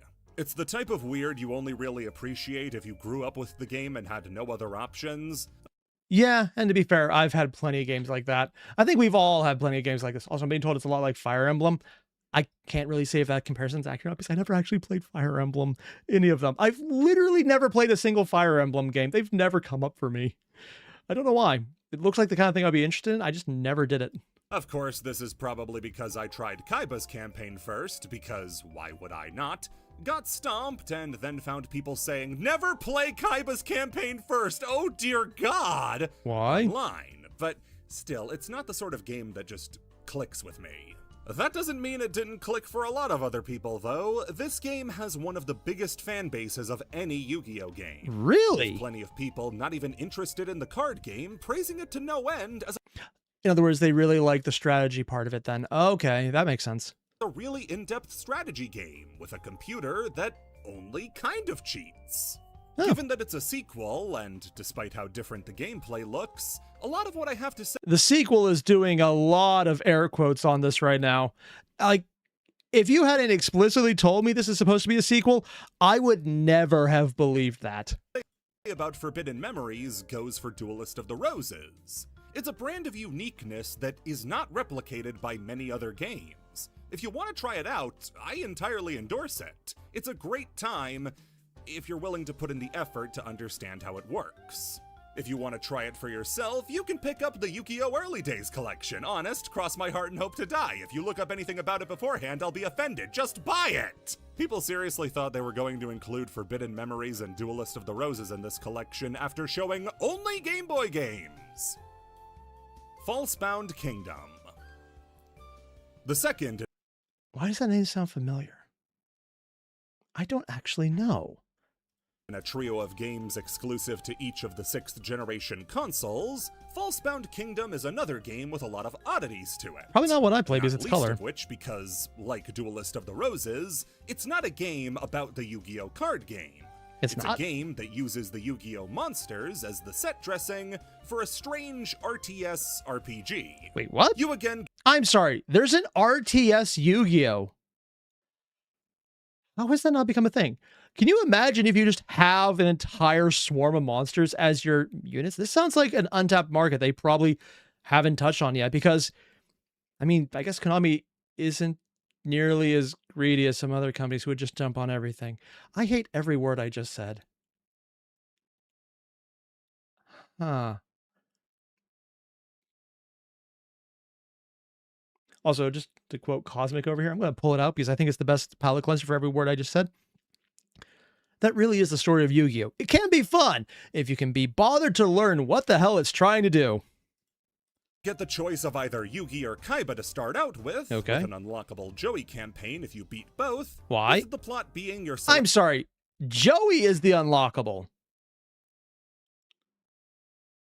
I think they have that backwards. That just sounds weird. selected character getting sucked into the virtual world by a vengeful Kaiba Corp employee when you go to test the latest virtual reality software. Huh. And now you need to beat the game to get out. Alright, not favorable comparison. I hear if you die in the game, you die for real. Being drawn between this and Scooby-Doo's Cyber Chase. I've never heard of Scooby-Doo's Cyber Chase, so I got no idea about that one.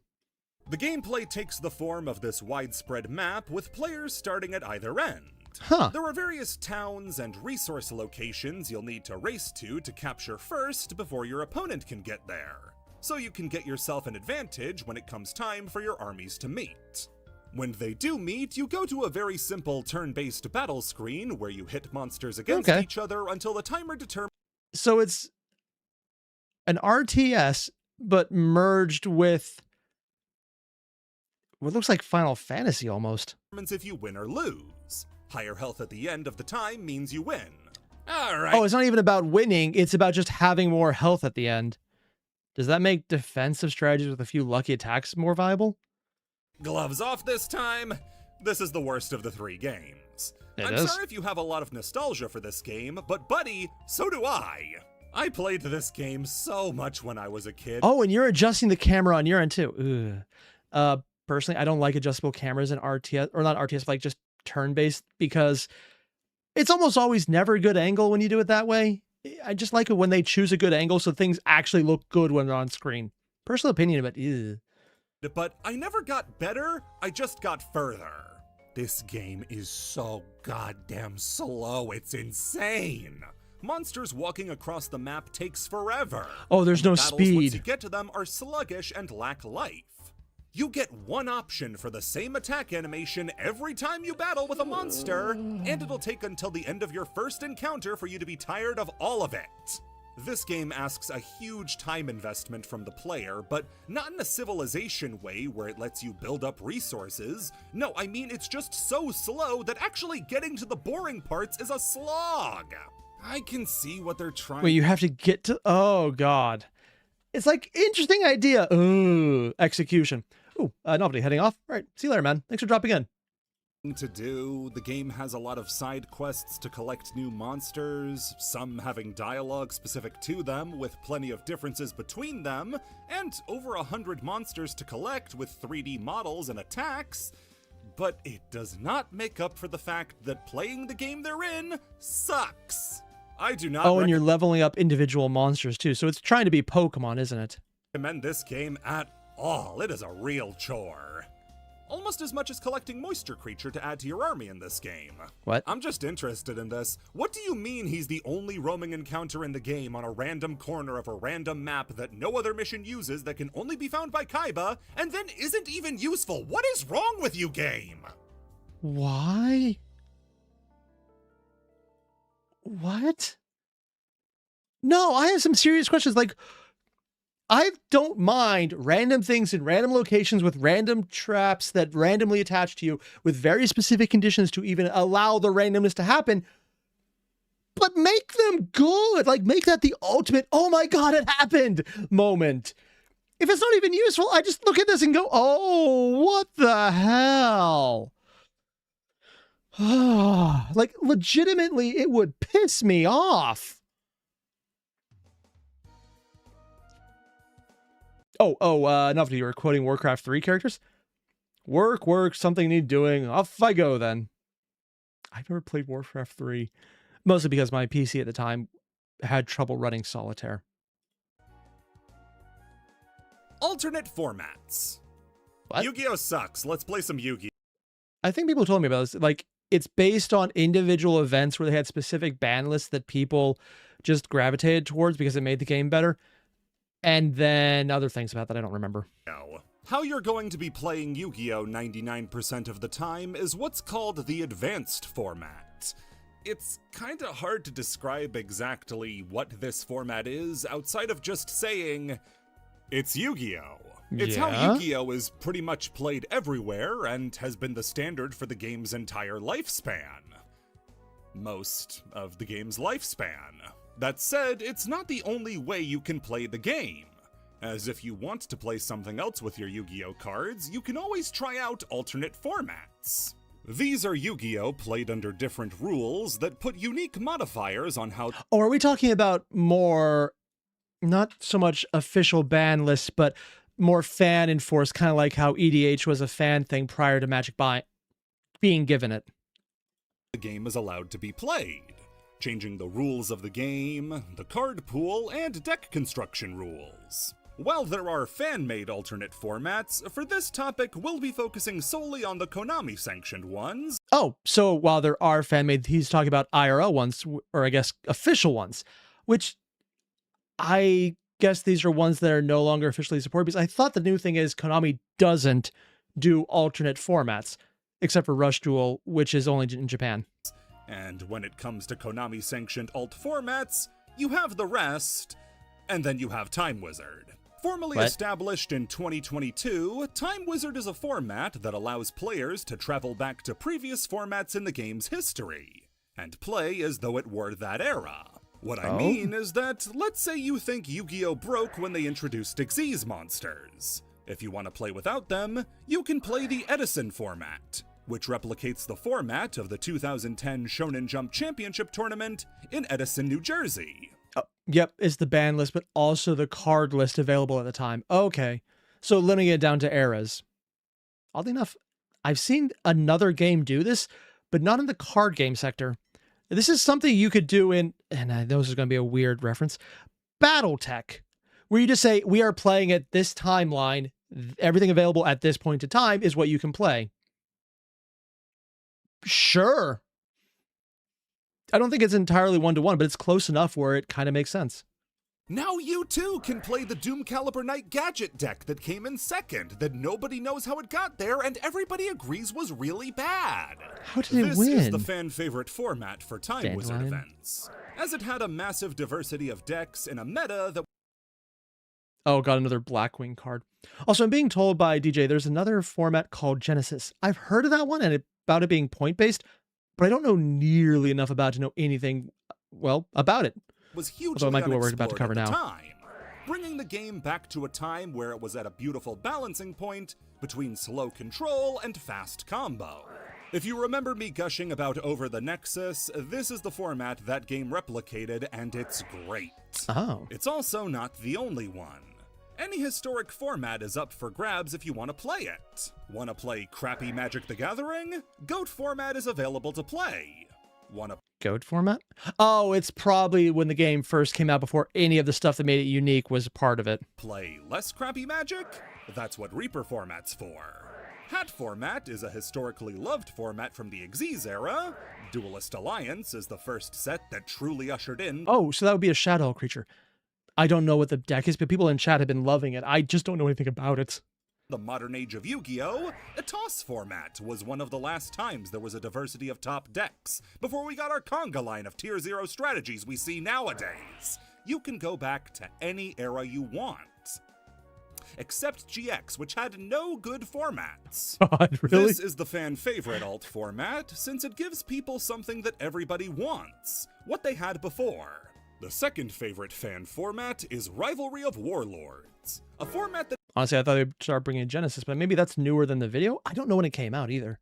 exists almost solely at YCS's, which is a rental format. Rental? At any time, Wait, does that mean there's pre-made decks you just borrow?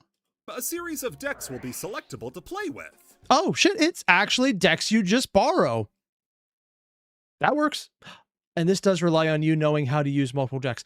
Do you know which deck you're going to be playing in advance, though? That could be a huge change. And you have to pick one and then try to win a tournament against other people who picked their own rental decks. This serves as a much lower power format, one that Konami can curate themselves, But also runs the issue of just giving cards to people, because people can be dicks. Unless the winning, like you just get the deck for playing it. Which I guess if it's only at tournaments, that is the prize. And if it's lower power, it's probably not expensive cards either. non-meta decks the spot. Also, I'm being told by Cyberdragon this video came, or sorry, Cyber Dragoon, this came out before Genesis. Okay, that would probably be why it's not in here then. Light and introduce players to cards they might have never seen otherwise. Yeah. And now for all the formats Konami forgot about. Deckmaster format is the most infamous of them because they just didn't explain how it was supposed to work. Oh god. Like in Season 4 of the Duel Monsters anime, you can select one monster from your deck to act as your Deckmaster. The Deckmaster's effect would be active for the whole duel, could be activated as though it were on the field, and is unrespondable.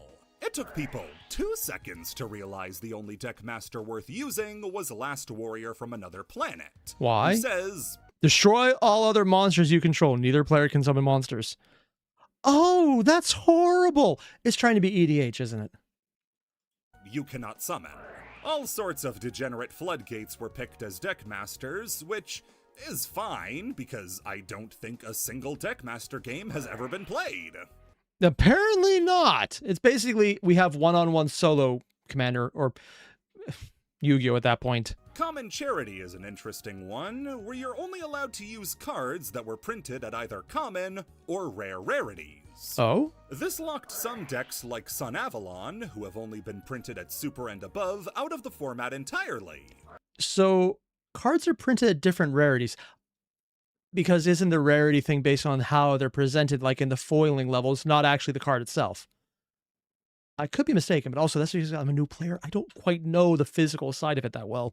While other decks were able to show their stuff thanks to their low rarity spread. The format had a lot of steam initially, but after people got sick of Goki Lunalight mirror matches, the shine was firmly off the apple. By contrast, the Master Duel equivalent of this format, NR format, is one of the most popular alt formats of all time, with a massive player base still— Wait, Master Duel has alternate formats? Is this something I just haven't encountered before? Actually, it's probably something I just haven't encountered before, yeah. Still playing it, despite the event having ended years ago. Oh! Part of the Underdog format was the least defined of all the formats, as all it said was basically, play decks that aren't meta right now. What that really meant had to be agreed upon by the tournament organizers and I mean, as long as they have a list of what you're not allowed to play, kind of makes sense. players, since Konami couldn't make the list themselves, since— Also, I'm being told from DJ, reprint is not always the same rarity. And Wave mentioned, it's just rarity is weird. Okay. Huh. That's something I'll have to get used to. they'd have to acknowledge that some of their decks suck. Alt formats are a great idea that, if Konami put even a little bit of effort into, like they did with Time Wizard and Rivalry, could be a great way to play the game. Should look into Genesis more. YuGiOh Friendship. Yeah. Also, people said this was a 10-hour video. No. Features out of the ordinary when it comes to card effects. Every once in a while we'll get a strange card like Transmission Gear, but the gap Wait. Is that an entire deck of cars and the gears that make up cars? That's actually kind of fun. between cards with effects like that, or Question, or Linear Equation Cannon is years. Whoa. One of the first cards with a truly bizarre effect, though— Wait, is that literally a... It's a graph point. It's literally a graph point. Oh my god, it's calculator cards. came out in 2002, called YuGiOh Friendship. The rules of the game— I know they're trying to do the thing from, what was it? Alien versus... And from Predator, it was like, son of a bitch. But look at this right now and tell me this is a little more than a bromance. This is a bromance with benefits. weren't the only rules being broken, as its artwork depicts— Wait, offer your opponent a handshake. If they accept your handshake, each player's life points become half the combined life points of both players. If you have a unity in your hand and show it to your opponent, they must accept the handshake.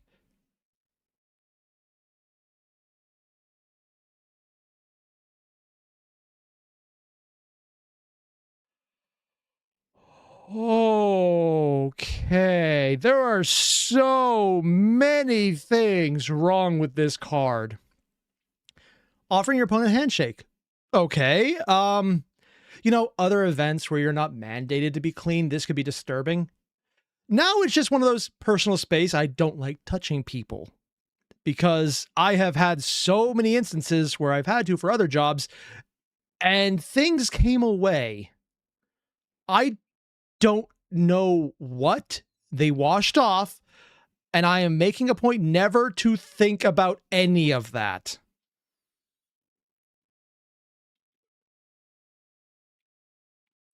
But the mandating physical contact, that sounds like an issue.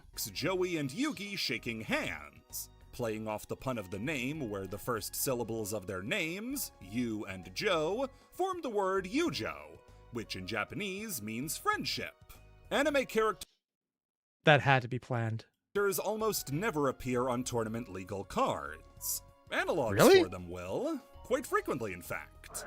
A deck like Gimmick Puppets have their pilot Quattro represented by Fantastics Machinex, Ancient Gear have Commander to represent Crowler, DDDs have Divine Zero King Rage to represent Ragey, tons of decks have these.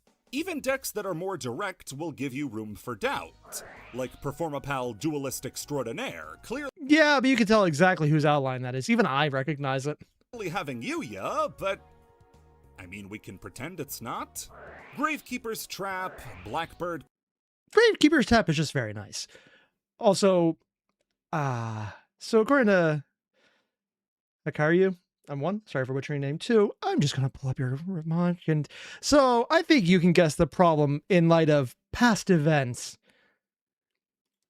I'm not sure if you mean COVID or people intentionally being gross. It could go either way on this one. Close, Photon Time Stop. Obviously we know who they are, but they don't just put the characters directly on the cards. Huh. YuGiOh Friendship, Unity, and Judgment To be fair, this is just kind of awesome art.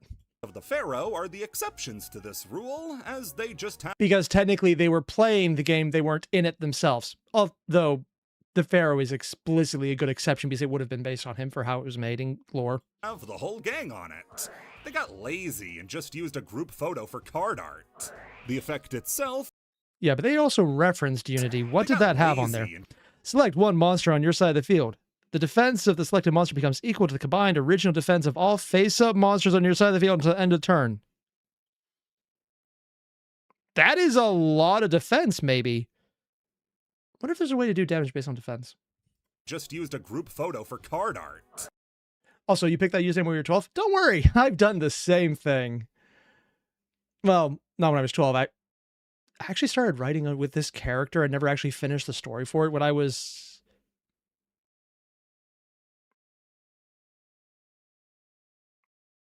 Shit, I might have been 12. That's embarrassing. The effect itself is to add up both players' life points and then redivide them so each player gets half of the total.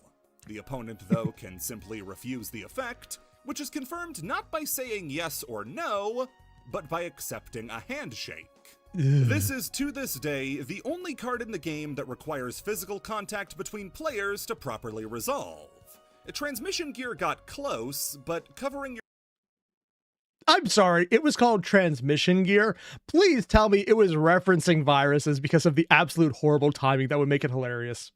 opponent's rock with your paper is purely Also, I'm being told Super Heavy Samurai can attack in defense position.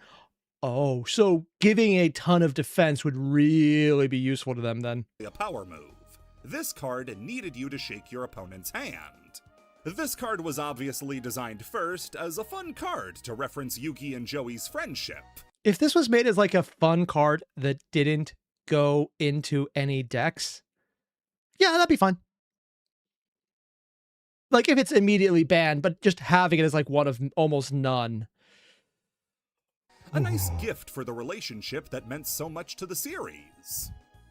People were labbing out how to use it to fuck with people from day one. The most popular idea was to make your hand disgusting with stuff like Doritos or honey or dog shit, and then offer your Can we all acknowledge how fucked up it would be? Like Doritos, most gamers would probably not even notice whose Doritos it is. Honey, weird choice, but okay. Dog shit. I think the problem here is that your hand would be in dog shit already. You have, by default, lost because unless you're playing one-handed, and boy, does that sound wrong, you're going to have to play your entire deck one-handed, or you're getting your own cards covered in it. I don't care who you are, you have already lost at that point. opponent a handshake. If they refuse to engage, they get an automatic game loss for not playing by the rules. Can't they just say no? Well, no in fact. because YuGiOh Friendship has the effect to reveal unity in your hand to force your opponent to accept the handshake. The forced part, that is kind of dickish. Problem was so rampant that Konami had to make up a new ruling saying that you don't have to physically shake your opponent's hand. Instead, all you have to do is consent to the idea of a handshake. Your opponent offers... Wait. Oh, yeah, you only have to agree to it. You don't have to do it. Terms. They didn't even just ban the card. They decided to just make it even dumber. And Necro, your answer is termination? If I'm willingly doing some of the things people were thinking about? Yeah. And you would have to source and procure the dog shit for this to work out. Oh my god, I didn't think of that. Yeah, because I've had dogs so long, I realized it's easy again. But then I was like, oh wait, I don't have a dog. I have cats. I'm not doing that. You won, and you say, yes, I would shake your hand. And that's the end of it.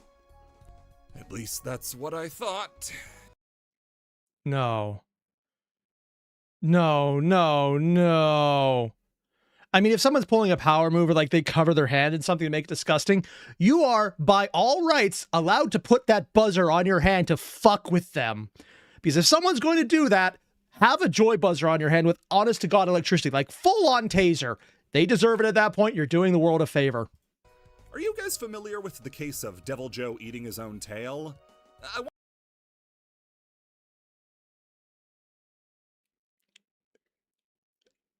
What?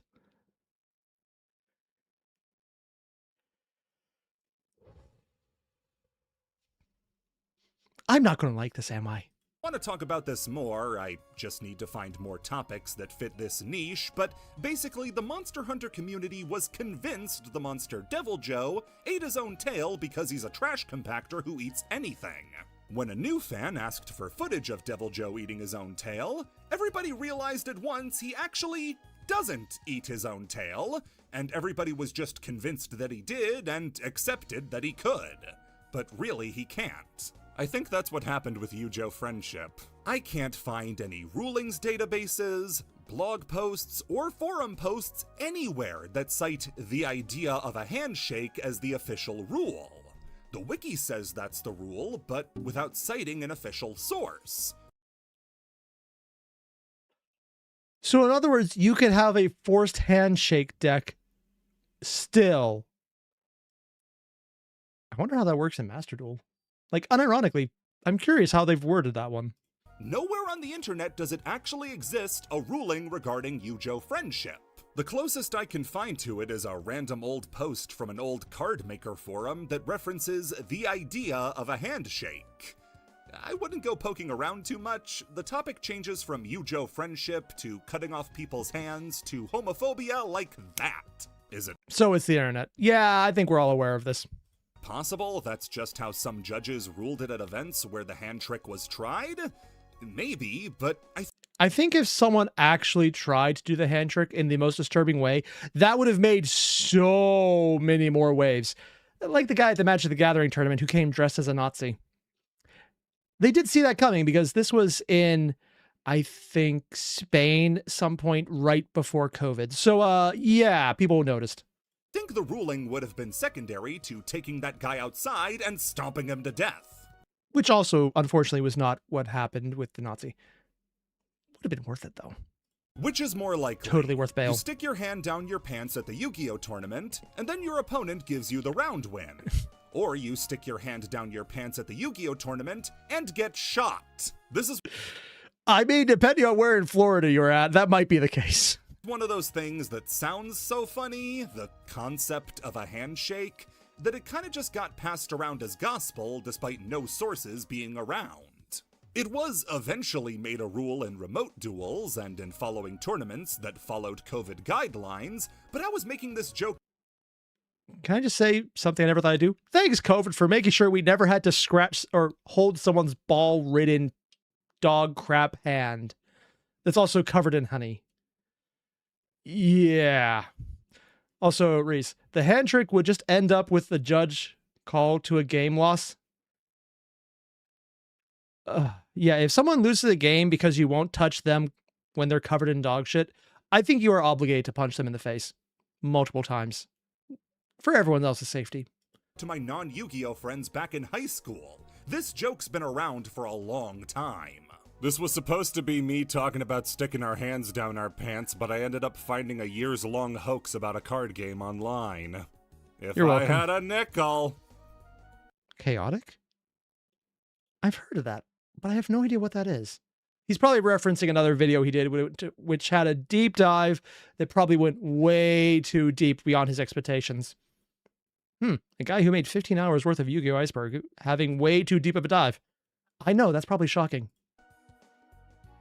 Broken game AI. Which one? So far, it seems like all of them are like that. Programming a Yu-Gi-Oh video game is much harder than it sounds. Being able to craft an AI that's able to understand the intricacies of the game, of their deck, what... I just realized what I did. Okay, so this is the thing. Not everything that makes decisions is an AI. They're programming languages that go through set rotes of if then, or then, and then styles of programming, or and then if or. It's the basic logic pathways that you write these things into. I know it's called an AI because everything's called an AI now. It's all branding, but it legitimately pisses me off because it's not an AI. An AI is supposed to be adaptive, and usually it adapts badly. But every time we call it an AI, it makes the idea of it sound way more competent than anything that exists using one. These are programs. Just very good programs. The difference between a program and an AI is you know what the program's going to do because you made it do that, and it works reliably, where an AI usually decides to tell you to eat glue and rocks. I'm looking at you, Google, responses on how to make a pizza. cards to use, when to use them. Also, DJ, this is before generative learning machines? No, actually it isn't.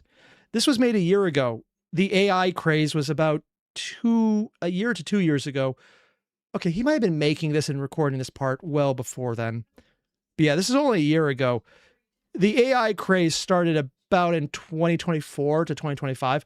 So he might have recorded this beforehand, but I think this would have already been the thing where the buzzword became AI. Because it had stopped being things like blockchain and then transferred over to this instead.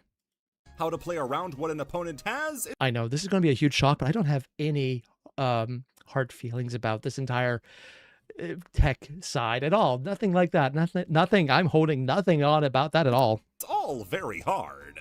There's a reason most fan-made simulators either forego a versus computer mode or use a pre-scripted one that uses banned cards because fuck you, fuck you, fuck Yeah. you, fuck you.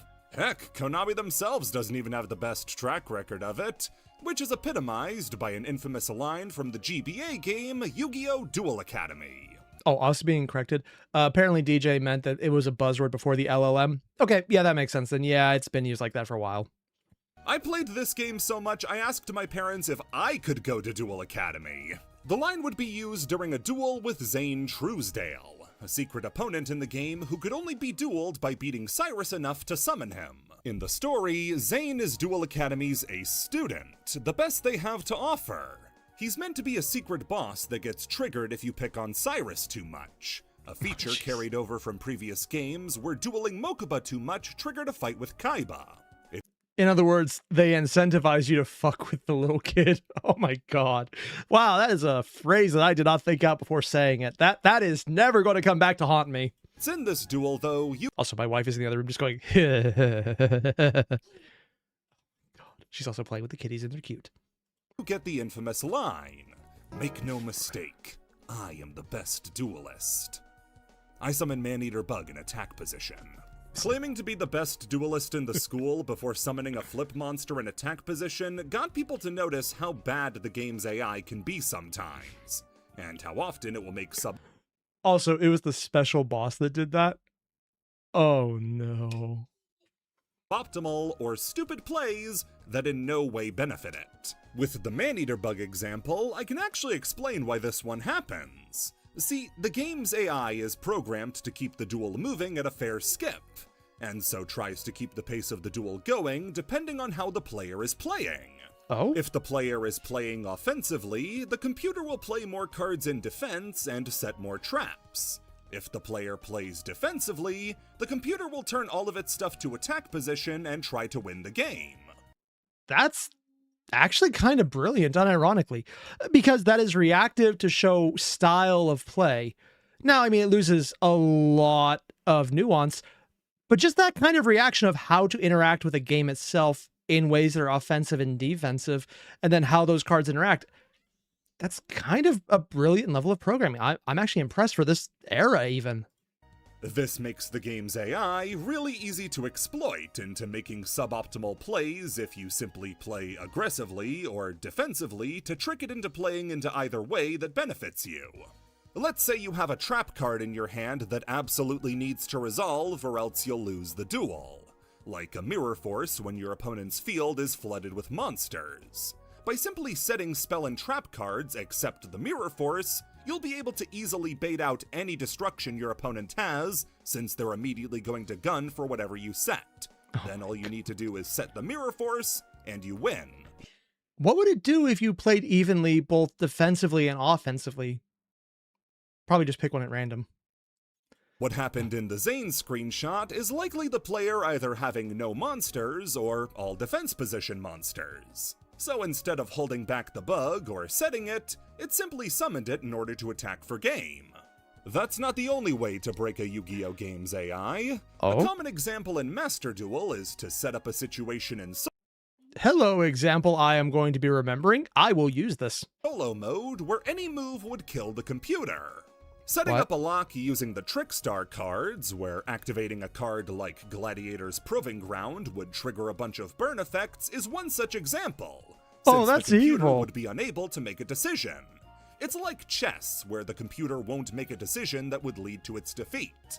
Except here, it only realized it made the choice after it was too late to take it back. There are plenty of stories of people finding the AI to be less than competent, with acts like Honestly, I know they're saying it's less than competent, but having reactive AI or reactive mechanics in a game with multiple options, that is still impressive because it's a good pathway. using torrential tribute on itself, or using gold sarcophagus to search an additional gold sarcophagus. As long as these games keep letting you play against computers, we'll find ways to break them. Unless someone finally figures out how to path it out in the same way they did eventually for chess. Entirely possible. Sometimes that means metaphorically, but other times it can mean spiritually. What? Making the computer surrender. Sorry, what? Oh, God. Well, I think we need to find out if there's a clip of Nero-sama reacting specifically to this, because I think it would be hilarious.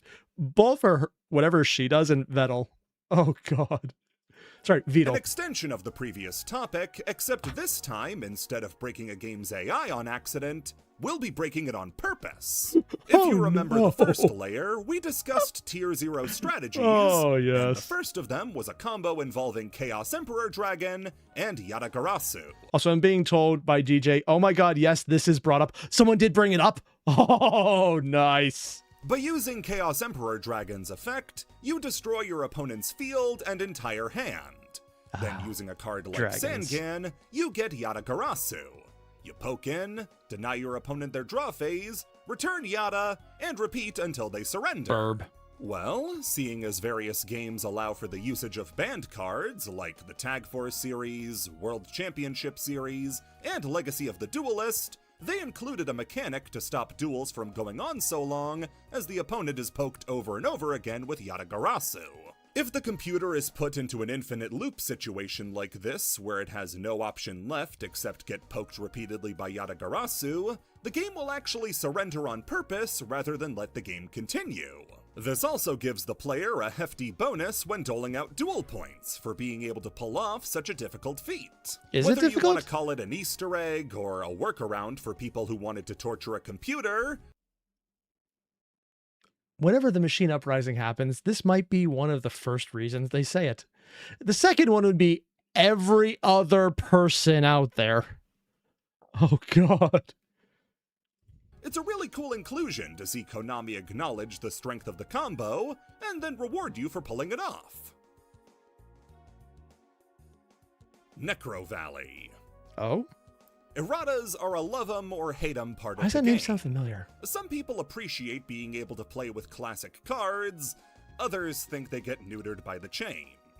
Would cards like Crush Card Virus and Chaos Emperor Dragon be better off if they just stayed banned instead of coming off with their terrible new effects? Ah, yes, the virus that destroys everything and it spreads everywhere.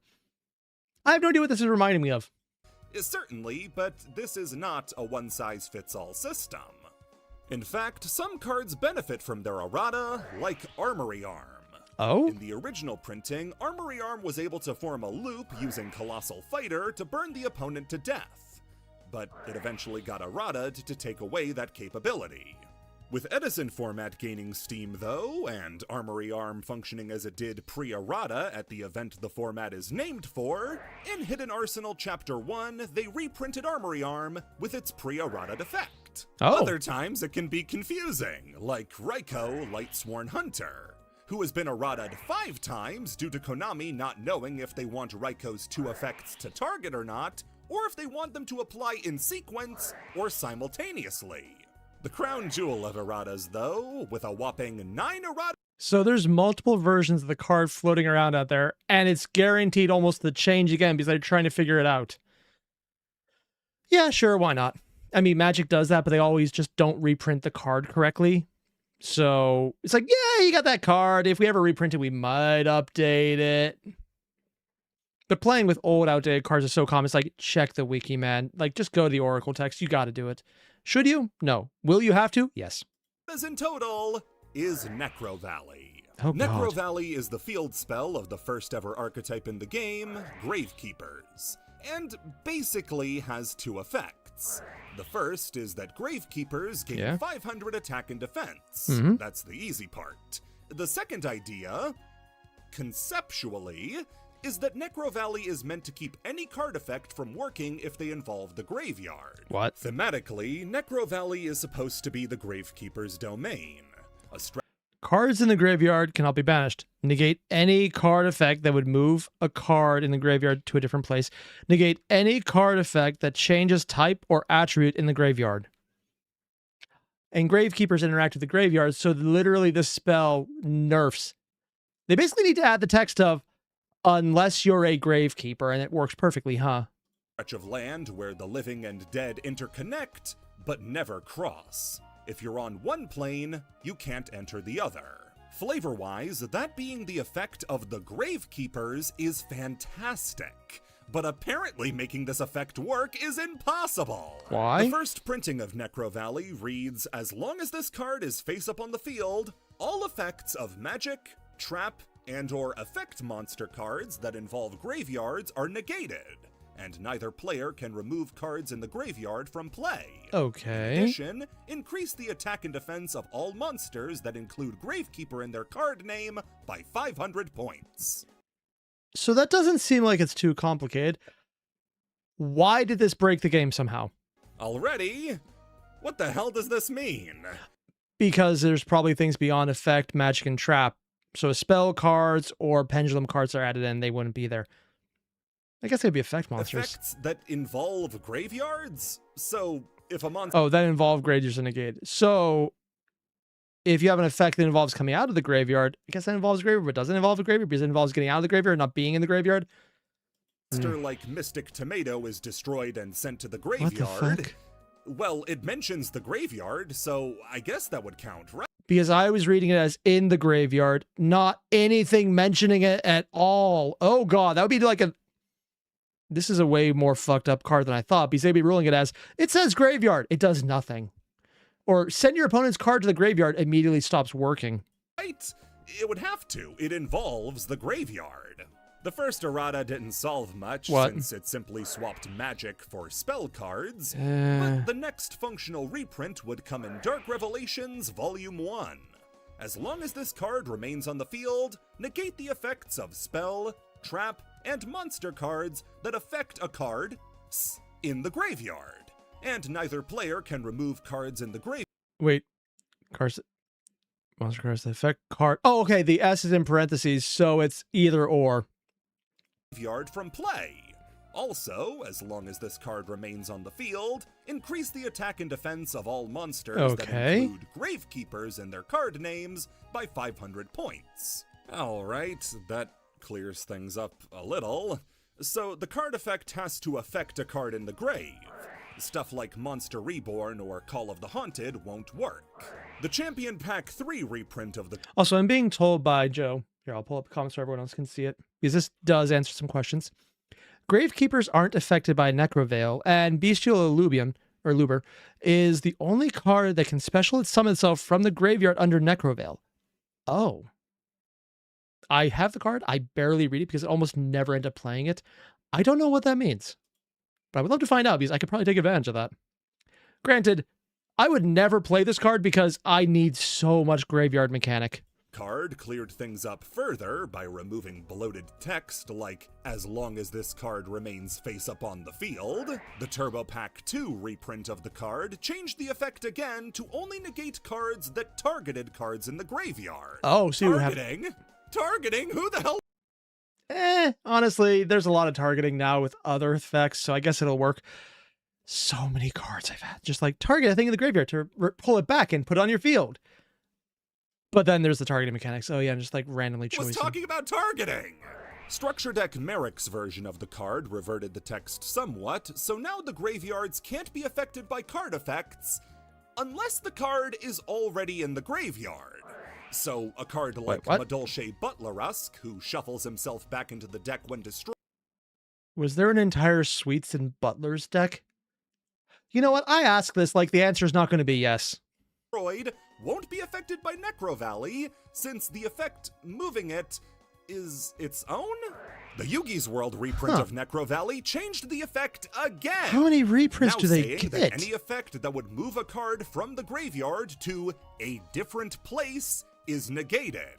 Well, now Butlerusk is staying dead, but this wording is totally unique to Necro Valley, simply referring to anywhere other than the graveyard as a different place. The card would calm down for about 5 years until the pack Duelist saga. Honestly, I kind of like the extra streaks of light on this. Where it underwent another errata, this time so that now it wouldn't just stop cards from moving out of the graveyard, but now they couldn't change their type or attribute while in the graveyard. Oh, because they had the entire structure deck built around making yourself stronger based on changing the type you are in a graveyard. I saw it. I didn't really care for the deck. It was like, okay, that's an interesting mechanic. Neat. Probably some way you could abuse it, but I don't know it enough. I have no idea how many cards this actually affects until Declaration of Rebirth gets printed. But as far... Wait, what? Once per turn, you can declare one monster type. Monsters in the graveyard become the type for the rest of this turn, even if this card leaves the field. Oh. Oh, I'm assuming it's one of those insert X effect here based on how many are in the graveyard. Yeah, that would do it. As far as I can tell, this was a direct f*** you to the Element Sabers. Yeah. Hasn't life treated them poorly enough? The final two erratas are nothing special. Simply saving precious space by swapping Graveyard to GY, and then specifying that only Gravekeepers on the field get the attack boost. Oh, thank goodness. Otherwise, we'd have to errata it again to make sure monsters can't gain attack in the grave too. Actually, that would be kind of funny if it's the Gravekeeper in the graveyard. They probably errated that next, didn't they? Lock up Grandpa's casket, he's getting stronger! Necro... Oh, god damn it. I'm sorry, out of all the phrases here, that's not the one I was expected. Well, there's a reason they used to put bars on graves. Mostly it was because people kept trying to steal them, but that's beside the point. Also, Reese mentioned Madolche is the lawful good to Yummy's chaotic evil. Oh, God. Valley is a sort of monument to the continue evolving complexity of Yu-Gi-Oh! The more the game evolves, and the more things that can happen in the graveyard, the more particular the wording needs to get on Necro Valley. And, ironically, this resting place keeps being in constant commotion.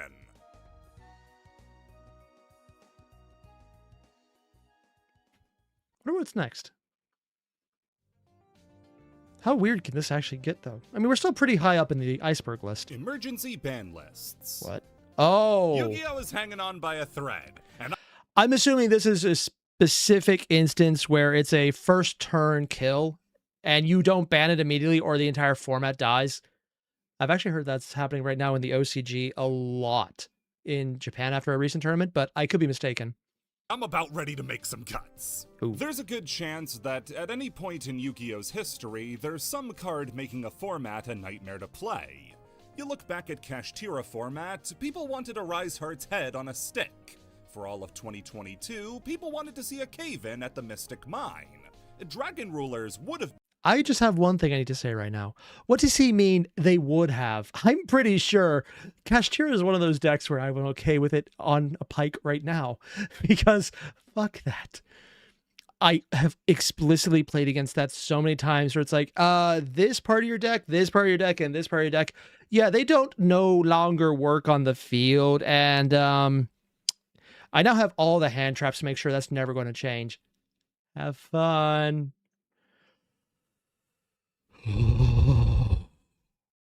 Intolerable if they didn't have a draw 8 in the form of Super Rejuvenation. I'm sorry, what? During the end phase of the turn, the card was activated. Draw a number of cards equal to the combined number of dragon monsters you discard or attributed from your hand or field this turn. But wait, there's ways to immediately just... Oh, they did not think it would... Oh, I see where this is going. Unhealthy, annoying cards exist in Yu-Gi-Oh! And for the most part, I play Maxi, I got no right to time. complain. Sometimes, though, that due date gets shifted up when a format gets real bad. These are called emergency ban lists, and quantifying exactly how many there have been is difficult. What makes a ban list an emergency ban list varies depending on who you ask. Has it ever happened mid-duel? Some people define it as a meta-warping list that hits as many cards as possible, which would include stuff like the September 2017 list that finally killed Zodiac and tried slowing True Draco down. Never played Draco. January 2019 list that finally put down problem cards like Gumblar Dragon? Yeah, there are a lot of dragons in Yu-Gi-Oh! Huh. I'm being told one of them is Dragon Ruler, or that's probably just the reference to it. Oh, okay. And Super Rejuvenation is an old card. All I can think right now, though, is how many cards are like, draw 2, but put cards in your graveyard. Or I guess one of them was draw 2, but return cards from your graveyard to your deck, which is actually a card I want to get for my Exo Sisters deck, because a lot of them end up in the graveyard. Topologic Gumblar Dragon, Fairy Tale Snow, and Grinder Golem, or the January 2020 list, which said, F you, you're not playing Toss anymore. And Endymion, F you in particular, you little bitch. These are definitely the I'm sorry, what did it do to get that level of anger? Endymion, so one, it's a Pendulum monster, and that might be it, because they hate Pendulum. You can only special summon Servant Endymion once per turn, okay. With this card with the spell counter can attack directly. Once per opponent's turn, quick effect, you can discard one card, place one spell counter on each card you control that you can place a spell counter on. If this card is in the monster zone, is destroyed. Oh, if this card in the monster zone is destroyed, you can place this card from your Pendulum zone, then place the same number of spell counters on that monster. Each time a spell card is activated, place one spell counter on this card. When a spell card resolves, you remove 3 spell counters from the card. Special summon both this card from your Pendulum zone and one monster from your deck with 1,000 or more attacks that you can place a spell counter on. Oh. you in particular, you little bitch. It's an engine piece. Good to know. Also, according to Joe, fun fact, Gumblar Dragon was more broken in the anime. The one we caught IRL was tame by comparison. Oh my god. Strangely enough, shuffling 5 graveyard cards into a deck for a draw 2 isn't much used anymore. Yeah, I can see why, because just getting 2 more is fun and having 5 cards in the graveyard isn't as useful right away. I just find that my deck puts a lot of cards into the graveyard really fast, so I need a way to get them back so I don't deck myself. I'm not sure how that happened, but it's a weird deck, or at least I'm playing it very wrong. These are definitely the type of ban list least often referred to as an emergency one, but you're still likely to see people refer to them as one due to their explosive effects on the game. The much more common type of lists, called emergency ban lists, are the ones announced outside of the usual ban list cycle. You can expect a certain amount of time between lists, and when that trend is broken, people notice and take it to mean something real bad is going down.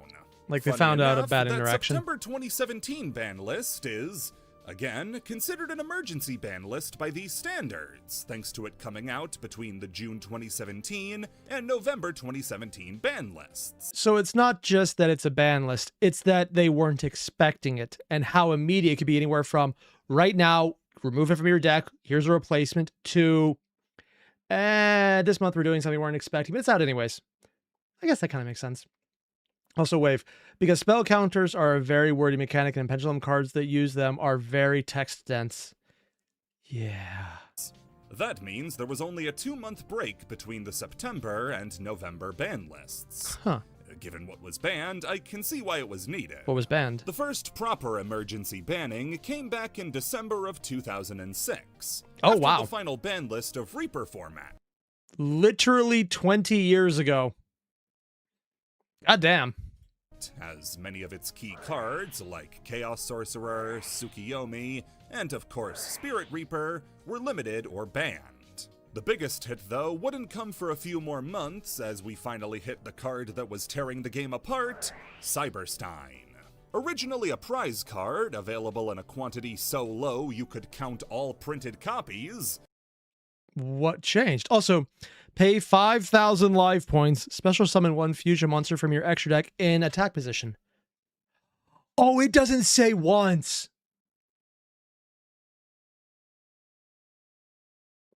And if you have things... Oh, I see how this could be a problem.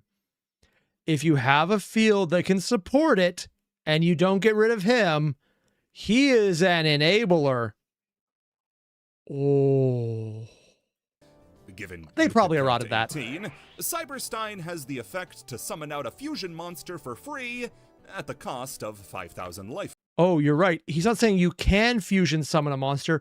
You just put it out directly. I made a mistake. This is worse than I thought. Also, it's not saying do it. You basically say, my turn, everything's out, you die. Points. While it was initially no issue due to its scarcity, but by 2006 standards, it was crazy. Yeah. I mean, a card you can just drop in immediately and pay life points to get things from your fusion deck is a really good card now. The life points are kind of like, ugh. But on the other hand, it's not saying it's limited to just things of a comparable level you're sacrificing to or limited. It's, I find my fusion monster. I just load up my extra deck with all the fusion monsters that are ungodly powerful and have negation effects when they enter or do horrible things, and I win the game. Like, that is still a really good card. I'm assuming it's banned still.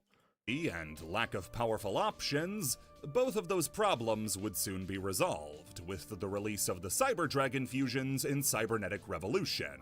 What? Cyber Twin Dragon allowed for double attacking to clear out multiple monsters, while Cyber End Dragon allowed for piercing damage, which in combination with a card like Megamorph, which required your life points to be lower than your opponent's, which they would be if you activated Cyberstein, that meant that running while your life point is lower than your opponent's, while the equipped monster's attack becomes double its original attack, while your life point is higher, the equipped monster's attack becomes half its... Because you're lower, it gets double the attack, and because it's attacked twice, it's quadruple the attack. Oh, wow, that is a lot. These 3 cards could end the game in one activation. I don't mind single turn kills. First turn kills piss me off, though, because you either can't react to it or you're just so incredibly bricked, you're waiting for something to happen, then the game's over before you can even play. Which is about, I kind of just summarized what I just said.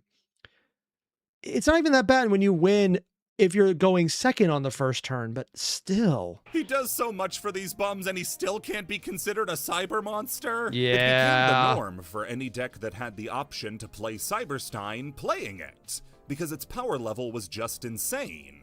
It's not like you were hurting for extra deck space either. The extra deck still didn't have a cap on it, and what else were you putting in it? The second problem, To be fair, 15 cards in a deck that, yeah, that's fine.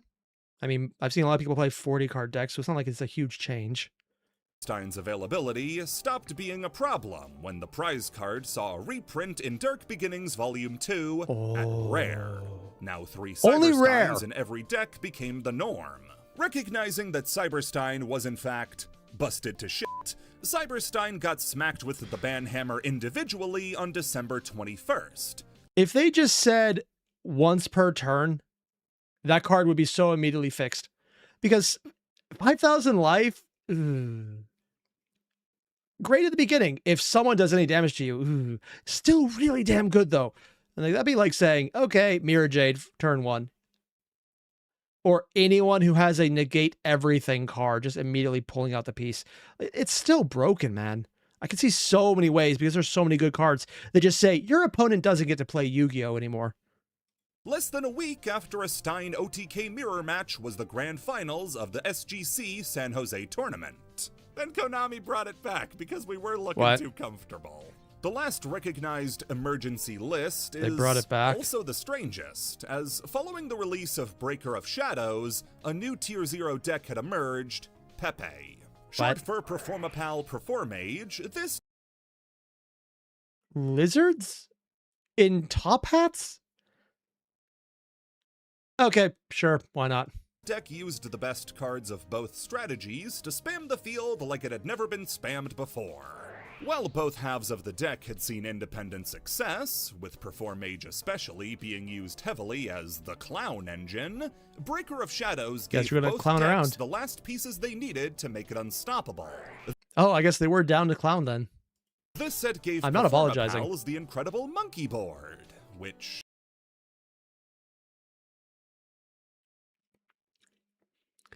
I'm sorry.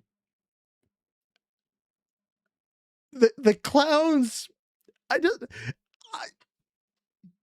why does this sound like the entire point of the deck is to make as many innuendos as you can get to with a straight face? Okay, sure. Immediately converted into either Skullcrabat Joker or Pendulum Sorcerer, two very important parts of the deck. While not first appearing in Breaker of Shadows, Performages had access to Plushfire, a card that spammed monsters from deck upon destruction with no once per turn. What? Draco Face-Off. So if you have more than one, then you just fuck her. If you have two of them, it's an infinite loop if you have a way to destroy it. Was a generic pendulum tool that immediately... Also, this is the YuGiOh archetype, by the way. Oh, yeah, the clown stuff. Oh, God. And Performer was very circus-based. I wonder how many people actually had to quit because they have an absolute fear for clowns. Maybe. Personally, I think it's one of those, as long as you're aware of it in advance and you're not playing it yourself, it's fine, but that would be one way to do it. Immediately got you access to the powerful Draco Slayer monsters, Luster Pendulum in particular. Arguably... Is that a mask or their face? I think it's their face, but I'm also not sure because they're wearing armor that looks the same. Wait, is this just Dragon Girls? Huh. Cannot special summon synchro using card except Dragon Slayer Manos. Once per turn, you have a card other than Pendulum. You can destroy that card, and if you do, add one card from your deck to your hand with the same name as the card. Oh.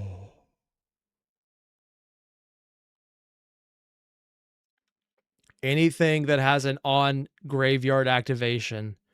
And I'm sure there's some really busted ones. The biggest part of Breaker of Shadows was the inclusion of a Cyber Dragon card, Cyber Dragon Infinity. Normally summoned off the effect of Cyber Dragon Nova, the card was broken wide open by Teller Knight Ptolemaeus, which could turn itself into Nova, instantly making Infinity. Hate to steal a joke here, but it was more of a big deal that Ptolemaeus could make Infinity than it was that Ptolemaeus had the ability to skip the opponent's turn.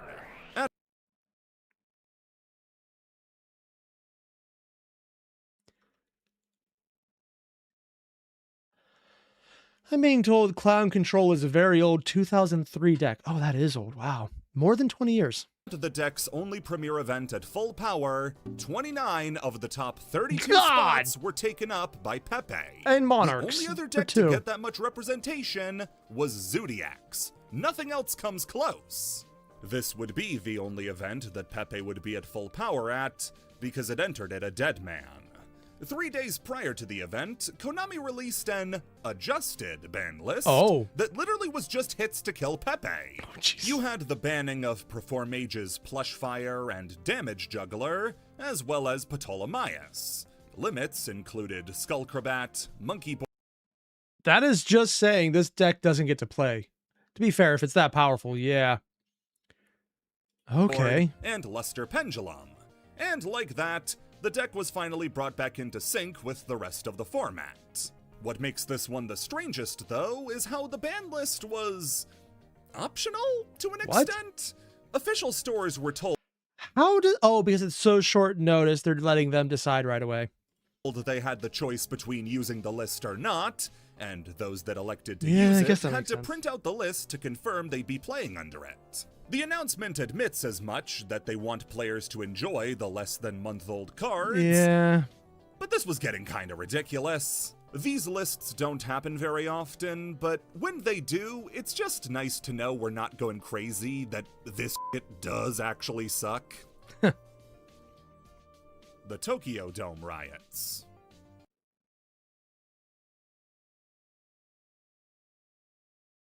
I'm sorry. I'm assuming this is more of a fancy name than Yu-Gi-Oh! Caused riots in Tokyo. What did I miss? I'm sorry. I'm actually stuck on this. Like, if this was like, oh yeah, there was a good game for the Knicks and there was a bunch of riots, I'd be like, well, that's impossible. That would be implying the Knicks had a good game. I'm saying this knowing that they just, I think, won and it did cause riots. But up until this year, that was a valid point I can make. I need new material. I'm aware of that. But yeah, or more like the Boston Red Sox winning the World Series. Happened once, not going to happen again. In fact, sometimes it sucks so bad, people gotta die. I can say that because nobody actually died. Oh, thank God. Yu-Gi-Oh! Was a product for Konami that, in the early days, still had something to prove. The card game was broadly... Oh, this is probably based on a sale that was really good, wasn't it? Oh, it's like people being run over at Black Friday. Treated as a side project to what was making Konami the most money at the time. Is it pachinko? It's probably pachinko. Video games. Oh. Video games were treated on equal footing to the card game, similarly to how it is now with Master Duel, and at the first ever tournament for Yu-Gi-Oh!, the two shared a similar level of prominence. Considering what we saw for the first color, or sorry, I saw color here and I went color instead of video games. Yeah, that's a choice. Between that first tournament and the one we're going to be talking about, though, the card game would start to outpace the art of success this game. the video games and find a huge fandom on its own, one that Konami stoked the flames of with the release of Exodia. He's come up a few different times now, but if you thought putting all 5 pieces in one pack was a challenge, imagine getting each piece, one by one, across 4 different packs.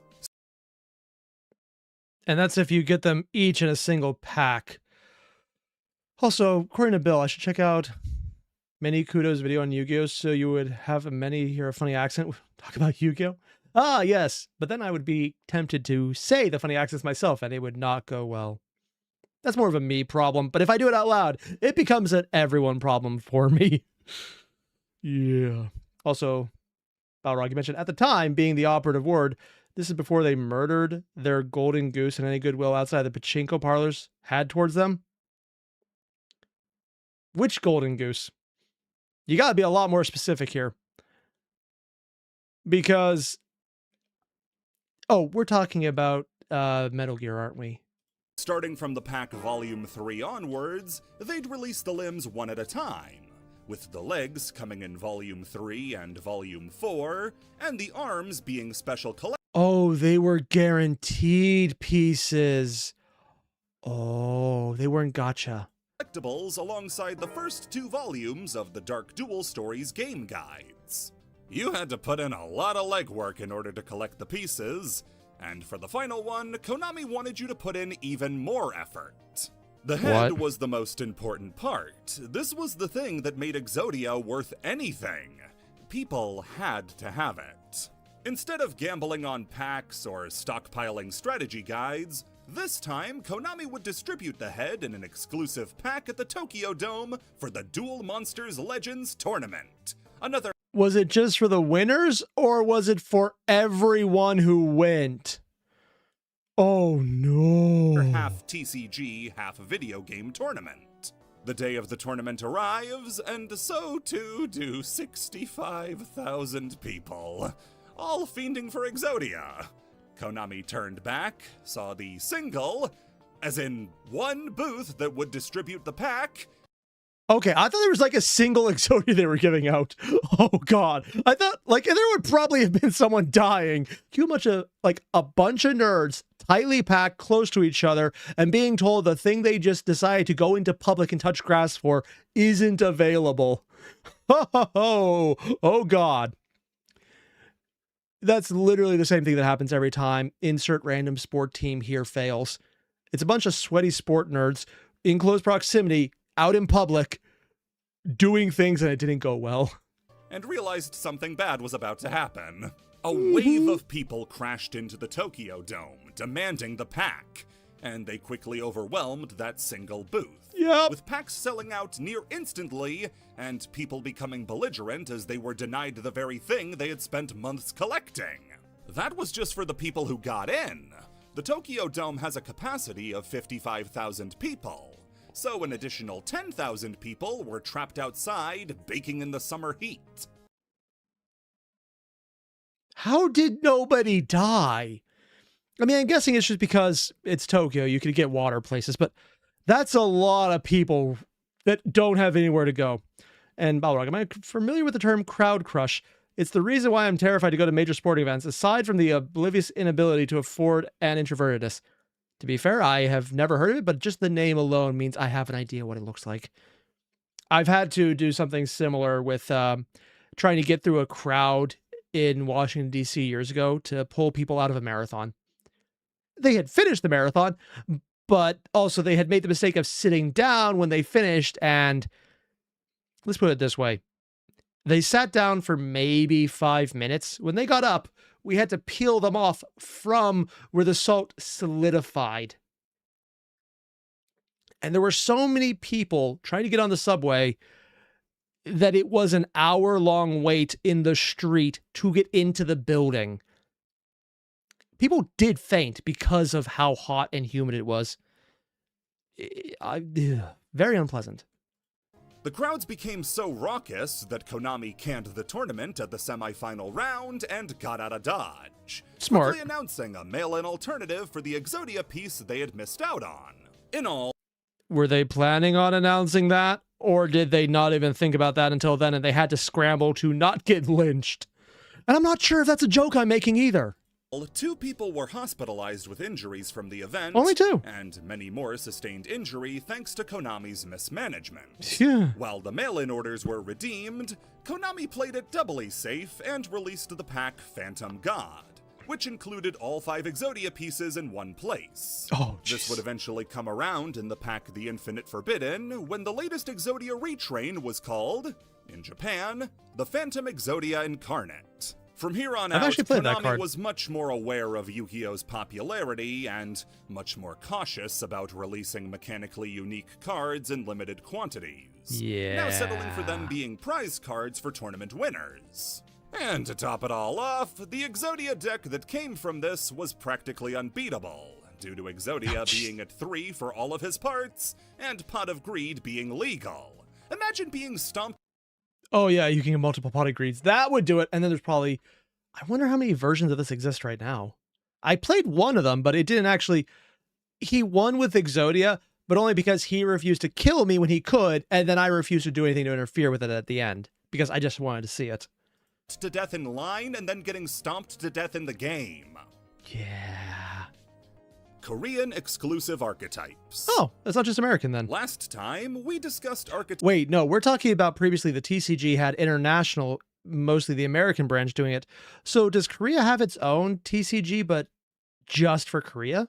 Types designed by... Why does that sound like an absolutely horrible idea that does not involve anyone with hard feelings whatsoever? Necro, what does Pot of Greed do?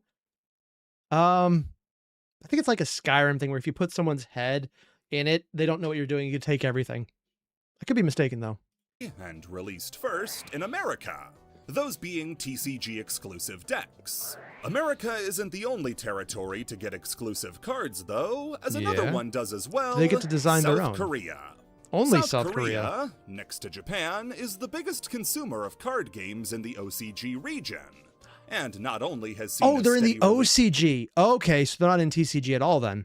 Of cards in That's congruity with Japan's releases, but just like America, has gotten probably the chance to design their own cards. And I'm being told this is where Paleozoic came from. Oh, okay. For first That would do release it. in their region. Funny enough, Korea's exclusives began production around the same time America's did. As Galactic Overlord introduced the world to the Noble Knights, while Legacy of the Valiant introduced it to the Entities. A series of monsters based around the work of H.P. Lovecraft. Yep, and the best part about this is they are not copyrighted intentionally. Yeah. Lovecraft, for his many flaws, was okay with anyone adding to it and using his work as their own as long as they added it. Also, fair use. I'm sure that last part gets ignored by everyone who then pulls it in as well, but, you know, the thing about making it free use is it's free use. I'm surprised no one's tried to say it's theirs now because they made their own version. Entities set two of the Would most it be legal? consistent trends for all Would they Korean try? exclusive cards and archetypes that would follow. Firstly, their effects would be very unique and strong. It does also look really cool. Oh, is Entities still even a good deck? Because I want to live in a world where the Cthulhu Mythos deck is just really good, man. It sounds fun. Cards like Nyarla could steal opponents' monsters and copy their effects. I take back everything I said. Hastor could equip itself to an opponent's monster to steal That's it away. Cthugga could give you advantage when used for an additional summon. All disparate, but nonetheless cool stuff. That's Yes. not even going into the entities who have seen a massive amount of competitive play. Like Wait, that wasn't the competitive ones? Ew. Oh. Ventus for her ability to pop a card when sent to the graveyard, Norden for his ability to revive a monster when sent to the graveyard, and Azathoth who could skip an opponent's entire turn. The other trend set Okay, one. That is an art choice. Oh, God. Did he say Azathoth or Azathoth? I think there might be a difference, but I'm not entirely sure because it's been a while since I've done Mythos work. by the Korean cards is that they are Also, I'm being told that they're competitive when splashable. The entities weren't really a deck, more boss monsters for decks that didn't have any. Ah. f***ing scary. Yeah. The artwork on the entities, outer entities specifically, is infamously creepy and un-Yu-Gi-Oh-like. Yep, they are trying to go for an almost photorealistic level here, which makes it even worse when you see the smiles in the teeth. Oh, God, man. Nyarla and Azathoth are two of the cards I always use to showcase Yu-Gi-Oh's art diversity. Usually next to a Melfi or Fluffle, sandwiched between Nyarla and Vendread Chimera.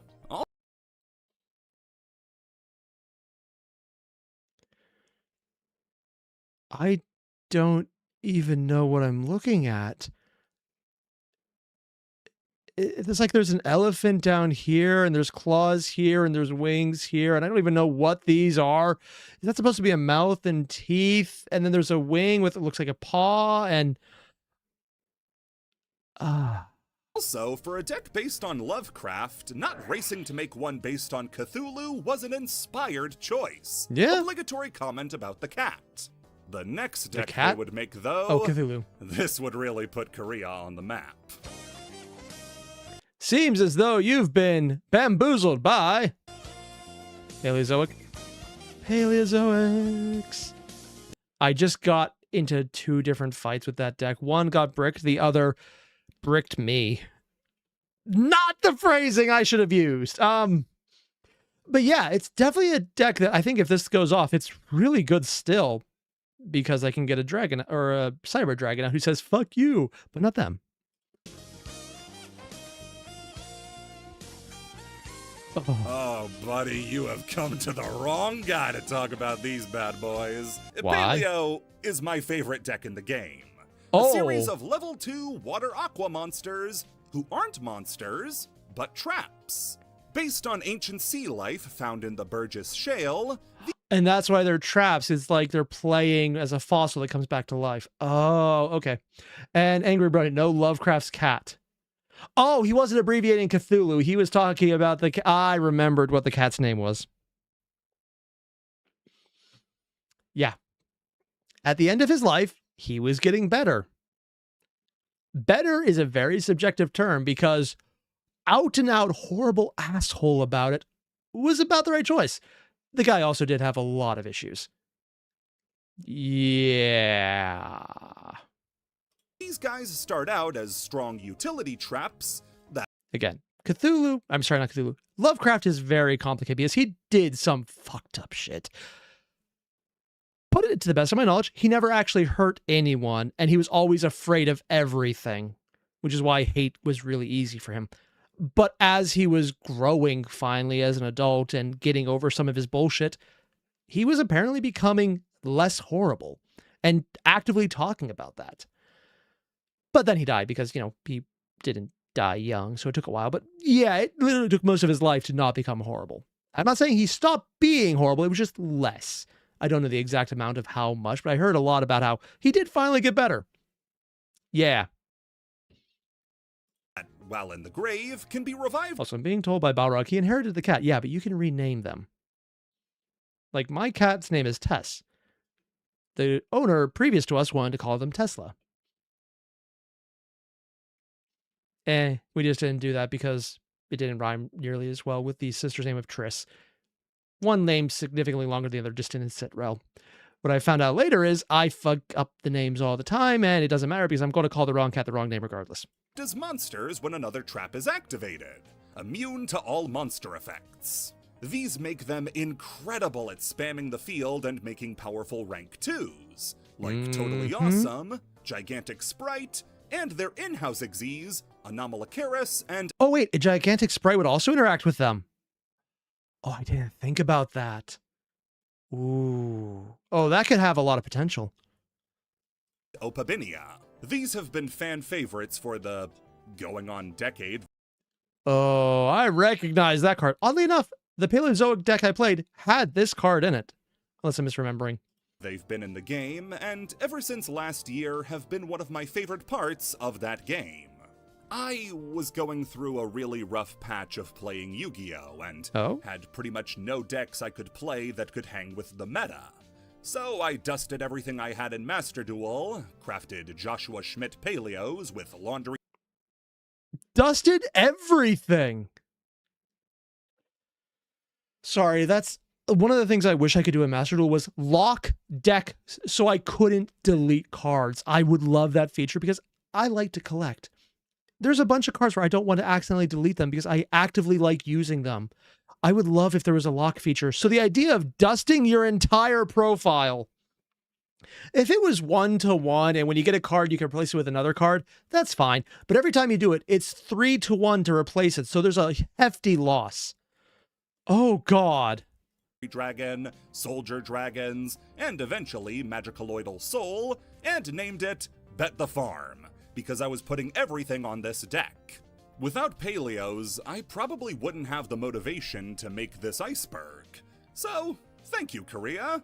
Thank you very much for this. Since Paleos released 10 years ago in The Dark Illusion, there hasn't been another Korean-made archetype. Even then, the individual cards they've made have seen plenty of play on their own. Oh, I'm kind of wondering if I've seen any of these. Also, DJ, yes, I have been wanting a dust lock feature for so long. Oh, it's not just me then.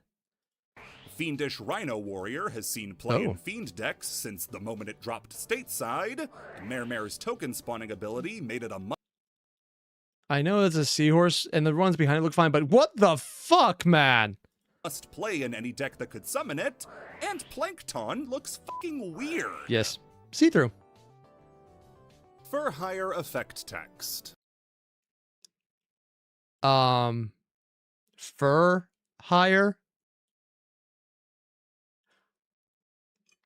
What level of degeneracy are we about to get into on this one? Because this is okay. One of Yu-Gi-Oh's strangest moments. So, deck build packs are a style of pack that gets released pretty frequently. And what it is the chance to release 3 archetypes at the same time that are supposed to be playable right out of the pack. Oh, that's what they're for? You don't have to scour across multiple packs to collect a bunch of support. You just have to open one and you'll eventually get what you need. That sounds fun. One of these Good for draft. packs was called Dark Saviors, and it supported 3. So I see Sky Strikers. I've honestly heard I might like the set.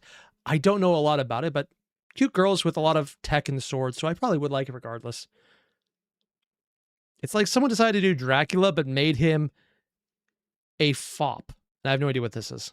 Decks. First was a remake of the vampire archetype. Okay, yeah, that makes bringing sense. the deck up to speed with modern support. Okay. Replacing the old bleed play style that would mill cards from the opponent's deck a la vampire Oh, it used to be a mill deck.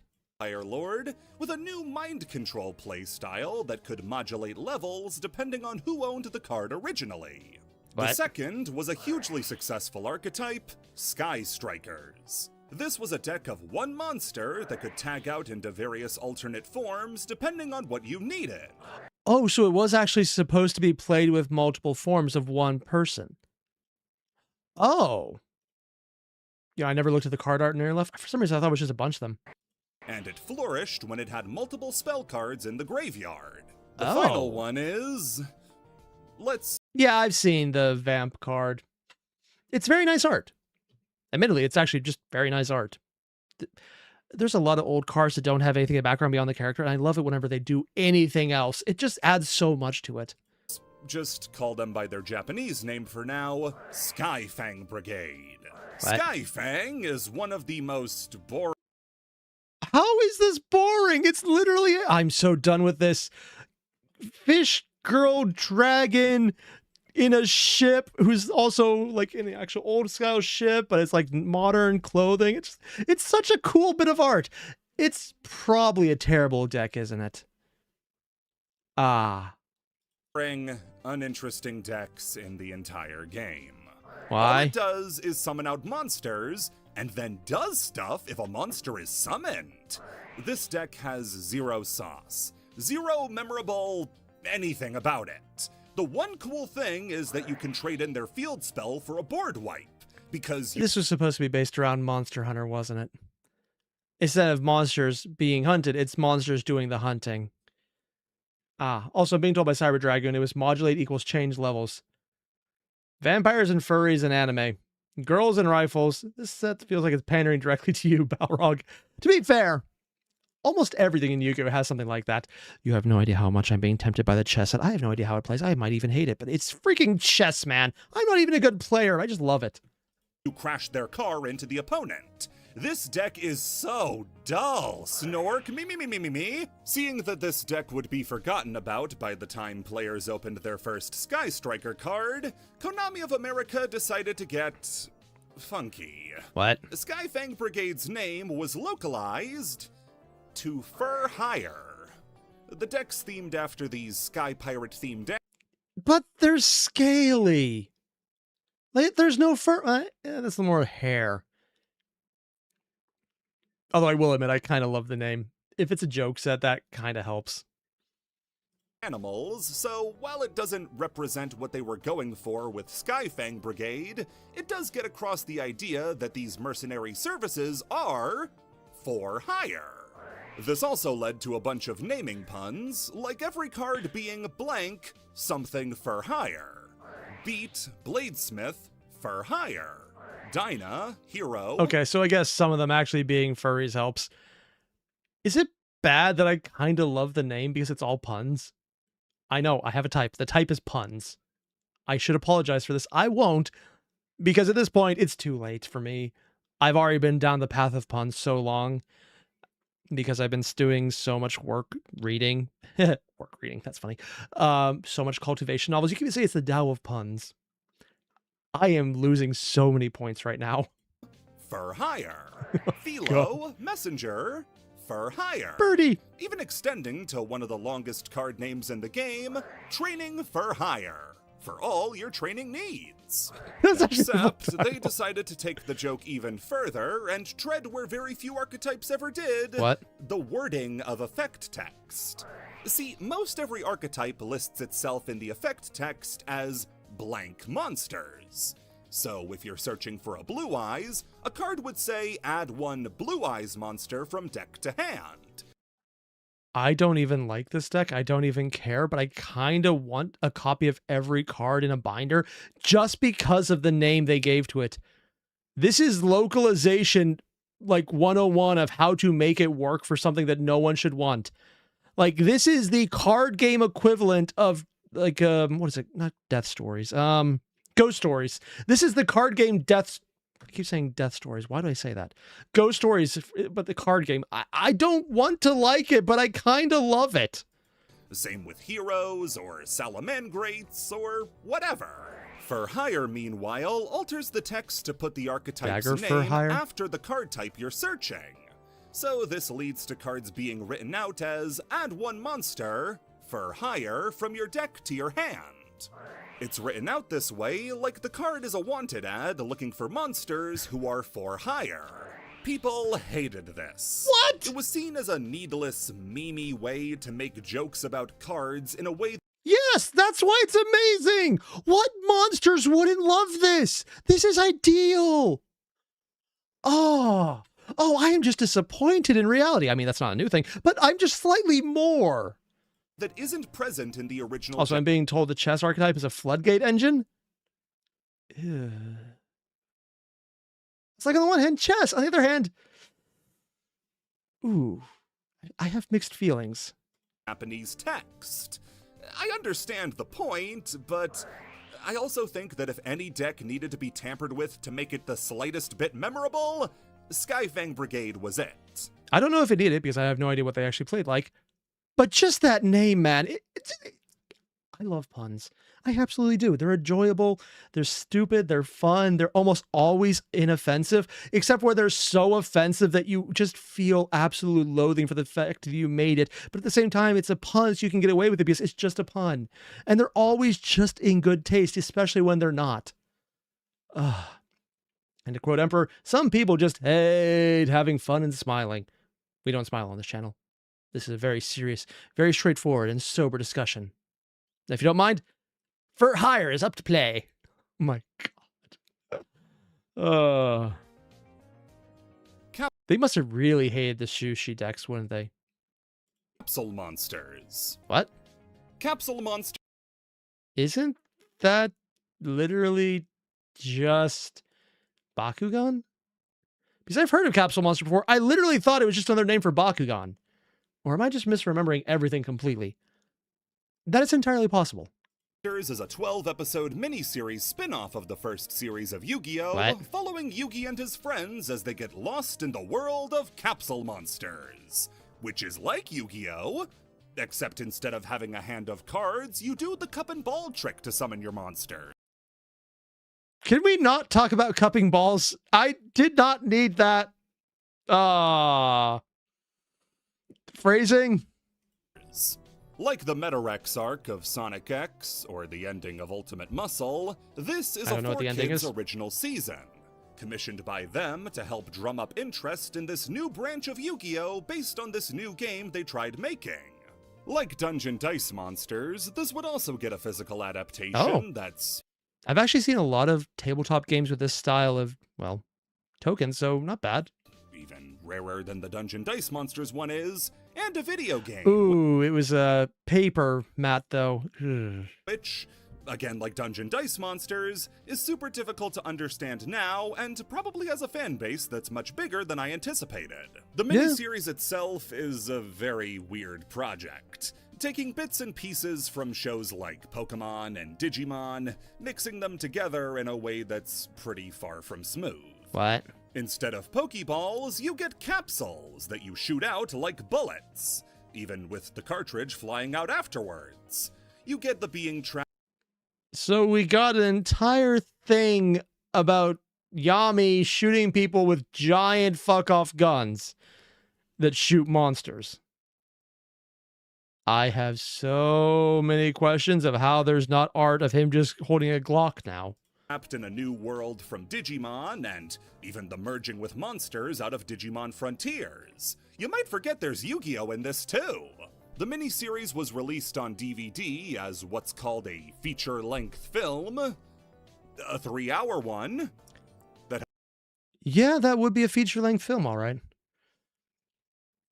Also, according to Bram, I'm just going to pull up this comment because it does answer something I said before. So people in Yu-Gi-Oh! Are critical of both puns and anthropomorphized cards in modern Yu-Gi-Oh! So for hire got the worst of both, haters mad, but in general, most people seem unbothered by it. Wait, people don't like the anthropomorphized stuff? Have they been on the internet? That's like most of the internet. Cats and people who are really into off-brand. It's like it's perfectly in line with their audience. Most people hate how localization team named things. Oh, it's probably because they changed it at all. I wonder if Japan would ever go back and just do a re-release with the changed name because it's funny. Because it's a name pun in English that might not translate to Japanese. That might be the case. Yeah, I can see that. Has credits in the middle. If I've sounded any bit more low energy in this one, I'll be straight with you. This is bad. It's really not good.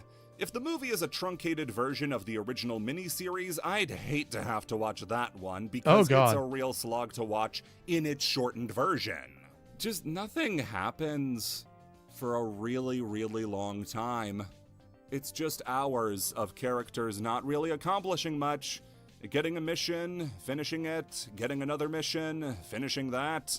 Just on repeat for a long time. Every once in a while, they'll throw out an interesting idea, like Joey getting brainwashed. Never seen that one before.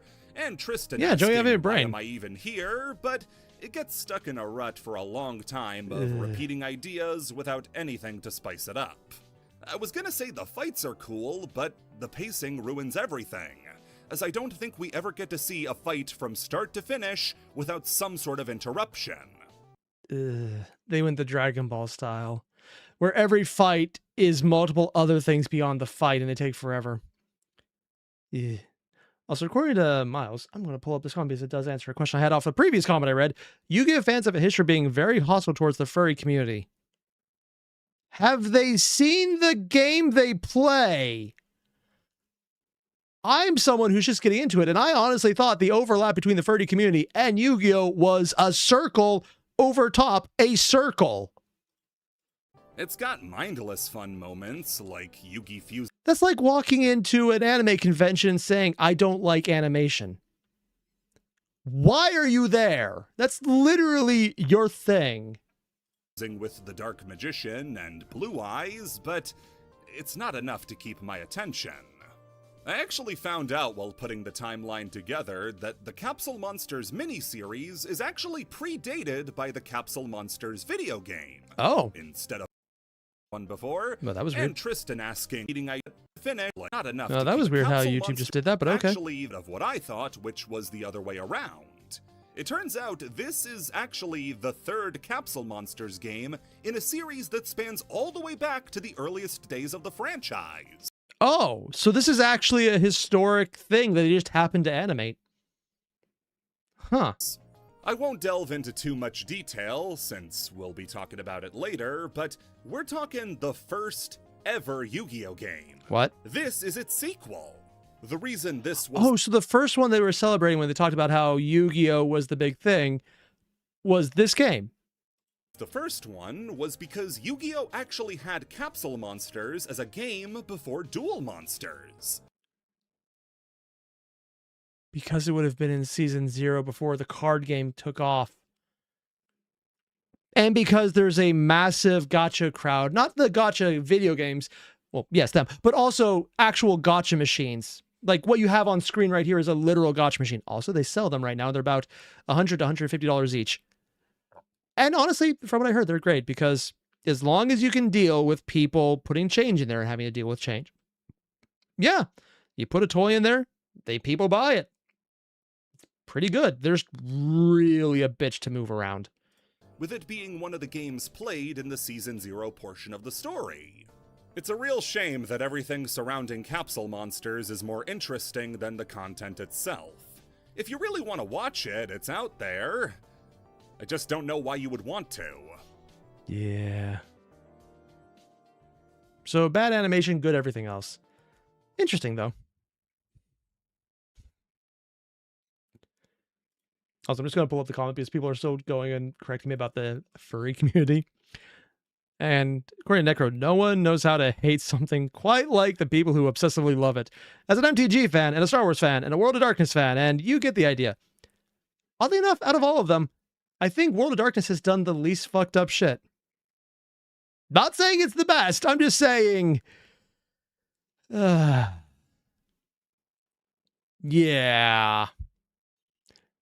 I don't think World of Darkness has had enough corporate greed by the sheer simplicity of not being as big as everyone else who's done it.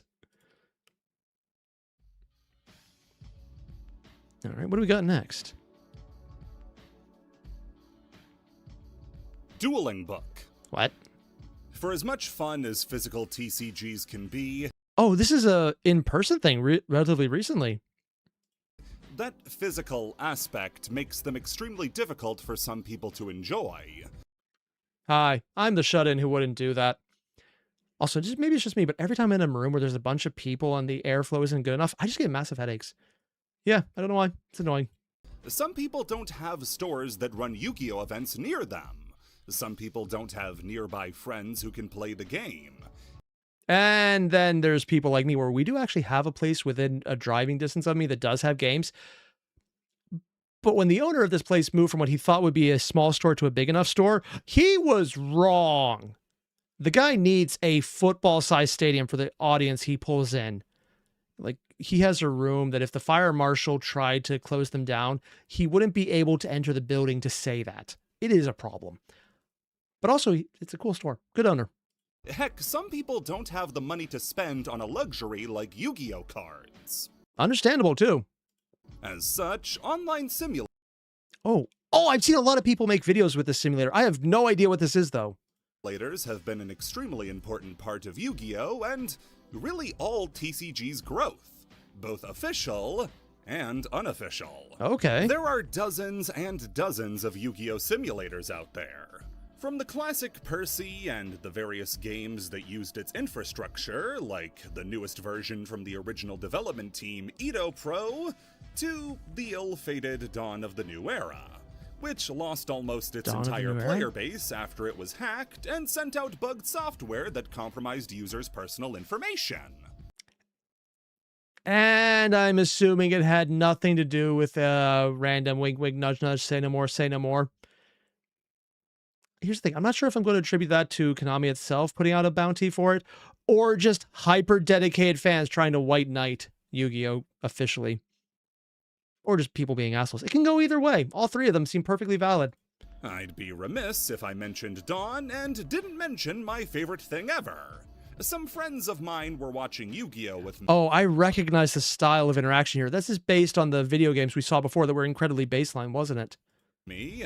They weren't duelists, just guys who remembered the anime, and at the end of a clip was this extremely bizarre commercial. Yu-Gi-Oh! The Dawn of a New Era. The best free Yu-Gi-Oh! Online games. Oh, that's what it actually looked like. T-Dione, make Yu-Gi-Oh! Great. Download free from a game that plays that's probably not longer working. What are you waiting for, sir? Go check out our game. Orale. The one that started it all. You know, considering the tagline at the bottom, that is not what I was expecting. Though, after Virtual Desktop, but who's counting, is Dueling Network. What? Why does this sound familiar? Dueling Network was a passion project by Chris Salvarani, a programmer who, in between college classes, thought about how cool it would be to have an online dueling simulator that stuck as close to real life. One sec.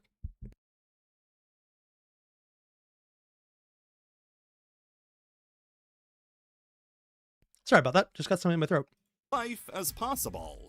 In May of 2011, Chris and a team of like-minded Yu-Gi-Oh programmers were able to create Dueling Network, an entirely in-browser Yu-Gi-Oh simulator that delivered Yu-Gi-Oh as Chris intended. Unlike stuff like the video games, which were largely automated, Dueling Network was all manual. So you just do it yourself. If you wanted to play a Easier deck, programming. you had to understand exactly what it did, how it worked, what lines were possible, and what locks it would put you under all on your own. This arguably raised the collective player IQ of the Yu-Gi-Oh community, as now more players than ever had to understand the game to... Yeah, I would fuck this up immediately. Because on the one hand, that's cool, but it's also it simplifies everything, so you have to know your deck. On the other hand, it's like playing the deck IRL. You have to know what your card does because it has the text there. It has the nice cutout there. But you actually have to know what every step does, what you're going to do, how you're interacting with your opponent. I'm assuming there's some kind of Discord integration here just so that you can talk to someone or whatever the equivalent would be at the time. I know Discord wasn't around. I don't think Discord was around that long. So yeah, read your damn cards, unlike me, who's learning the game by the game telling me when I'm wrong. To a level they never had to before. The game came with a lot of bonus features, like friend lists, lobby creation, customization. In no time at all, this game took over the Yu-Gi-Oh! Online scene as people were flooding the site. Thousands of duelists all online at the same time. This was a massive boon for people who wanted to play a deck and test it before investing in the paper product, or content creators who wanted to make Yu-Gi-Oh! Videos, and now could, with the entire card pool and a huge pool of players to play against. If you have a Yugi-tuber you watch, chances are they have a lot of their backlog. So much of the stuff I've been watching trying to figure out how to play this game did involve this exact background. So I actually recognize it, even though I've only been watching, I guess, the YugiTube community for a little bit of time now. Oh, man.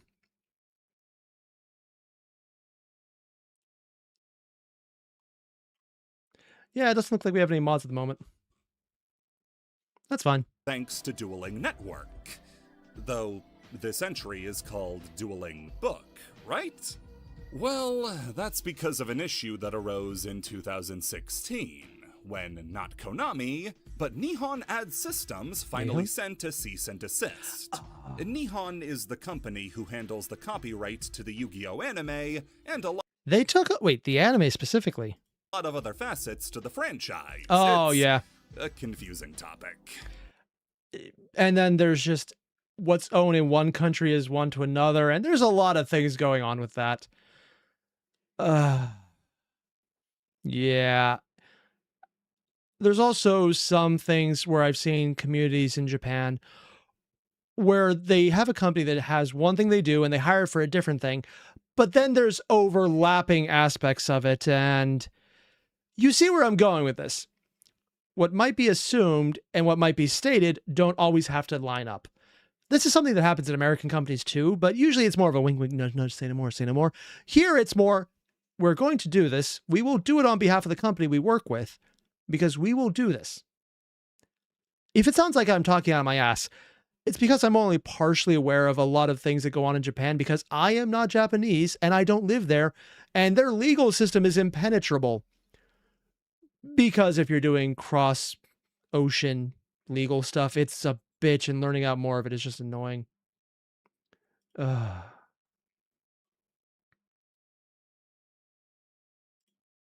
Yeah, there's a lot, man. They wanted to take Dueling Network down, which they nearly succeeded at.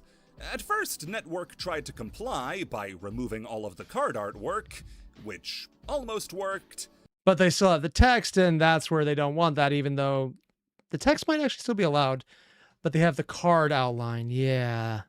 Except for how it didn't, and got the site taken down officially.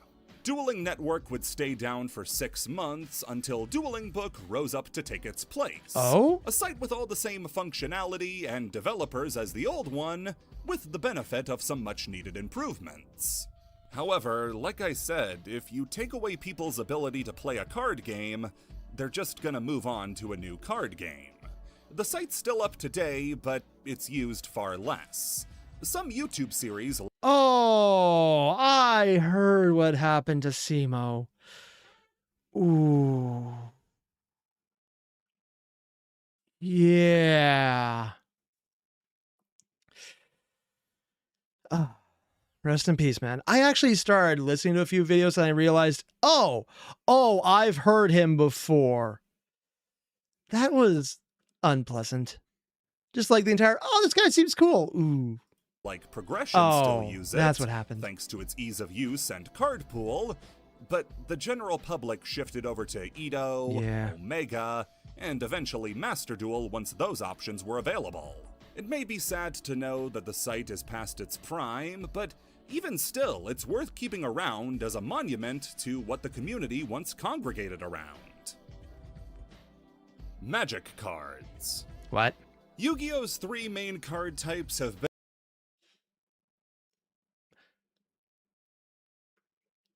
Did they make official Magic Yu-Gi-Oh crossover cards? No, there's no way that's what this is. There's no way. Around since the very first set of the game. Oh, God. You have the monsters, your damage dealers who battle your opponent's army, your trap cards to throw a wrench in their efforts, and the spell cards to assist your monsters in the fight. Except at the very start of the game's life, things were different. It was? We had monsters and traps. Okay. But instead of spells, we had magic cards. You know, I think I might remember this. Because when I started playing the first time and had no idea what I was doing and did not know how to play it and any else, I think this is similar to what I remember. I don't have any of these cards anymore. I have no idea if there are any valuables, which is good because I don't remember if I lost anything I would have much rather kept. Unlike my Magic the Gathering cards where actually I don't think I had anything worth saving there either, so that's fine. Additionally, they're the exact same as spell cards, just with a... Also, Necro, who is Simo? He was a creator for Yu-Gi-Oh! That recently just died. I think within the last month or so. I've actually seen their videos. They still come up in my recommendations for things I'm looking into on how to play the game, and they're good, like legitimately good. The guy has great presence. Just kind of sucks then that he's like, oh. It's like the thing that happened to me when I got into an entire podcast on World of Darkness for Mage. And it's like, oh, wow, this one guy sounds really cool. Oh. Mage the podcast, man. Still good, but Terry Robinson was awesome. Different name, but it was still worth noting this card super type used to be called something completely different. I wonder if they got sued. From the very first set released in America, all the way up until October 10th, 2003, they were called Magic cards. When, on that date, the verbiage switched to spell cards and never looked back. Why was the change made? Confusion? Well, let's put our thinking caps on. What confusion could possibly arise from having your TCG have the word magic featured so prominently? Let me ask this gathering what magic could possibly mean. My God! It was a South Park reference this entire time. I should have known. Magic the Gathering is the granddaddy of all TCGs, and has remained a constant fixture of the top 5 best-selling TCGs in America ever since its release. We're still waiting to see how many secret layers it will take to kill it. Give it time. Now the secret layers are making up entire sets. But it's not going anywhere, and everybody took inspiration from it. What is this ad? It's almost impossible to find a TCG not inspired by Magic the Gathering. Looking at any of them, and if you see... Presents Ice Age. Oh my God. No wonder that set never sold. On top of the cards in it. One that has a resource system or something like lands, that's because of Magic. And it's not unbelievable to think Yu-Gi-Oh! Took something too. With Magic cards playing such a prominent part in it's a little Yu-Gi-Oh!, too close. It's assumed that Wizards of the Coast, the company who owns Magic the Gathering, started taking notice. Yeah, but also that's one of those lines where it's such a generic term.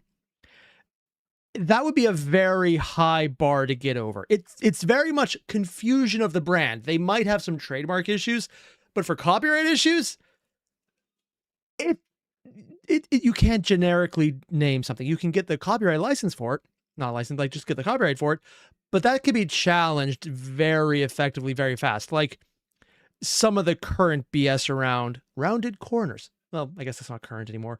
It just keeps happening. And if you're wondering what the rounded corners I'm talking about, multiple people have tried to document why they have a copyright for rounded corners.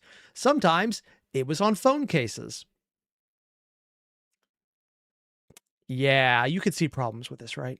This only intensified with the release of the core set Magic Rulers in September of 2002, creating further connections between Magic cards and Magic's cards.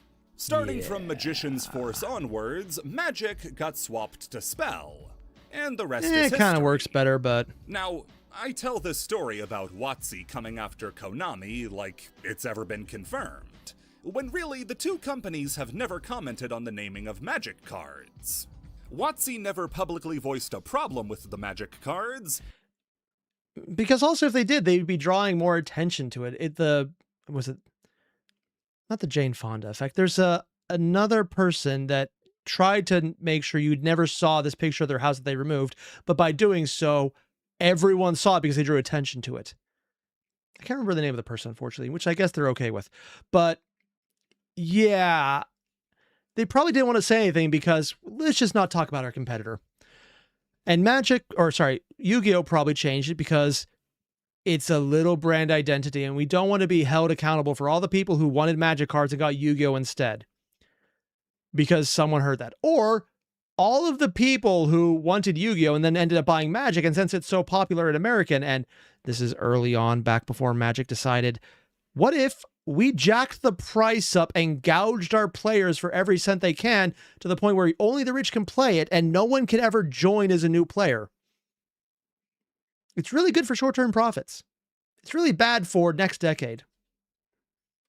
And Konami never said anything about having to change it. I should probably also reference that statement. It's literally built around the idea that early on in the 90s, Magic, when it was getting too expensive, would reprint cards explicitly to lower the price. They made a point to make their game playable for new players who could afford it so that it wasn't an astronomical ask to get a deck, to get cards, to just play the game. That changed. Now, they won't tell us anything, like who even makes the cards, so it's not like we can rely on them for anything, but still, if anything, I'd guess it was a proactive change on Konami's part. Probably. Imagine a kid asking their parent for the new pack. Oh, hey. I want Magic Ruler. They get to the store and they kind of just remember, the kid wanted Magic cards. Oh, hey. Then they pick up a Magic booster and another child is lost. Yep. I'd be doubly willing to bet that that's the case because this seems to be an entirely American. The fuck? Yu-Gi-Oh ads are weird, aren't they? Or is this a Magic ad? I don't know. Problem. Thanks to the Japanese side of the equation, we can tell that this is a one-sided issue. In Japan, it's Arena. where Yu-Gi-Oh is unquestionably bigger by a magnitude of 10, they never stopped calling their cards Magic cards. In fact, the two never had an issue due to Yu-Gi-Oh using the Japanese word for magic.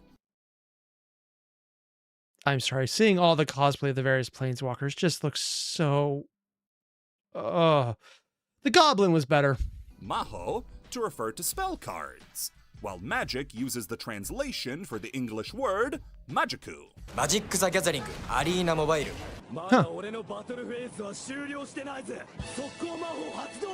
This makes me even more sure about the confusion problem, since Magic's firmer establishment. The more I see about this ad, the more I can just ask, what the fuck?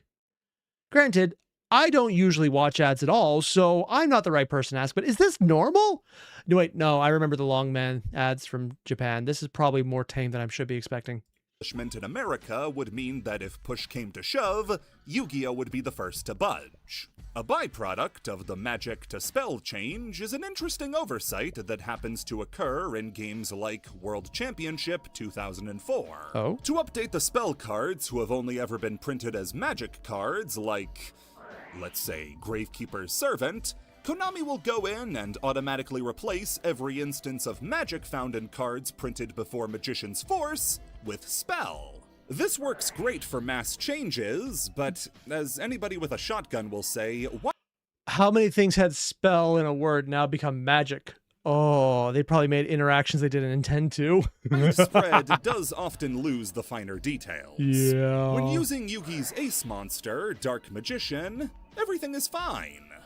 But cards who refer to Dark Magician in their effect text, like Dark Sage Spellcaster and Dark Magician Girl, would refer to him as Dark Spellian. Why? Oh, because it went from magic to spell. So he's not a dark magician of black, or he's not the magician of black chaos. He's the spellian of black chaos. Oh, God. Like going Control F in a document, they found every instance of magic and replaced it with spell. There's probably a way to limit it to just adding a space at the end, so there has to be that. Oh, God. They managed to fix the monsters with magician in their name. I wonder if they could have included Boolean logic of parentheses around the word so it limits it to just the word as it's there and nothing extra. And switch them back, God. But forgot to check the effect text of Dark cards Sage? like this, and left it as Spellian. A similar thing would happen years and years later, as recently as Master Duel, where you would find a deck challenge that tasked you with using a Dark Spellian deck. Oh, at this point, though, are they making an intentional error because it's a reference? Or is it a Control-Alt-4 issue? Well, Yu-Gi-Oh's never gone for a full-on joke set like Magic will do. Yeah. If they ever do, I swear there'd better be an official Dark Spellian in there. That would be funny, actually. Neo. Actually, if they ever made an actual Dark Spellian, there would be a lot of interactions that suddenly has. I'm not sure they'd be expecting. It would be funny as hell. And the missing Master Duel cards. What? Part of the appeal of Yu-Gi-Oh's massive card pool is that you're allowed to use whatever cards you want in whatever deck you're playing. This is how we get cards techs are like missing? Mushroom Man #2 in Kashtira, or What? Marionette Might being legit tech against Unchained. With so many cards, though, it's also super likely that a few will slip through the cracks. You're not going to be able to notice if a few of them just stop existing. Wait, they were Master removed? Duel is almost the perfect simulator, but it's missing a not insignificant pool of cards that mean it can never claim to have every card ever made. Ah, yes, Ash being played. I recognize that. What exactly is missing? Like, things that involve... Oh, probably the handshake card. Probably cards that have effects that you just can't really do in a medium like this. First up is the biggest pool that all have the same explanation, those being cards with artwork by Kazuki Takahashi. What? Whether it's a rights dispute or some sort of legal problem. You think, oh, because this was made after he passed... Wait, yeah, this is after he passed. So he probably is being cut out from it. And Konami doesn't want to give him or his estate more funds because they made this independent, probably, or at least published independent after his death. Yeah, it's probably a dispute about that.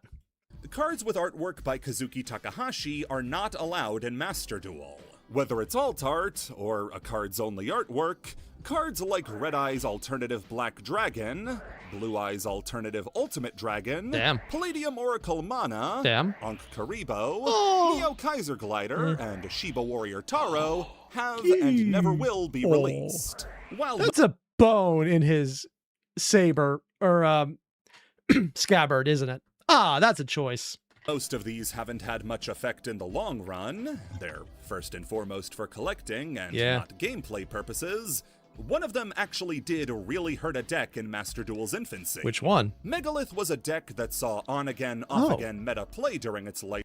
I've seen this deck in solo mode. I didn't realize it was one that could actually get played still. I guess if it's early then. Span, but was considered rogue in the real game thanks to a card called Magician of Black Chaos Max. Oh? It had the ability to stop all monster effects for an entire turn when it was ritual summoned. Oh! And Megalith had access to a quick play ritual summon that summoned Max on the opponent's turn, forcing them to pass after It's literally the you don't play your turn card. Oh, that's evil. maybe setting a card or two. This was the Megalith strategy. And with the lack of Max in Master Duel, thanks to the widespread Takahashi purge, Megalith never saw the play it did outside of the NR format. NR? Oh no, another summoning mechanic doesn't get a dumbass turn skip. I'm balling over here. I mean, yeah, that's horrible. Kind of sad about the art, though. Another card that was left out, kinda because of Takahashi, was Muyan Curry. Yeah, check it out right now. What? Choose one player. The player gains 200 life. Okay, 1. Unless there's a combo with it, I don't get it. 2. Is that a real type of curry? Weird art, too. Oh, that's a spoon going into it. Wow, I must be hungry because even this right here looks good. That is not healthy. I should not be looking at that and thinking hunger. Oh, God. Muyan Curry isn't in Master Duel. Why? Because they were 1-0 away from a lawsuit. Moyan Curry is an actual curry chain in Japan that Takahashi loved going to. That's what he named it after. Made this card in tribute to his favorite curry shop. The curry shop also, goddamn you, Bumbles McFumbles, for showing me that image. That looks so incredibly good right now. Oh God. I had a peanut butter wrap for breakfast. That's all I've had today, and I'm feeling it right now. God damn you. Oh, that looked amazing. Loved the tribute, and even gives special treatment to people who bring the card to the store. Oh. But Konami, probably fearing a lawsuit if they ever got sick of the joke, didn't put it in Master Duel. Counterpoint, if they ever bring it in, that's going to be a coup for public relations, even more than they already have. It isn't Duel Links. Actually, that might be why they didn't add it in, because it's not actually being sued. It would be free advertisement. So I'm probably talking out of my butt here. Then there are the cards that are left out of Master Duel because they'd be a pain in the ass to program. Oh? These include Bait Doll and forcing the opponent to activate spells and traps they don't want to. Yeah, that's understandable. Target one set card in the spell and trap zone. Reveal the target. Force its activation if it's not a trap card. Then negate its effect. If the activation timing is incorrect. Oh god, it's a timing interference one. If you do, destroy it. If it is not a trap card, return it face down. Then the card resolves. Shuffle into the deck instead of sending it to the graveyard.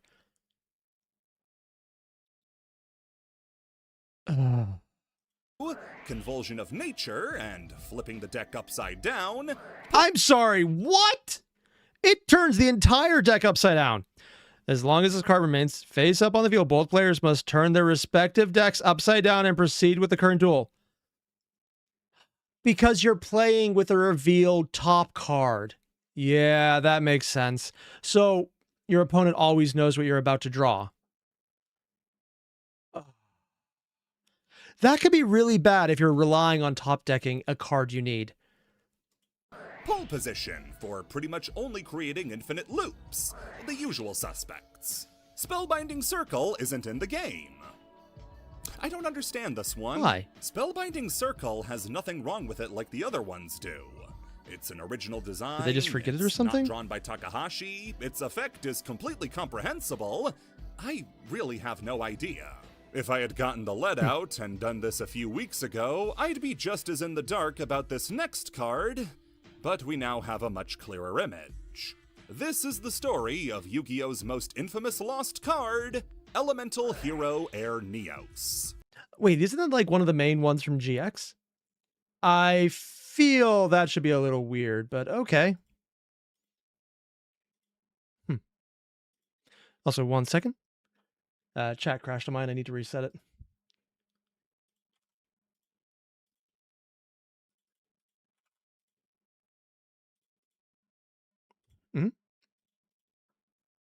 Air Neos is a member of the Neospatian wing of the hero mass. Fusing Air Hummingbird and Neos, like Neos could do with all of the Neospatians. He was released in the set Strike of Neos, even being the cover card for the set. Available in Ultimate and Also, yeah, sorry about that. My chat logged out, so I didn't see there was someone spamming. Sorry about that. Ultra Rare. Aside from one more reprinting in Japan in Master Collection Volume 3, this card would never be seen or heard from again. It has been wiped from history completely. Every other Neos fusion would get reprinted at some point, even the expensive ones like Rainbow Neos. But Air Neos would never get one. I would know because I experienced this firsthand. When I went to college, I was depressed. Getting the full college experience and all. He ain't lost on that one. Yeah.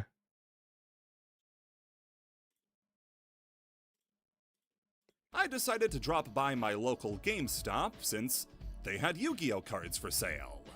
I bought one pack of Savage Strike and opened it, only to get the super rare Neos Fusion. I don't know what it was.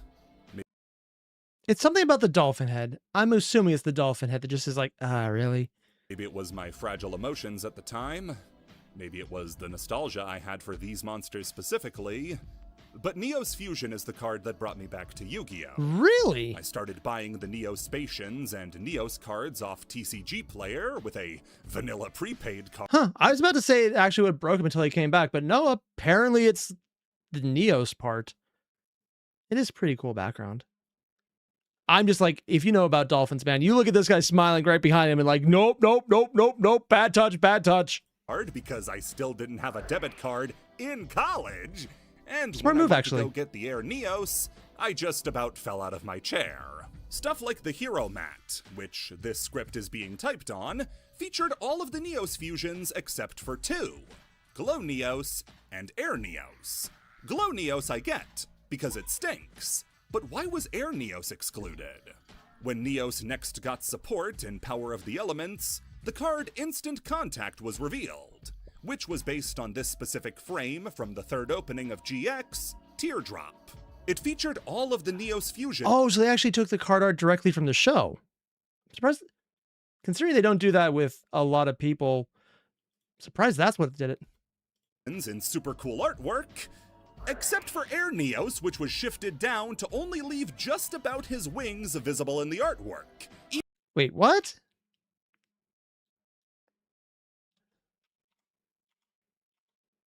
Oh, yeah. He's actually cut out completely.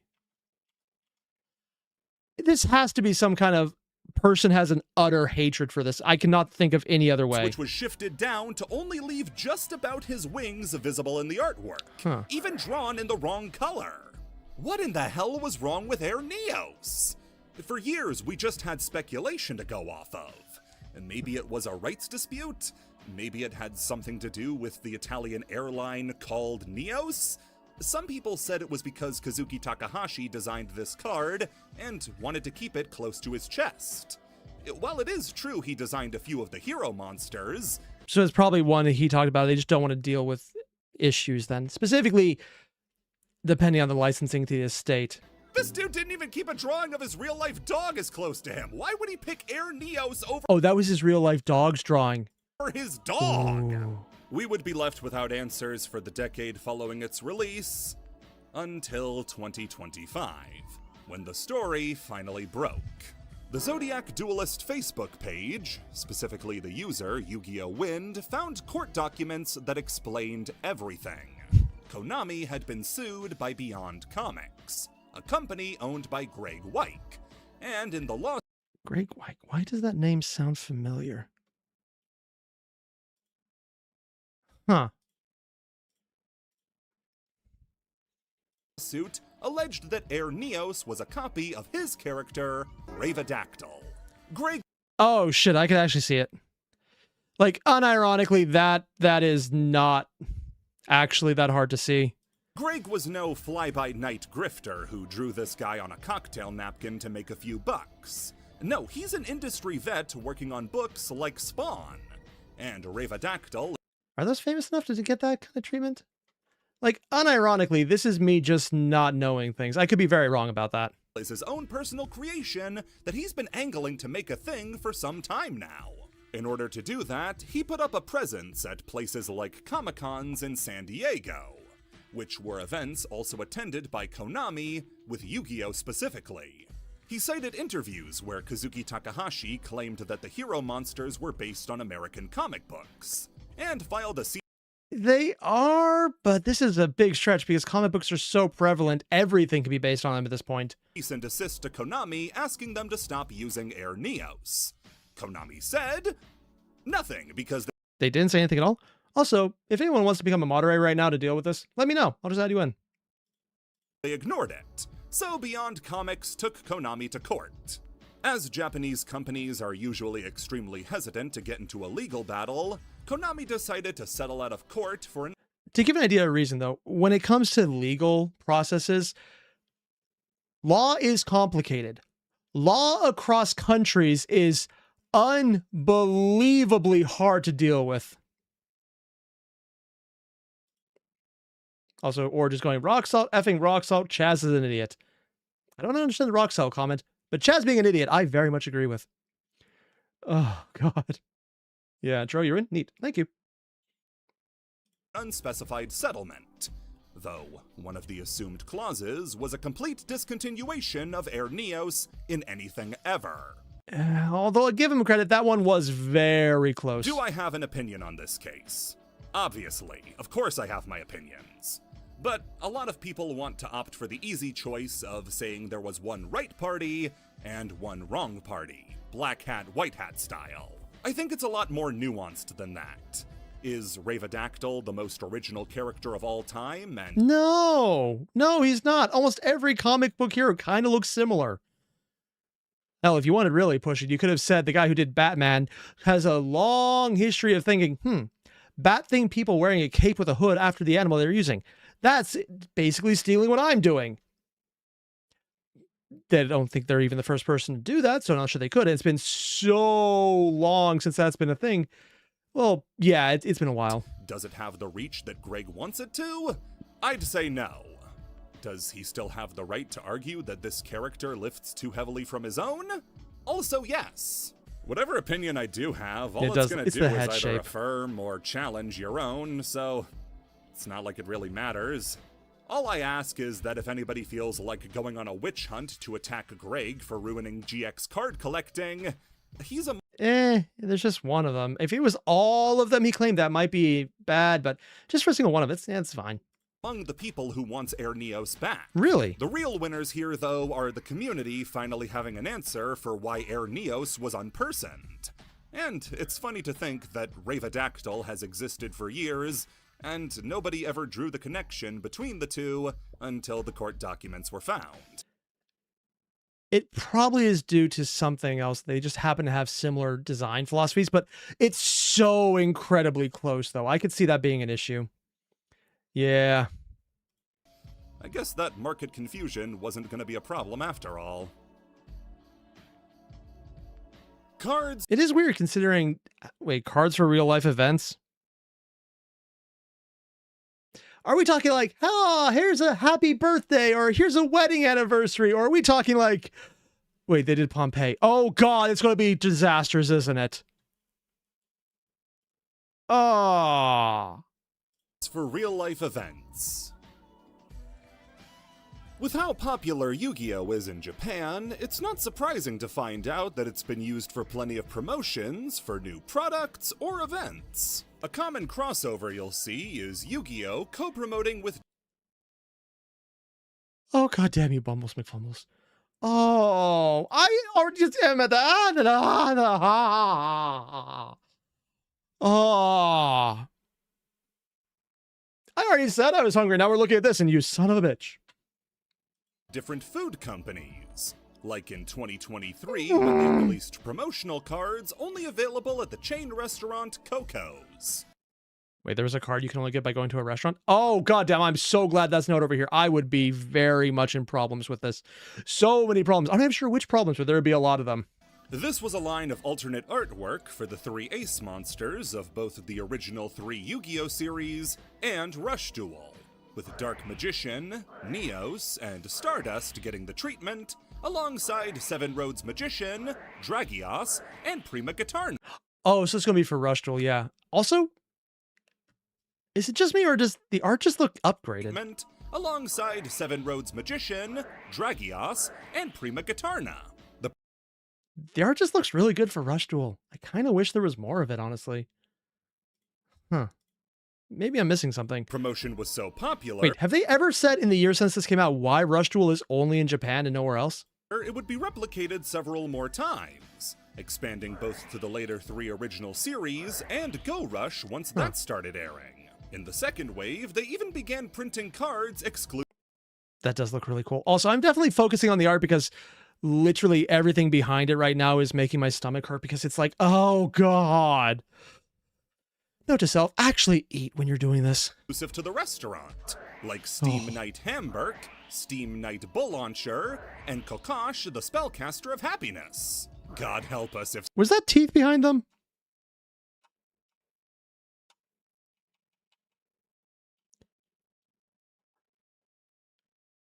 It looks like they're sitting on teeth. I know it's not. I think it's puffballs on their robe. But just with the angle, it looks like teeth coming out of lips. Oh, God, man. God help us if Steam Night ever becomes meta and we have to start binge eating at Coco restaurants. Sticking to...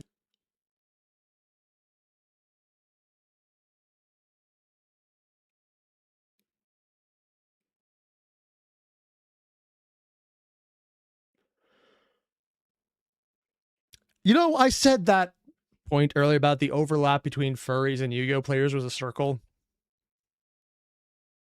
Exhibit A. The original cards and food, the potato chip That's a brand thing. Calbee ran a promotion in Japan where buying a bag of chips would earn you a free pack. Wait, I can do this Yu-Gi-Oh cards for getting chips? Oh, you son of a bitch, you got me. The pack would be either some nostalgia cards from the anime, or if you were lucky, one of 3 promo cards exclusive to the chip bag. You could get either potato and chips, soul unseal, or farm delivery. These were 3 cards following a pair of couch potatoes. Wait, does that mean that the sushi cards are actually product placement for an ad they did? I can't say that's not the case now. Eating chips, until eventually being sent off to a Calbee's factory. What's funny is that unlike the Steam Night cards... Hey, look! Cannibalism! I mean, I'm not wrong. I wish I was. That's a little weird. They included a spell and... Ooh, also, Koraz, thank you very much for joining the membership at the Go to Moderate Evil level. That's awesome. Thank you. Trap, meaning that these are mechanically unique cards that were only obtainable in potato chip bags. I'm assembling the strongest deck of all time, and I'm only going to 7-Eleven to do it. Speaking of which, 7-Eleven also did a promotion featuring Yu-Gi-Oh card packs. Is it gaining life or is it just a bunch of food pictures? Oh, this could be so bad either way. Also, I'm apparently told the Sue ships are not actually product placement. I'm a little disappointed about that. Can you imagine if someplace just happened to have a boat of sushi? I've seen places with boat-shaped bowls that hold sushi. No, I'm talking all the sushi is the boat.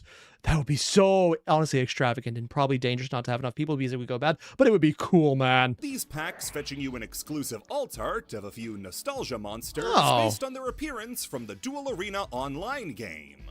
It's not too noteworthy, outside of chibi artwork that was given to dozens of monsters, from Insect Queen to Bujinji Susano to Apakli Fort Towers. What do they look like? This artwork has been beloved for years. Yeah. So seeing Konami release it officially on for the dragon, it actually works really well. Cards is cool, especially since we'll be getting it soon enough. What? Another slightly less slushy exhibit that... Animatronic T-Rexes. Nice. Ooh, also, this is a weird thing to notice, but they're doing the accurate posing. For a long time, T-Rexes were thought to stand up, but that has been, with more studies in the pelvic structure, disproven, or at least discredited as the main theory of how they stood, because they're looking like the tail is actually a counterbalance that doesn't drag on the ground so much as keeps them straight out. So they would walk on 2 legs where the tail is counterbalancing the head so it can go all the way forward and be used more to just grab things. Also, the hands would be more useful because they could just lean over a bit and grab things as opposed to, you know. When my wife sees this someday, I will probably hear about it when she starts laughing. Had Yu-Gi-Oh cards was the 2023 Dinosaur Expo in Tokyo, where with the purchase of 2,000 yen or more in merchandise, you could get a 2-card pack featuring a Rush Duel and standard Yu-Gi-Oh version of the dinosaur monster Mega Plunder. That actually would get me in the door. I mean, it's dinosaurs, so it would get me already, but it would get me actually more paying attention to, ooh, we also get something for going? Nice! Another functionally unique card is the TV Tokyo promo card, Na Na Na. This features the mascot of TV Tokyo, Na Na Na, and a big old picture of Yuma on the front, because f*** what I said about them not putting characters on card art. Yeah, I guess they've made exceptions for promotional events. You could win this card by... Actually, it kind of makes sense to do it promotional. Oh, my wife has the cat and she's at the door. You want to come in? You sure? You're beautiful regardless. Come on in, please. My wife is awesome and I want to show everyone to her. I could put a poll in chat. I'm trying to convince my wife to come in right now, but she's holding the cat and she's at the door and she's absolutely beautiful.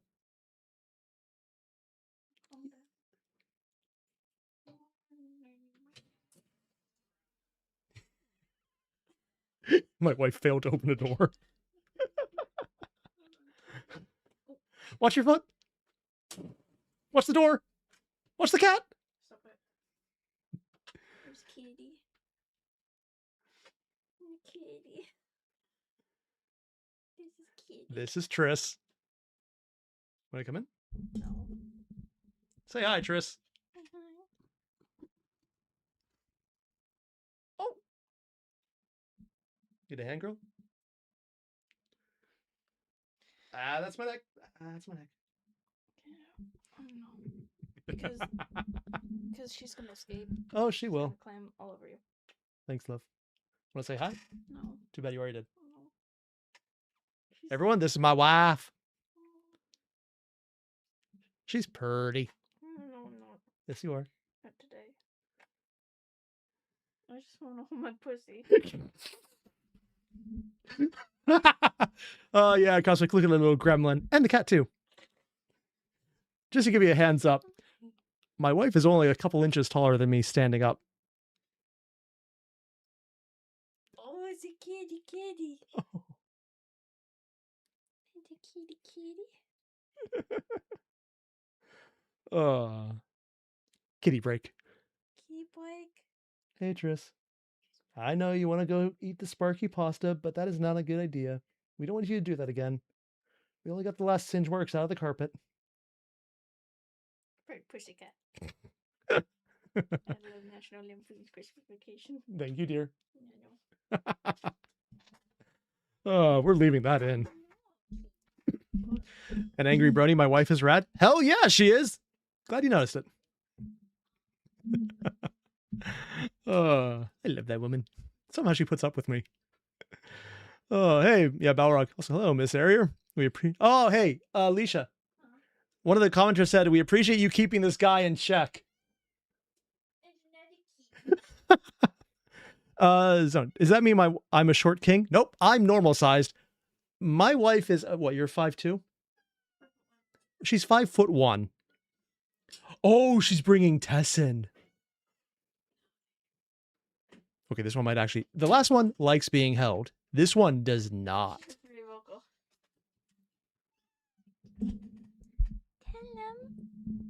Sniff, sniff. You good, Tess? God. And this is our other cat, Tess. Do you hear that? Look, kitty. Also, I'm being told Called By got banned on the new ban list. Really? Called By the Grave? Or is it a different one? You okay, Tess? Ah. No, That's honey. nails. No, honey. Okay. Sorry, Tess. Okay. Sorry, girl. You don't like being held. We know. You good? Thanks, love. Say bye. Bye. Bye. Bye. Do you hear the meows? Sorry. Kitty breaks. You gotta add them in. They're a requirement. It's in the text. And Balrog, is it a double cat? Yes, it is Double Cat Tuesdays. You didn't know it was Tuesday. I know. It's a bit shocking to everyone. It's in the cards, man. The heart of the cards, you could say. Yeah, we're leaving this in the video. I'm not cutting this out. I just want to leave that in. Mostly because my wife will eventually find it and she'll squee. Actually going to the TV Tokyo Festival and... Also, here's the thing. She can jump out of our hands at any time. We know because when she doesn't want to be held, she does. The other cat, yeah, no, she doesn't care. She will fall asleep in your arms. When you want to put her down, she just doesn't leave your arms. Playing They're games. both adorable, though. Either speed matching or a shooting gallery game could net you worse rush recklessly. On the TCG side of things, there's very few examples of anything like this happening, with maybe the closest one being the McDonald's. Unironically, I have those actually in my room right now. Like these specific ones, I have them hooked up right behind me so they don't echo back as much. Oh God, I recognize them. Also, I've seen how much these booths cost. That is probably more expensive than his mic, and that is a nice mic. McDonald's promo cards, but in one example too silly not to include, we have the Adidas Dark Magician. What? This was a special copy of Dark Magician that was exclusive to when you bought the Adidas crossover YuGiOh sneakers. And how expensive were these sneakers? Oh, I'm going to find out some numbers here that I'm not going to be okay with, am I? where a stamp like the 25th anniversary stamp would have gone, instead there's the Adidas logo. The pinnacle of the real-life event cards, though, does come from America with the 2007 World Championship exclusive Get Your Game On. You know what? That's kind of cool. It's just like a novelty. It's an in-game thing, isn't it? You can only play this card if you're present in 2007 Yu-Gi-Oh! Trading Card Game World Championship. The attack of all your elemental heroes and neospatial monsters on the field is doubled. Not usable in official duels. Yeah, okay. Yeah, that works. If it's a novelty, that's kind of cool. Unironically, I'm pretty cool with that. This was a card distributed at the event with the effect to double the attack of all heroes and neospatians you control. But only if you were present at the 2007 Yu-Gi-Oh! Trading Card Game World Championship. I was present. Insert random extra amount of miles as long as you redefine the location of it pretty heavily. Then it's fine, yeah. Also, Crapper, you mentioned I'm only 19, but in my mind is older. These New York City streets get colder. Should have burned in every disadvantage I've learned to manage. I don't have a gun to brandish. I walk these streets famished. Why does that feel like a line from a movie or something? This card has so many weird little quirks about it. It has the text in the lower corner specifying that it's illegal, really bland and weird artwork with... If it's just something given out to participants, that's just kind of cool. Just the logo for the event, trapped in Silent Hill. It's got a thank you message on the back, the only time-sensitive effect in the game. There's something on the back? Oh, I wish I could see the back of it then. Ooh, also, I'm going to pull up your comment quickly. And that didn't load. Try that again. Yep. And let's see. Reminds me of the Mystery Booster event cards in MTG drawing by... scribbled by the designers. Oh! I actually never knew about those. Oh, and it's from Hamilton? Yeah, that would do it. Very quirky card that commands a very serious price tag. How much is it? $300 on the low end for one of these things. And if you get it, unless you were present at the champion... I'm sorry. $300 for a novelty card that you cannot use in the game that is only a very time limited? Because it's a collector's piece, and the only people who got it would be there, and that number gets smaller constantly. You can't even use it! 3 Dino Smashers Fury. What? Structure decks in Yu-Gi-Oh! Went through an incredible change as the game progressed. See, I'm used to the Magic progression of structure decks, or I guess just the boxes they sell initially, the decks, start with, oh, they're kind of bad, to, oh, some of these are good, to, oh, they're really bad. And they kind of just stay there. At the beginning of the game's lifespan, structure decks might have one good card and some decent reprints, but once we get into the cycle that we're in now, it became abysmal. In the beginning, structure decks were all themed around different types and attributes. You'd have the dragon structure deck, the zombie structure deck, Yeah. the fire structure deck, the It was a dragon made of fire. Sorry, a lion humanoid combo made of fire. No, a lion tar made of fire with wings. Again, going back to that circle overlapping Venn diagram for furries and Yu-Gi-Oh players. Do I have to say anything? I don't really. I don't think I do. deck, the water structure deck, the winged beast structure deck, the rock structure deck, all would come out, all would contain... The rock structure deck had an Exod, so we had Exodia at home. Got it. Total garbage. Some of these structure decks, like the winged beast and rock ones, are infamous for being some of the worst value you can get in terms of product. No good... Yeah, this sounds familiar as a Magic player. Good cards, and the ones that debuted were worthless. The rock structure deck is where one of the worst cards of all time, Canyon, debuted. If a rock type monster in defense position attack, double any battle damage to the controller of the attacking monster. Unless you have a guaranteed way to make all of your enemies in defense position and attacked, this is dumb. And if you already have the ways to do that, you probably are playing a Pierce deck that just does other bullshit, like some of the random things I've been beaten in the face with on Master Duel. Which, at that point, that'd be pretty cool. This card deals double damage taken when a monster attacks into a defense position monster. You know what's gonna stop anybody from attacking your face downs? If you tell them they'll take double damage! There would be some hits in the time in between. I guess the way to deal with that would be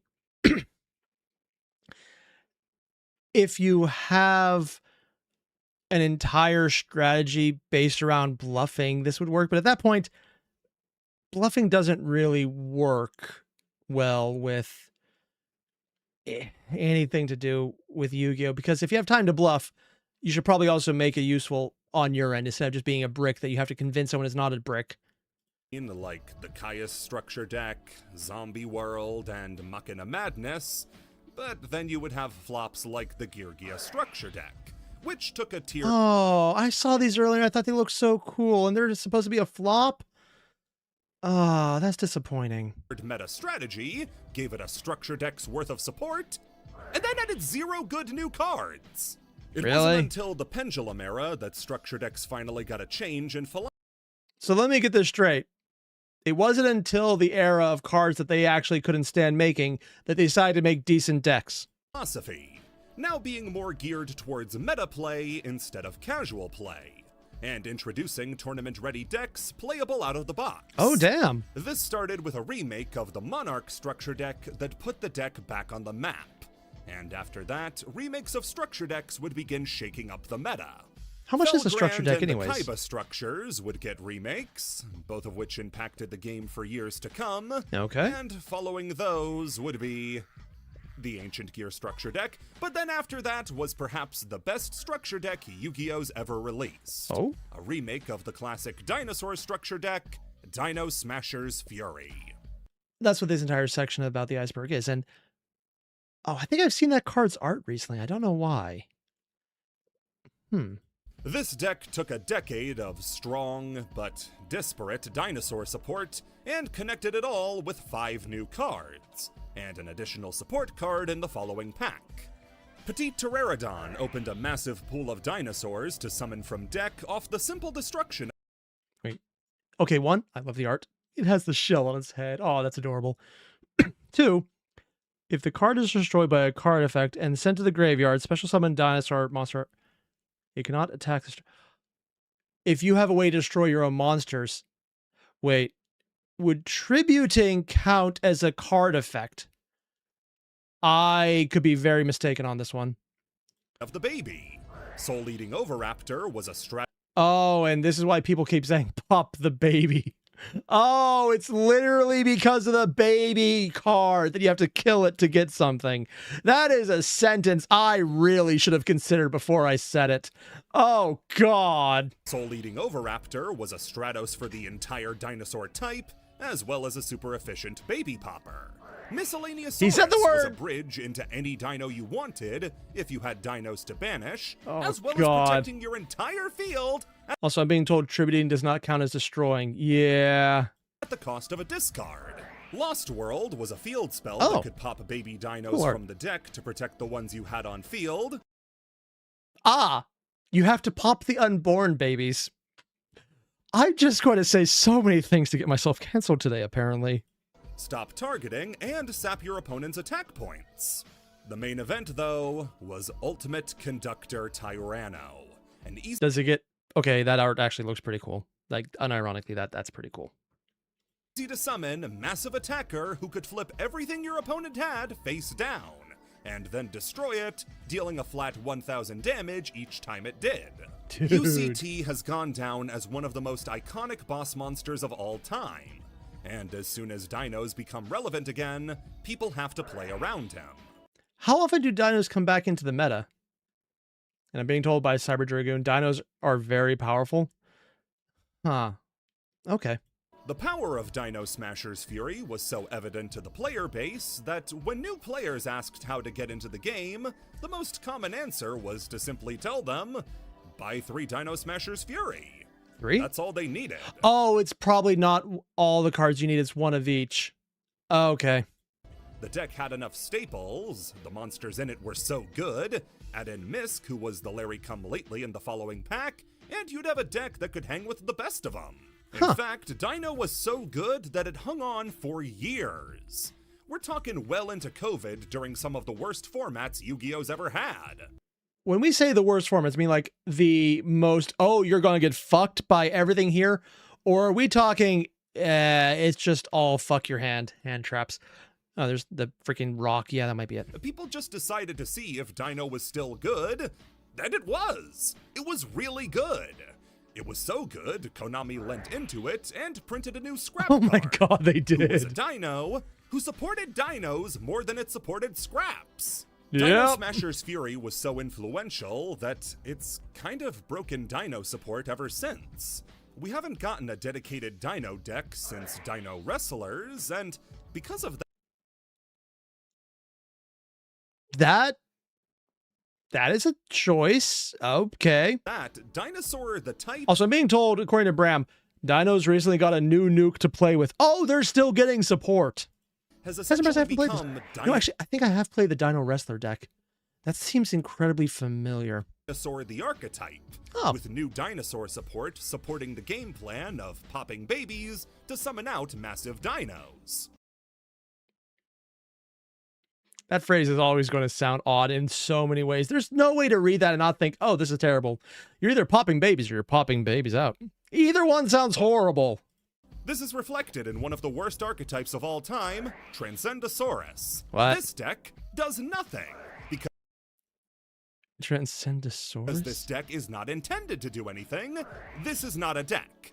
This deck is simply support for the wider dino strategy What? with nothing it can do on its own.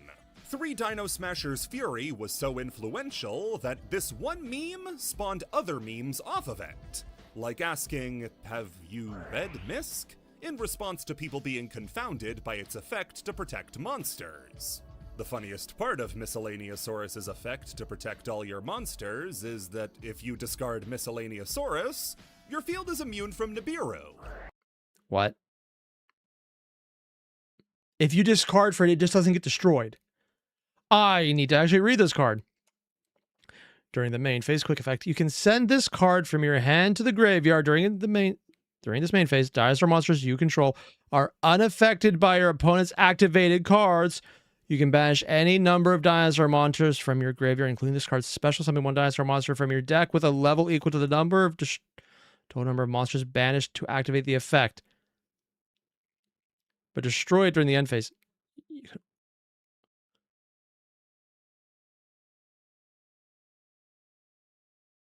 So not only is it giving you a card, a dinosaur just for turn, but it also says, fuck you to destroying dinos from opponents' activated effects.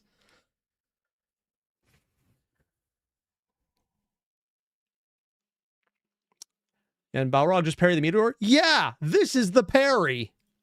Guys, the dinosaurs found out how to fight back against the meteor. Oh my Pop God. the Baby is a joke with layers. Initially just a funny way to refer to destroying baby Cerosaurus and petite Pteranodon to gain their effects, except those jokes got used so much that people eventually used Pop the Baby ironically, to bluntly joke about how unfunny the joke was.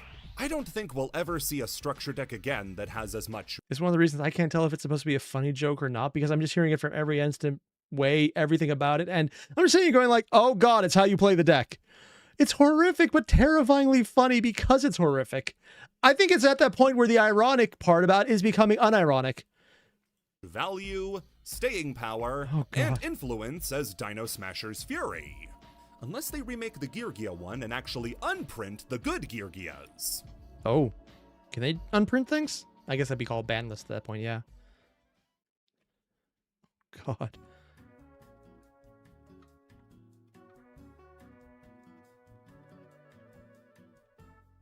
DDD spreadsheet. What? Oh god, I've played against this YuGiOh deck. is complicated, but does it get Excel complicated? One of the biggest knocks against... They're joking, right? There's not actually a spreadsheet for this deck, is there? I'm afraid of this segment. Oh god. YuGiOh is that it's hard to learn. Any deck can be a challenge to pilot when it comes to keeping track of what would be best in the moment to beat your opponent. Accounting for what they have, what they could have, if they have graveyard effects or something in hand. I've seen this card around a lot, but I don't think I play any decks that actually uses it. What you have and how you can Irony use poison? it. Yeah. What locks you've put yourself under. What locks your opponents put you under. What you can still do if you get negated. A lot of it is hard. Yeah. Some decks. But some of it I'm already at least in the mental space of for playing Magic. And having played for years in a meta where everyone played a blue control deck.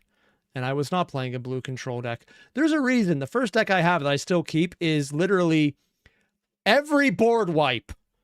Because I was playing the I hate you, fuck you, fuck you, fuck you, fuck you in particular deck. Oddly enough, it was actually not that hard to beat around. Just you had to ignore me long enough because I didn't have anything on the field immediately. And then I killed everyone else because fuck you. Yeah. Try to make it even harder. Difficult decks in YuGiOh put the skill that the player accrues to a new level, requiring a higher mental tax than anything else, and... I'm sorry, did he just spread his entire... What is going on? Also, it's both tier lament players against each other. Pushing you to your limits. And no deck has ever done that, like Different Dimension Demons, or DDDs. Used by Reiji in the Arc 5 manga and anime, DDDs are a mishmashing of different mythical beasts, demons, and kinda just guys in armor, with two different themes. The Pendulum Monsters are based on famous philosophers, while the larger bosses are named after historical heroes and office positions. Okay, this is only gonna make sense in Japanese, but... I've seen them. I still have no idea what's going on. A bunch of these monsters use their kanji to double as puns for office positions. Oh, so okay. Doom King Armageddon uses the kanjis she, e, and o. She, e, o. Oh, he's the CEO, so he's literally running it. Oh, he's the head.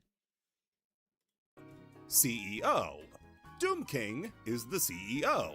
It doesn't matter to the topic, but it matters to me. Without it, I have nothing. Upon its initial release... Wait. That means that it's a Japanese name pun using the English abbreviation.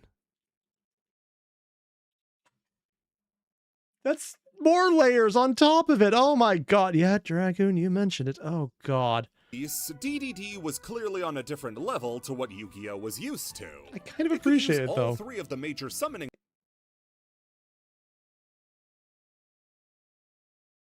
That's art.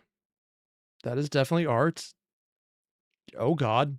Mechanics and pendulum summoning, pivoting between the different low levels to make whatever monster you needed for the current situation.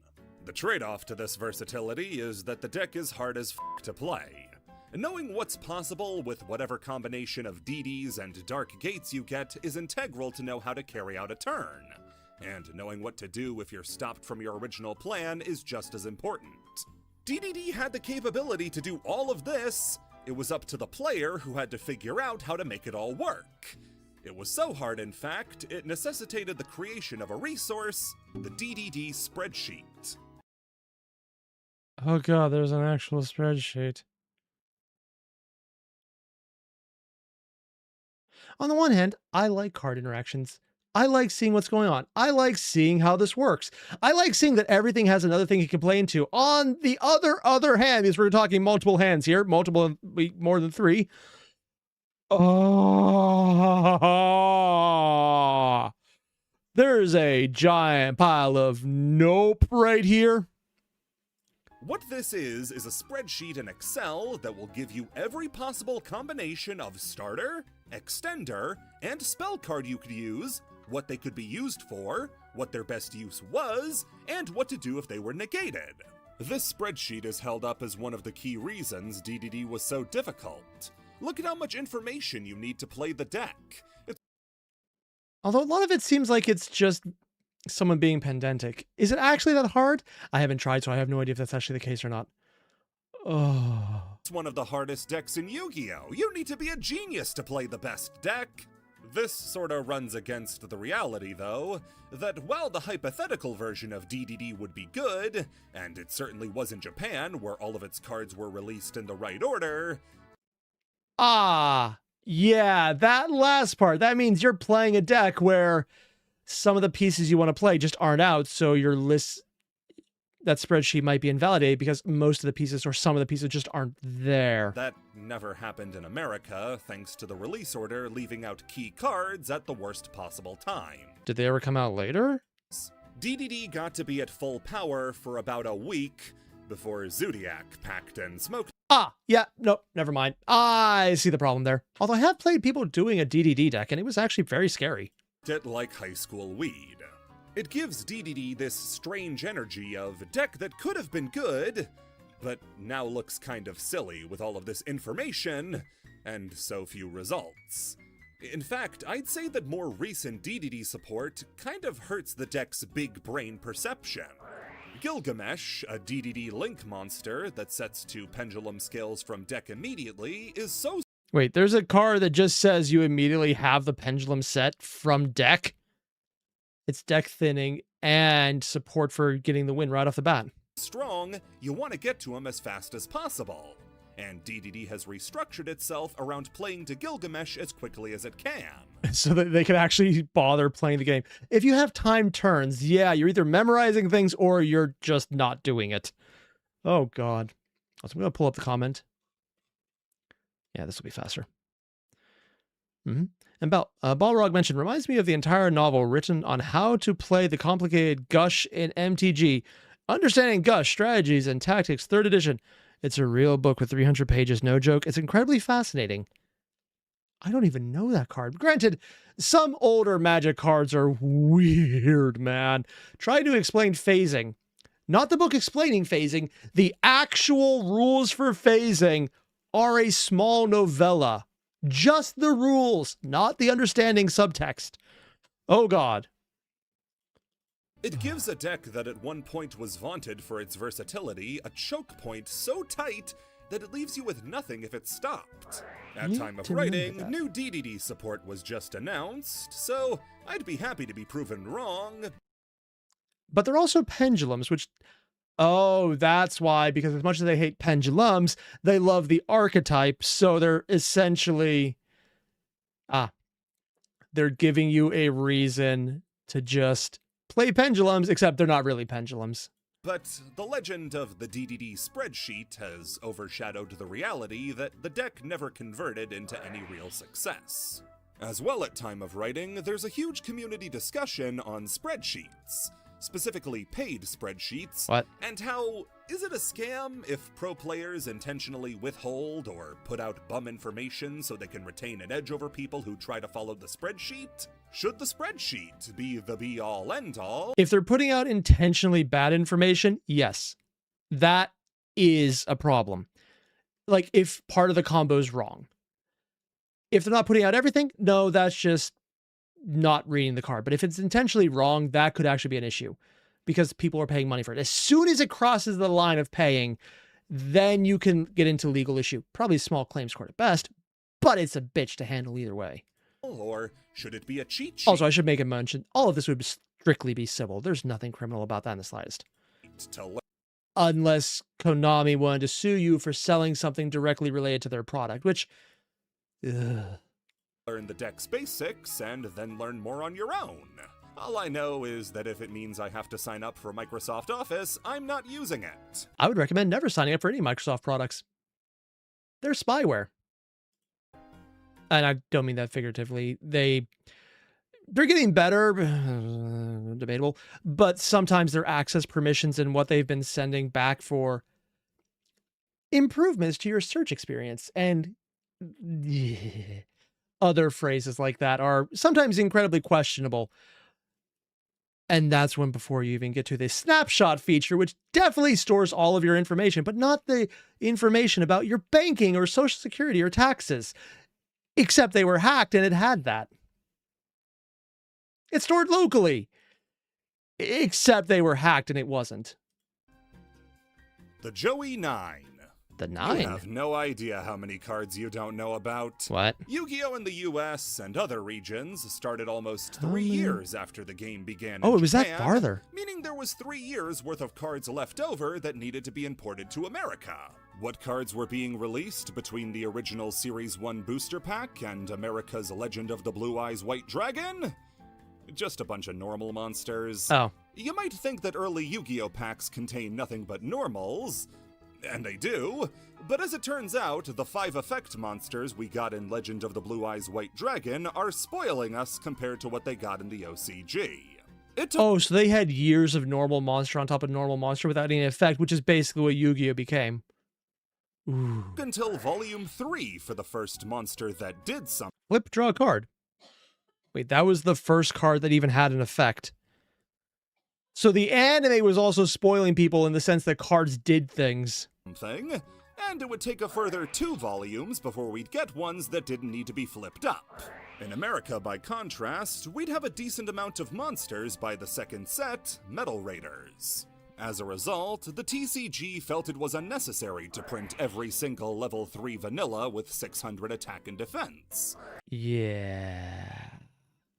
I think they made the right choice about this one. Leaving nearly 100 normal monsters without ever getting an official English translation. Some of these monsters would find their way to America whenever nostalgia sets were reprinted, I guess that classic card bundles were released. I guess if you're going more for nostalgia, that's actually a completely valid reason. I kind of approve of that more than just trying to sell people on cards they know are bad. But their best chance to get printed in English was through the legendary collection boxes.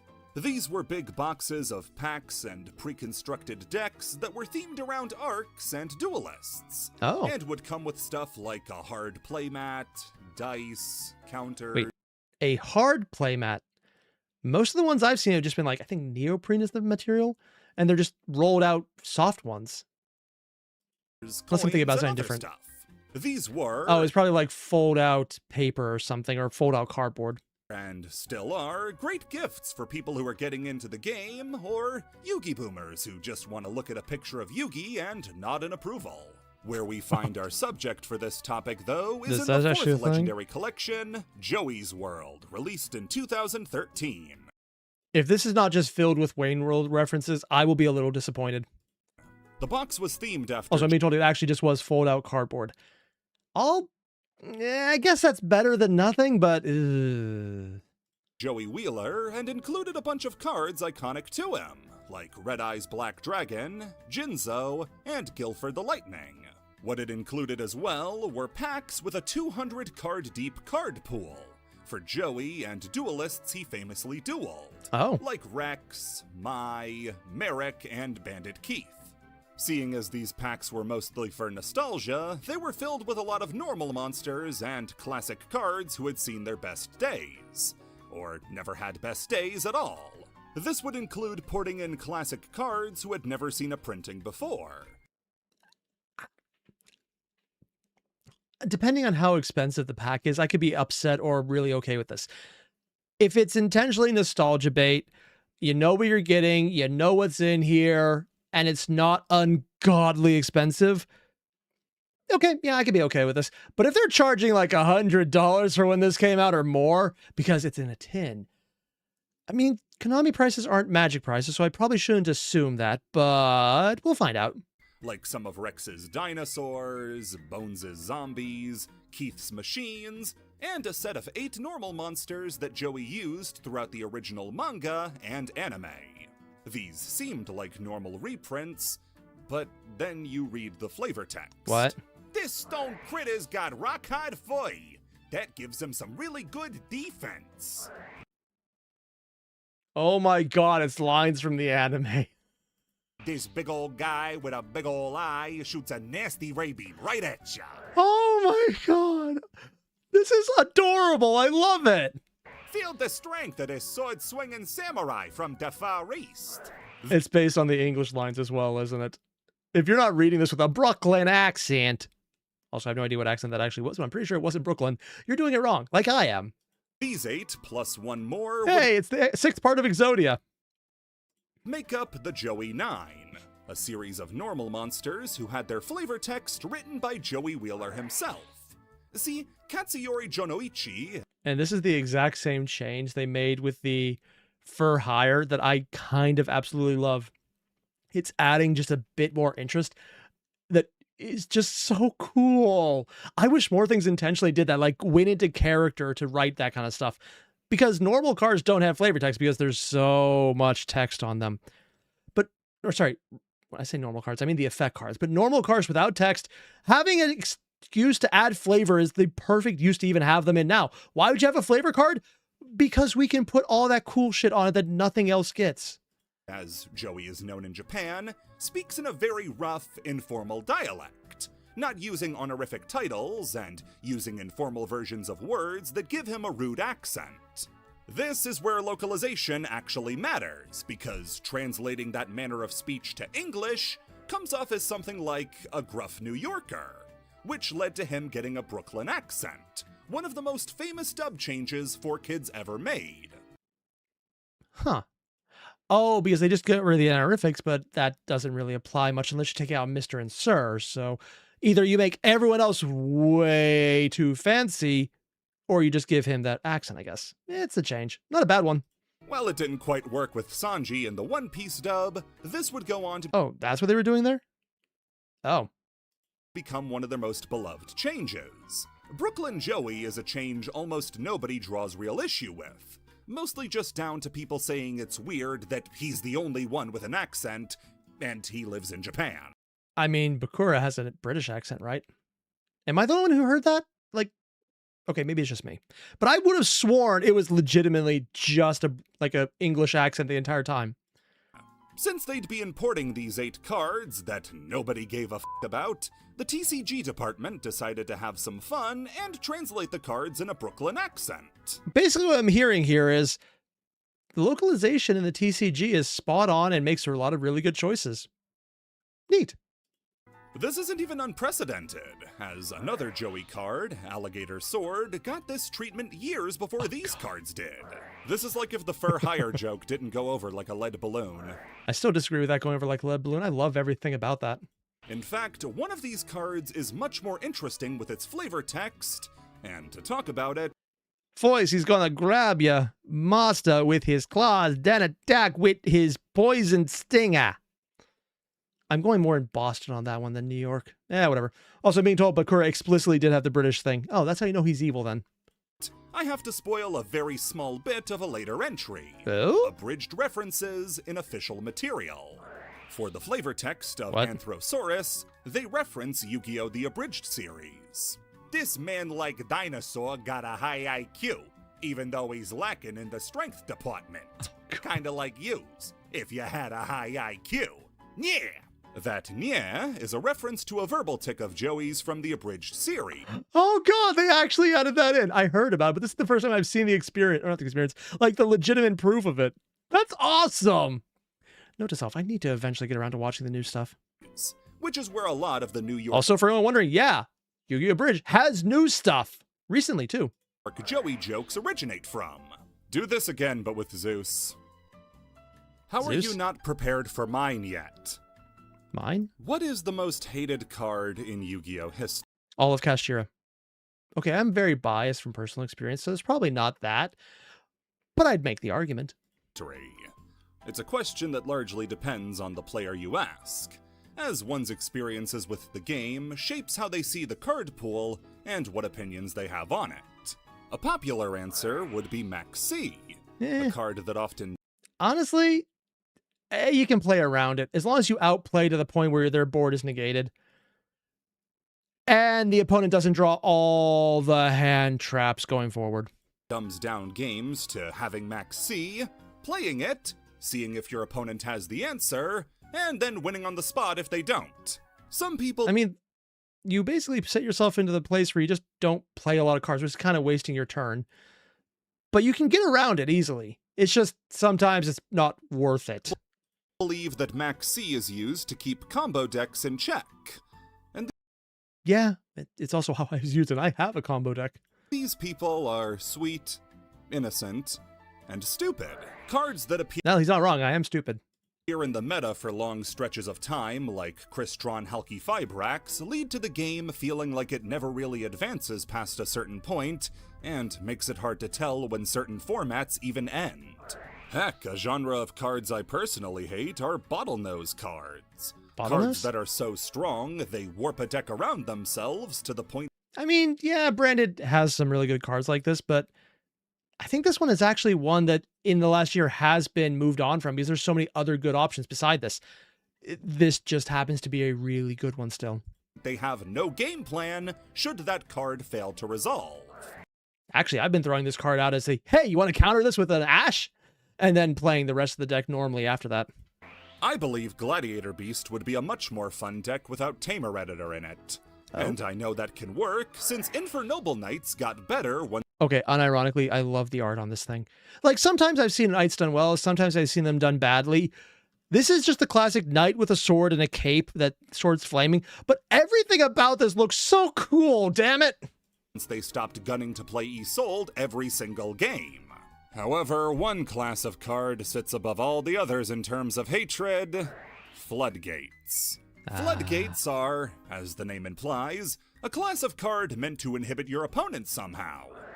And I've been told the new set that's coming out literally on the first day of the next month from now, the chess set is all Floodgates. On the one hand, chess, I kind of want to get the cards. On the other hand, yeah. Floodgates stop some aspect of the game from occurring properly, and will really screw over a player if it's allowed to go off. Dimension Shifter. Cards as simple as Swords of Revealing Light might be considered a floodgate, but if you want the really bad ones, you have cards like Skill Drain or... That is disturbing art.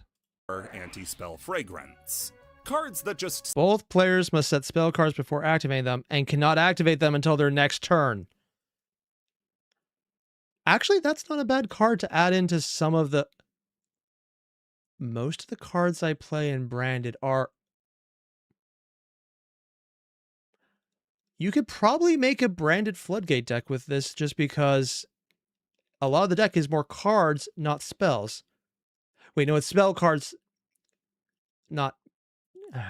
Maybe it would work. Or are we talking set all cards, not just traps and such? It could be interesting. Stop an entire superclass of card from even working. Jinzo doesn't count because he has Riz. Above all other floodgates, though, over Secret Village of the Spellcasters, over Inspector Border, over Dimension Shifter. I've won games by playing this one alone, which honestly I felt kind of bad about. The guy had a very heavy graveyard deck and he didn't have a counter right off the bat, so he just gave up immediately. There's Mystic Mine. Oh, I've heard about this. Released in Darkness Neostorm in 2019, Mystic Mine's effect reads simple. The player with more monsters on the field can't activate monster effects or attack. And if you control the same amount of cards, this card is destroyed. This is one of the strongest floodgates of all time. Because if you can't play the game, you just don't play a card. And if they played out their entire hand... Yeah, that's why this card is used. This is the Exodia enabler, isn't it? A full field lockdown and attack stopper is a lot to put on one card, which should naturally be balanced by two facts. It can destroy itself, and it's a spell card, meaning... But But unless you have that counter on hand right off the bat. Other spells can destroy. And if you have a counter to the counter, or you have a card that negates counters or something like that, because Yes. Both of these problems are rendered kind of moot. Why? The first one, its self-destruction effect, didn't affect the player using it if mine was used reactively. Well? If your opponent builds a huge board of monsters, all you gotta do is get them to waste their spell and trap negation. And then they don't have any cards in hand, and you'll always have one more than them. Put down mine, and suddenly their whole field does nothing. Their huge dragons suddenly turn to stone, since their effects don't work, and they can't attack. And they have no way to reduce the amount of monsters they have to equal yours, since no matter how many times they link or synchro, they can never get down to 0.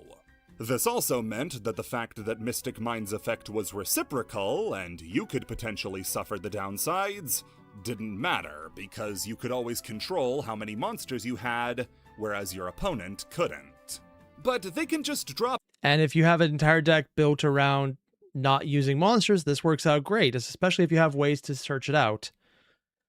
Ugh. A mystical space typhoon and pop the mine, right? Well, the problem there is that Yu-Gi-Oh! Has kind of evolved away from that sort of interaction.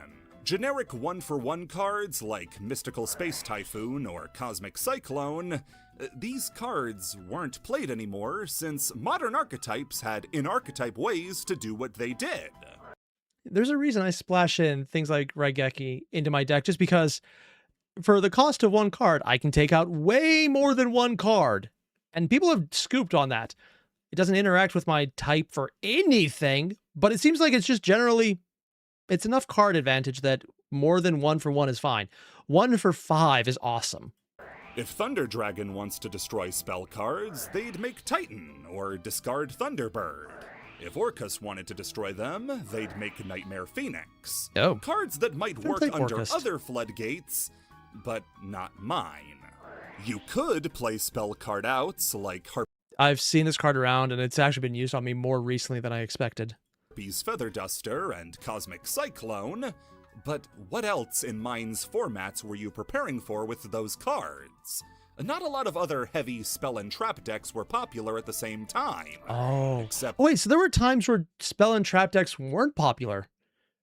I've just played so many traps and so many decks with so many spells that are reactive that even if the deck itself is not based around them, you need them just to keep your own board. maybe Salamangrate? Also, according to Cyber Dragon, Orcus being from the World Chalice story. Oh, okay. But even then, those options pretty much Haven't seen the just deck play, beat though. mine. They did beat mine really well, like into the dirt well. But if you played those cards, you risked not having the answer to a much more common problem. This became the pattern Mystic Mine would inhabit for a long time. In other words, you can easily beat this, but the things that easily beat this are beaten easily by everything more common. Oh, that's kind of a horrible problem to have, and I love it. It's If so you prepare dumb, but I for love it. Mystic Mine is like a mosquito. If you don't, Mystic Mine is like a mosquito with malaria. Oh, God. We haven't really That talked escalated. about how Mystic Mine does win the game. Exodia? Because it really doesn't do much. At the start, it was based around burn cards, though it eventually evolved into a deck-out strategy, or even using cards like Final Count. Pay 2,000 life points after 20 turns have passed after you activate this card. Counting the turn you activate this card, the first turn you win the duel. Oh, God, that sounds horrible. Down to just sit there and wait for a win in 20 turns. This was a particular favorite of the most famous Mystic Mine pilot of all time. Yeah, I actually know about this guy for his Exodia deck, which I wouldn't mind losing to because 20 turns would be such a bitch. But the Exodia deck is much more fun because it's not 20 turns of waiting. Seriously, I'm okay with losing turn 1 or 2 over losing on turn 20. I'd much rather lose fast than take forever. Jeff Leonard. Jeff Leonard's decision to have a kid nearly killed Yu-Gi-Oh! See, I'm sorry, what? Okay. That is an escalation from, oh, this is the guy who did a thing, to, oh, your ability to procreate has destroyed Konami. Oh, God. Oh, wow. Jeff got into the game so that him and his son would have something to bond over. Okay, that's not how he meant it, but how he phrased it sounds very different. It's like, oh, God, he procreated. Jeff hates combo decks.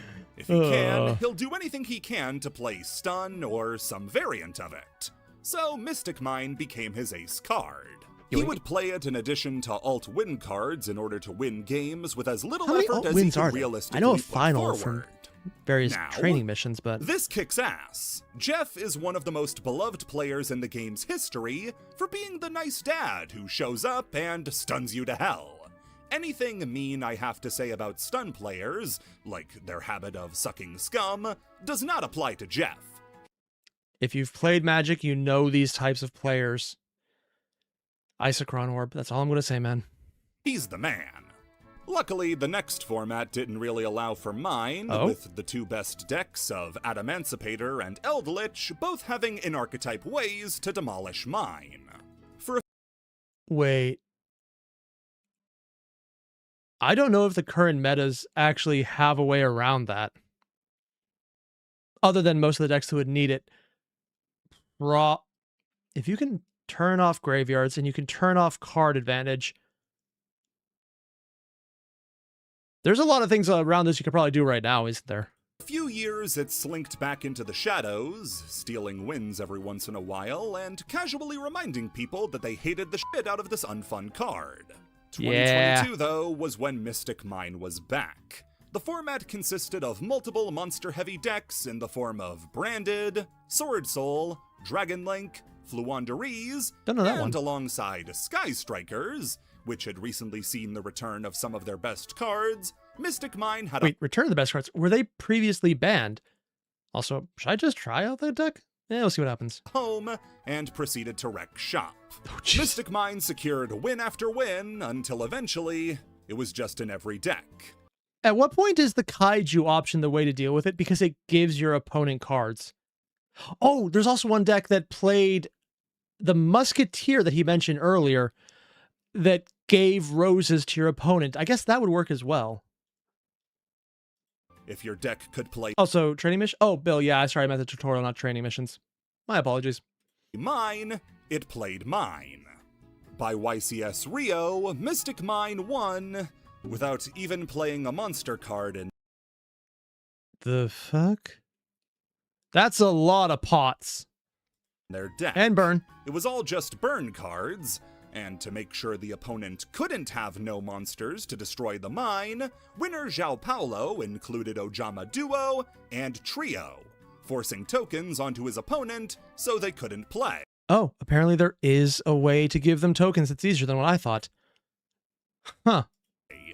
From there, the Firestorm to... Wait, are there ways you can give your opponent's enemies big creatures that hurt them? Wait, if they're all negated, it doesn't matter if that happens. And mine was getting hotter than ever. It was a full-blown campaign, Mystic Mine trending on Twitter for days as people wanted to see this terrible card gone. Oh, that's when the man who innovated Striker Mine himself, prolific pro player Jesse Cotton, stepped in and dropped the infamous tweet.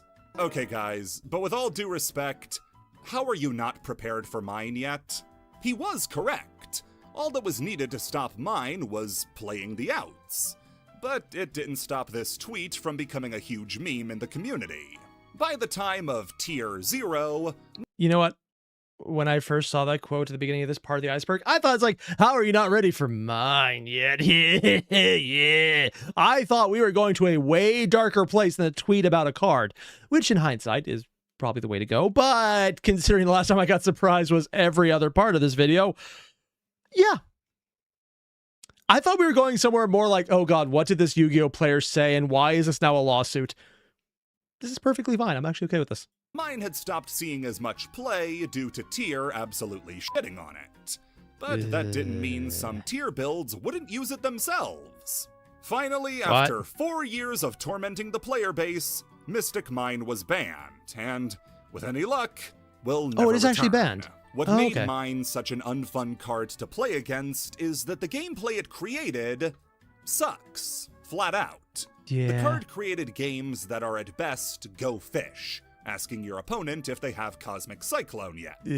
At its worst, you'd be better off in a staring contest for all the effort you were putting forward.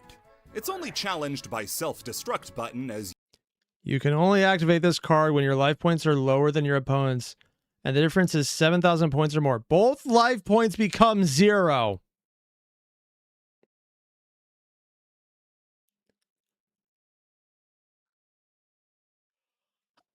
I mean, yeah, it ends the game, but is there a way to use that? There has to be a combo to use that, right? Or is that just the ultimate joke card of fuck y'all? Yu-Gi-Oh's most toxic card, and may we never see anything like it again. Yu-Gi-Oh was supposed to be a horror manga. Yeah, that the actually know original about. run of Yu-Gi-Oh's sources of inspiration are as varied as they are completely f***ing disparate. Yep. You had the obvious ones like gaming, Egyptian history, and American pop culture, but then you start looking deeper and find stuff like Yugi's clothes being inspired by bondage.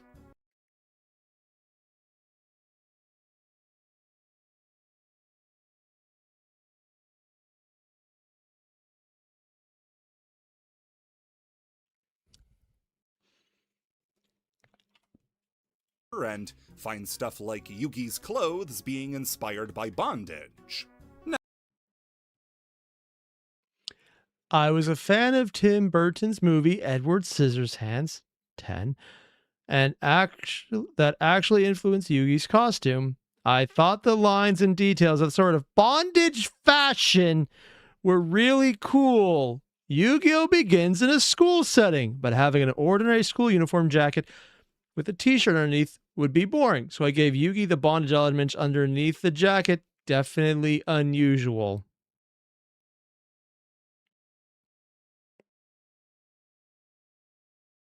Well, now. Those are words. Those are words I'm not going to unread, and I have to live with that.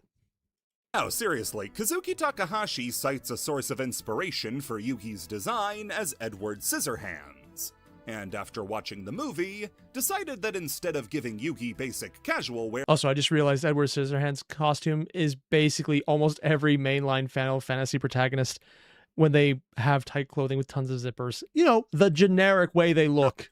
Like a t-shirt, that he'd instead give him leather clothing. This was all a setup to try to get Little Karibo to make the song Leather Pants. The idea to make the hard light hologram projections for the monsters in Duelist Kingdom Forward is specifically based on the hollow chess set scene from Star Wars, as Really? Takahashi saw it as an interesting and cool way to let non-occult characters project their cards.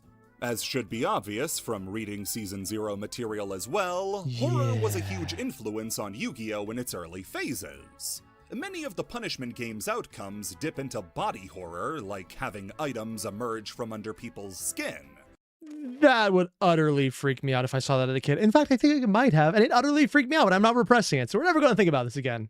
Tetsuo the Iron Man style. Or having them be attacked by monsters and burst into flames.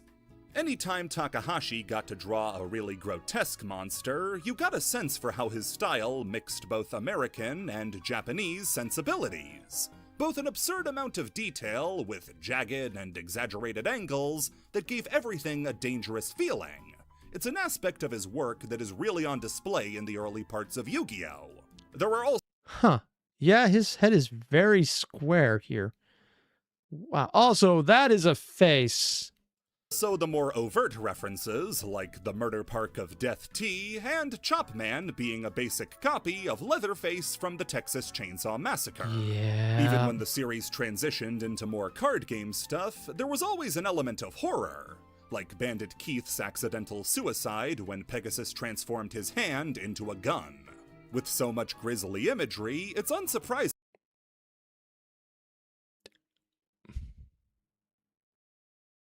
I was unaware of that part from the manga. God damn, Pegasus! to find out the series was originally supposed to lean much more into it. In an interview for a volume release of Yu-Gi-Oh!, Kazuki Takahashi talked about the original plans for the series and disclosed it was meant to be much closer to something like Death Note than what we got. Far more steep. Wait, this is going to be closer to the Death Note level of fucked up. Honestly, I think they made the right choice, but dear God, man. In horror and mystery rather than just card games. We even got to see a sketch of the original version of Yugi from this early version of the story. His design is a lot closer to Bones than the Yugi we know. Bones? It's interesting to think about how things could have gone if Takahashi saw his original vision through. With the illustrations we have, I'd have loved to have seen what a full-blown horror manga would have looked like from him. Honestly, I'm kind of surprised they haven't gone back and just hired someone to do a horror manga of Yu-Gi-Oh! Because of the sheer people will pay for it factor. Honestly, I might even be one of them. Which is weird because I don't do horror. More than the collector part of it would get me, though. Kazuki Takahashi's favorite cards. Is it Karibo? A parent isn't supposed to play favorites, but with over 10,000 children, I think he's allowed to give a few preferential treatment. I mean, I would assume Karibo because it was in the show, but no, maybe that's not his as the actual artist itself. In the author's note from another Yu-Gi-Oh! Volume release in 2002, Kazuki Takahashi actually gave a top 10 of his favorite monsters from the series up to that point. In order, number 10 is Gaia the Fierce Knight, which he calls a pain to draw. Horses. That's actually something I've heard from multiple artists and multiple sources about writing. Horses are an utter bitch to deal with. But apparently, yeah, you run into it. Number 9 was Time Wizard, which he admits to treating more like a spell card than a monster. Number 8 was Exodia for being based on the myth of Osiris from Egyptian mythology. Pretty cool too. Number 7 was Dark Magician Girl. Good taste. And he drew it, so may as well. Wonder why. Number 6 was Buster Blader because... Oh, that's an old card? See, we did a bit of the lore video previously, but I didn't realize he was that historic. More you know. Card gains 500 attack for each dragon-type monster your opponent has in the field or graveyard. Seems like something a lot of... If he was one more, he could probably splash into a lot of decks now. He has taste, and Buster Blader is cool as hell. It feels like a reference, but I'm not sure what he's a reference to. Probably Common Rider. Number 5 was... We'll save number 5, actually. Why? Number 4 is Red Eyes, which... Oh, so we literally just had it referenced right before this. I just missed it. ...describes as being cool. Yeah. Number 3 was Karibo. Oh, it actually was Karibo. His description asking what was up with that shifty look in his eyes. Wait, you don't know? Number 2 and 1 were the Dark Magician and Blue Eyes White Dragon. Also, I have never seen this art of him. Pretty cool. Again, because even the creator acknowledged that Blue Eyes is cooler than Dark Magician. And that number 5 entry? I saved it for last because it seriously floored me when I heard his 5th favorite card was Panther Warrior. What? Yeah, the Joey card that needs a tribute to attack. That's his 5th favorite. He says it's because of the American comics influence, which I guess...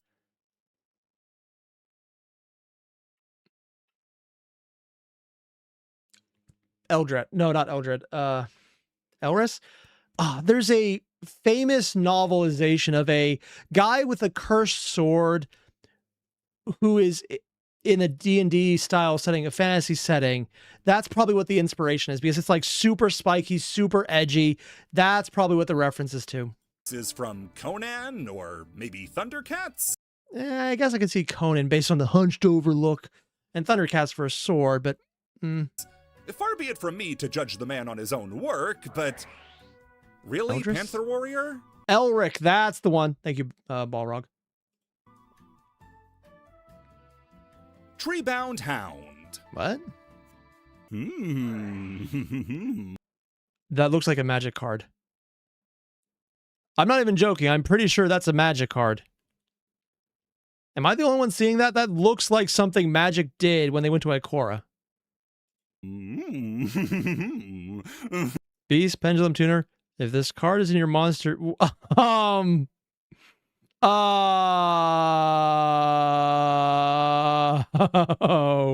okay. I think I know why that art is not for Yu-Gi-Oh. Who did this? Why? This is a fan created card. Yeah, I noticed that right at the end. And that was the third part. Oh God, we've only finished the third part of the Yu-Gi-Oh! Iceberg. Bumbles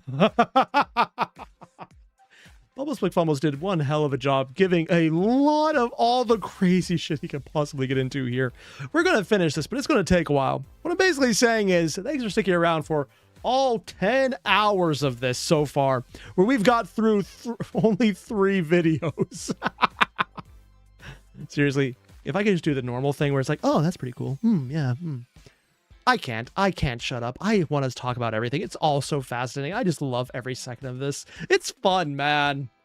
Also, for everyone who did get to join in for Magic, wow, for Master Duel, that was awesome. Some of the best duels I've ever had were in there, and I want to do it again next week. So we will, unless I'm doing something next week. Today was Father's Day. I think someone mentioned that to me, and I completely spaced. Oops. But yeah, for everyone watching, this was awesome. And I'll see you guys in the next one. Now, if you don't mind, I need to go apologize to my wife for taking longer to finish this than I thought. And by that, I mean multiple weeks, probably. See you guys in the next one. Adios. Ugh.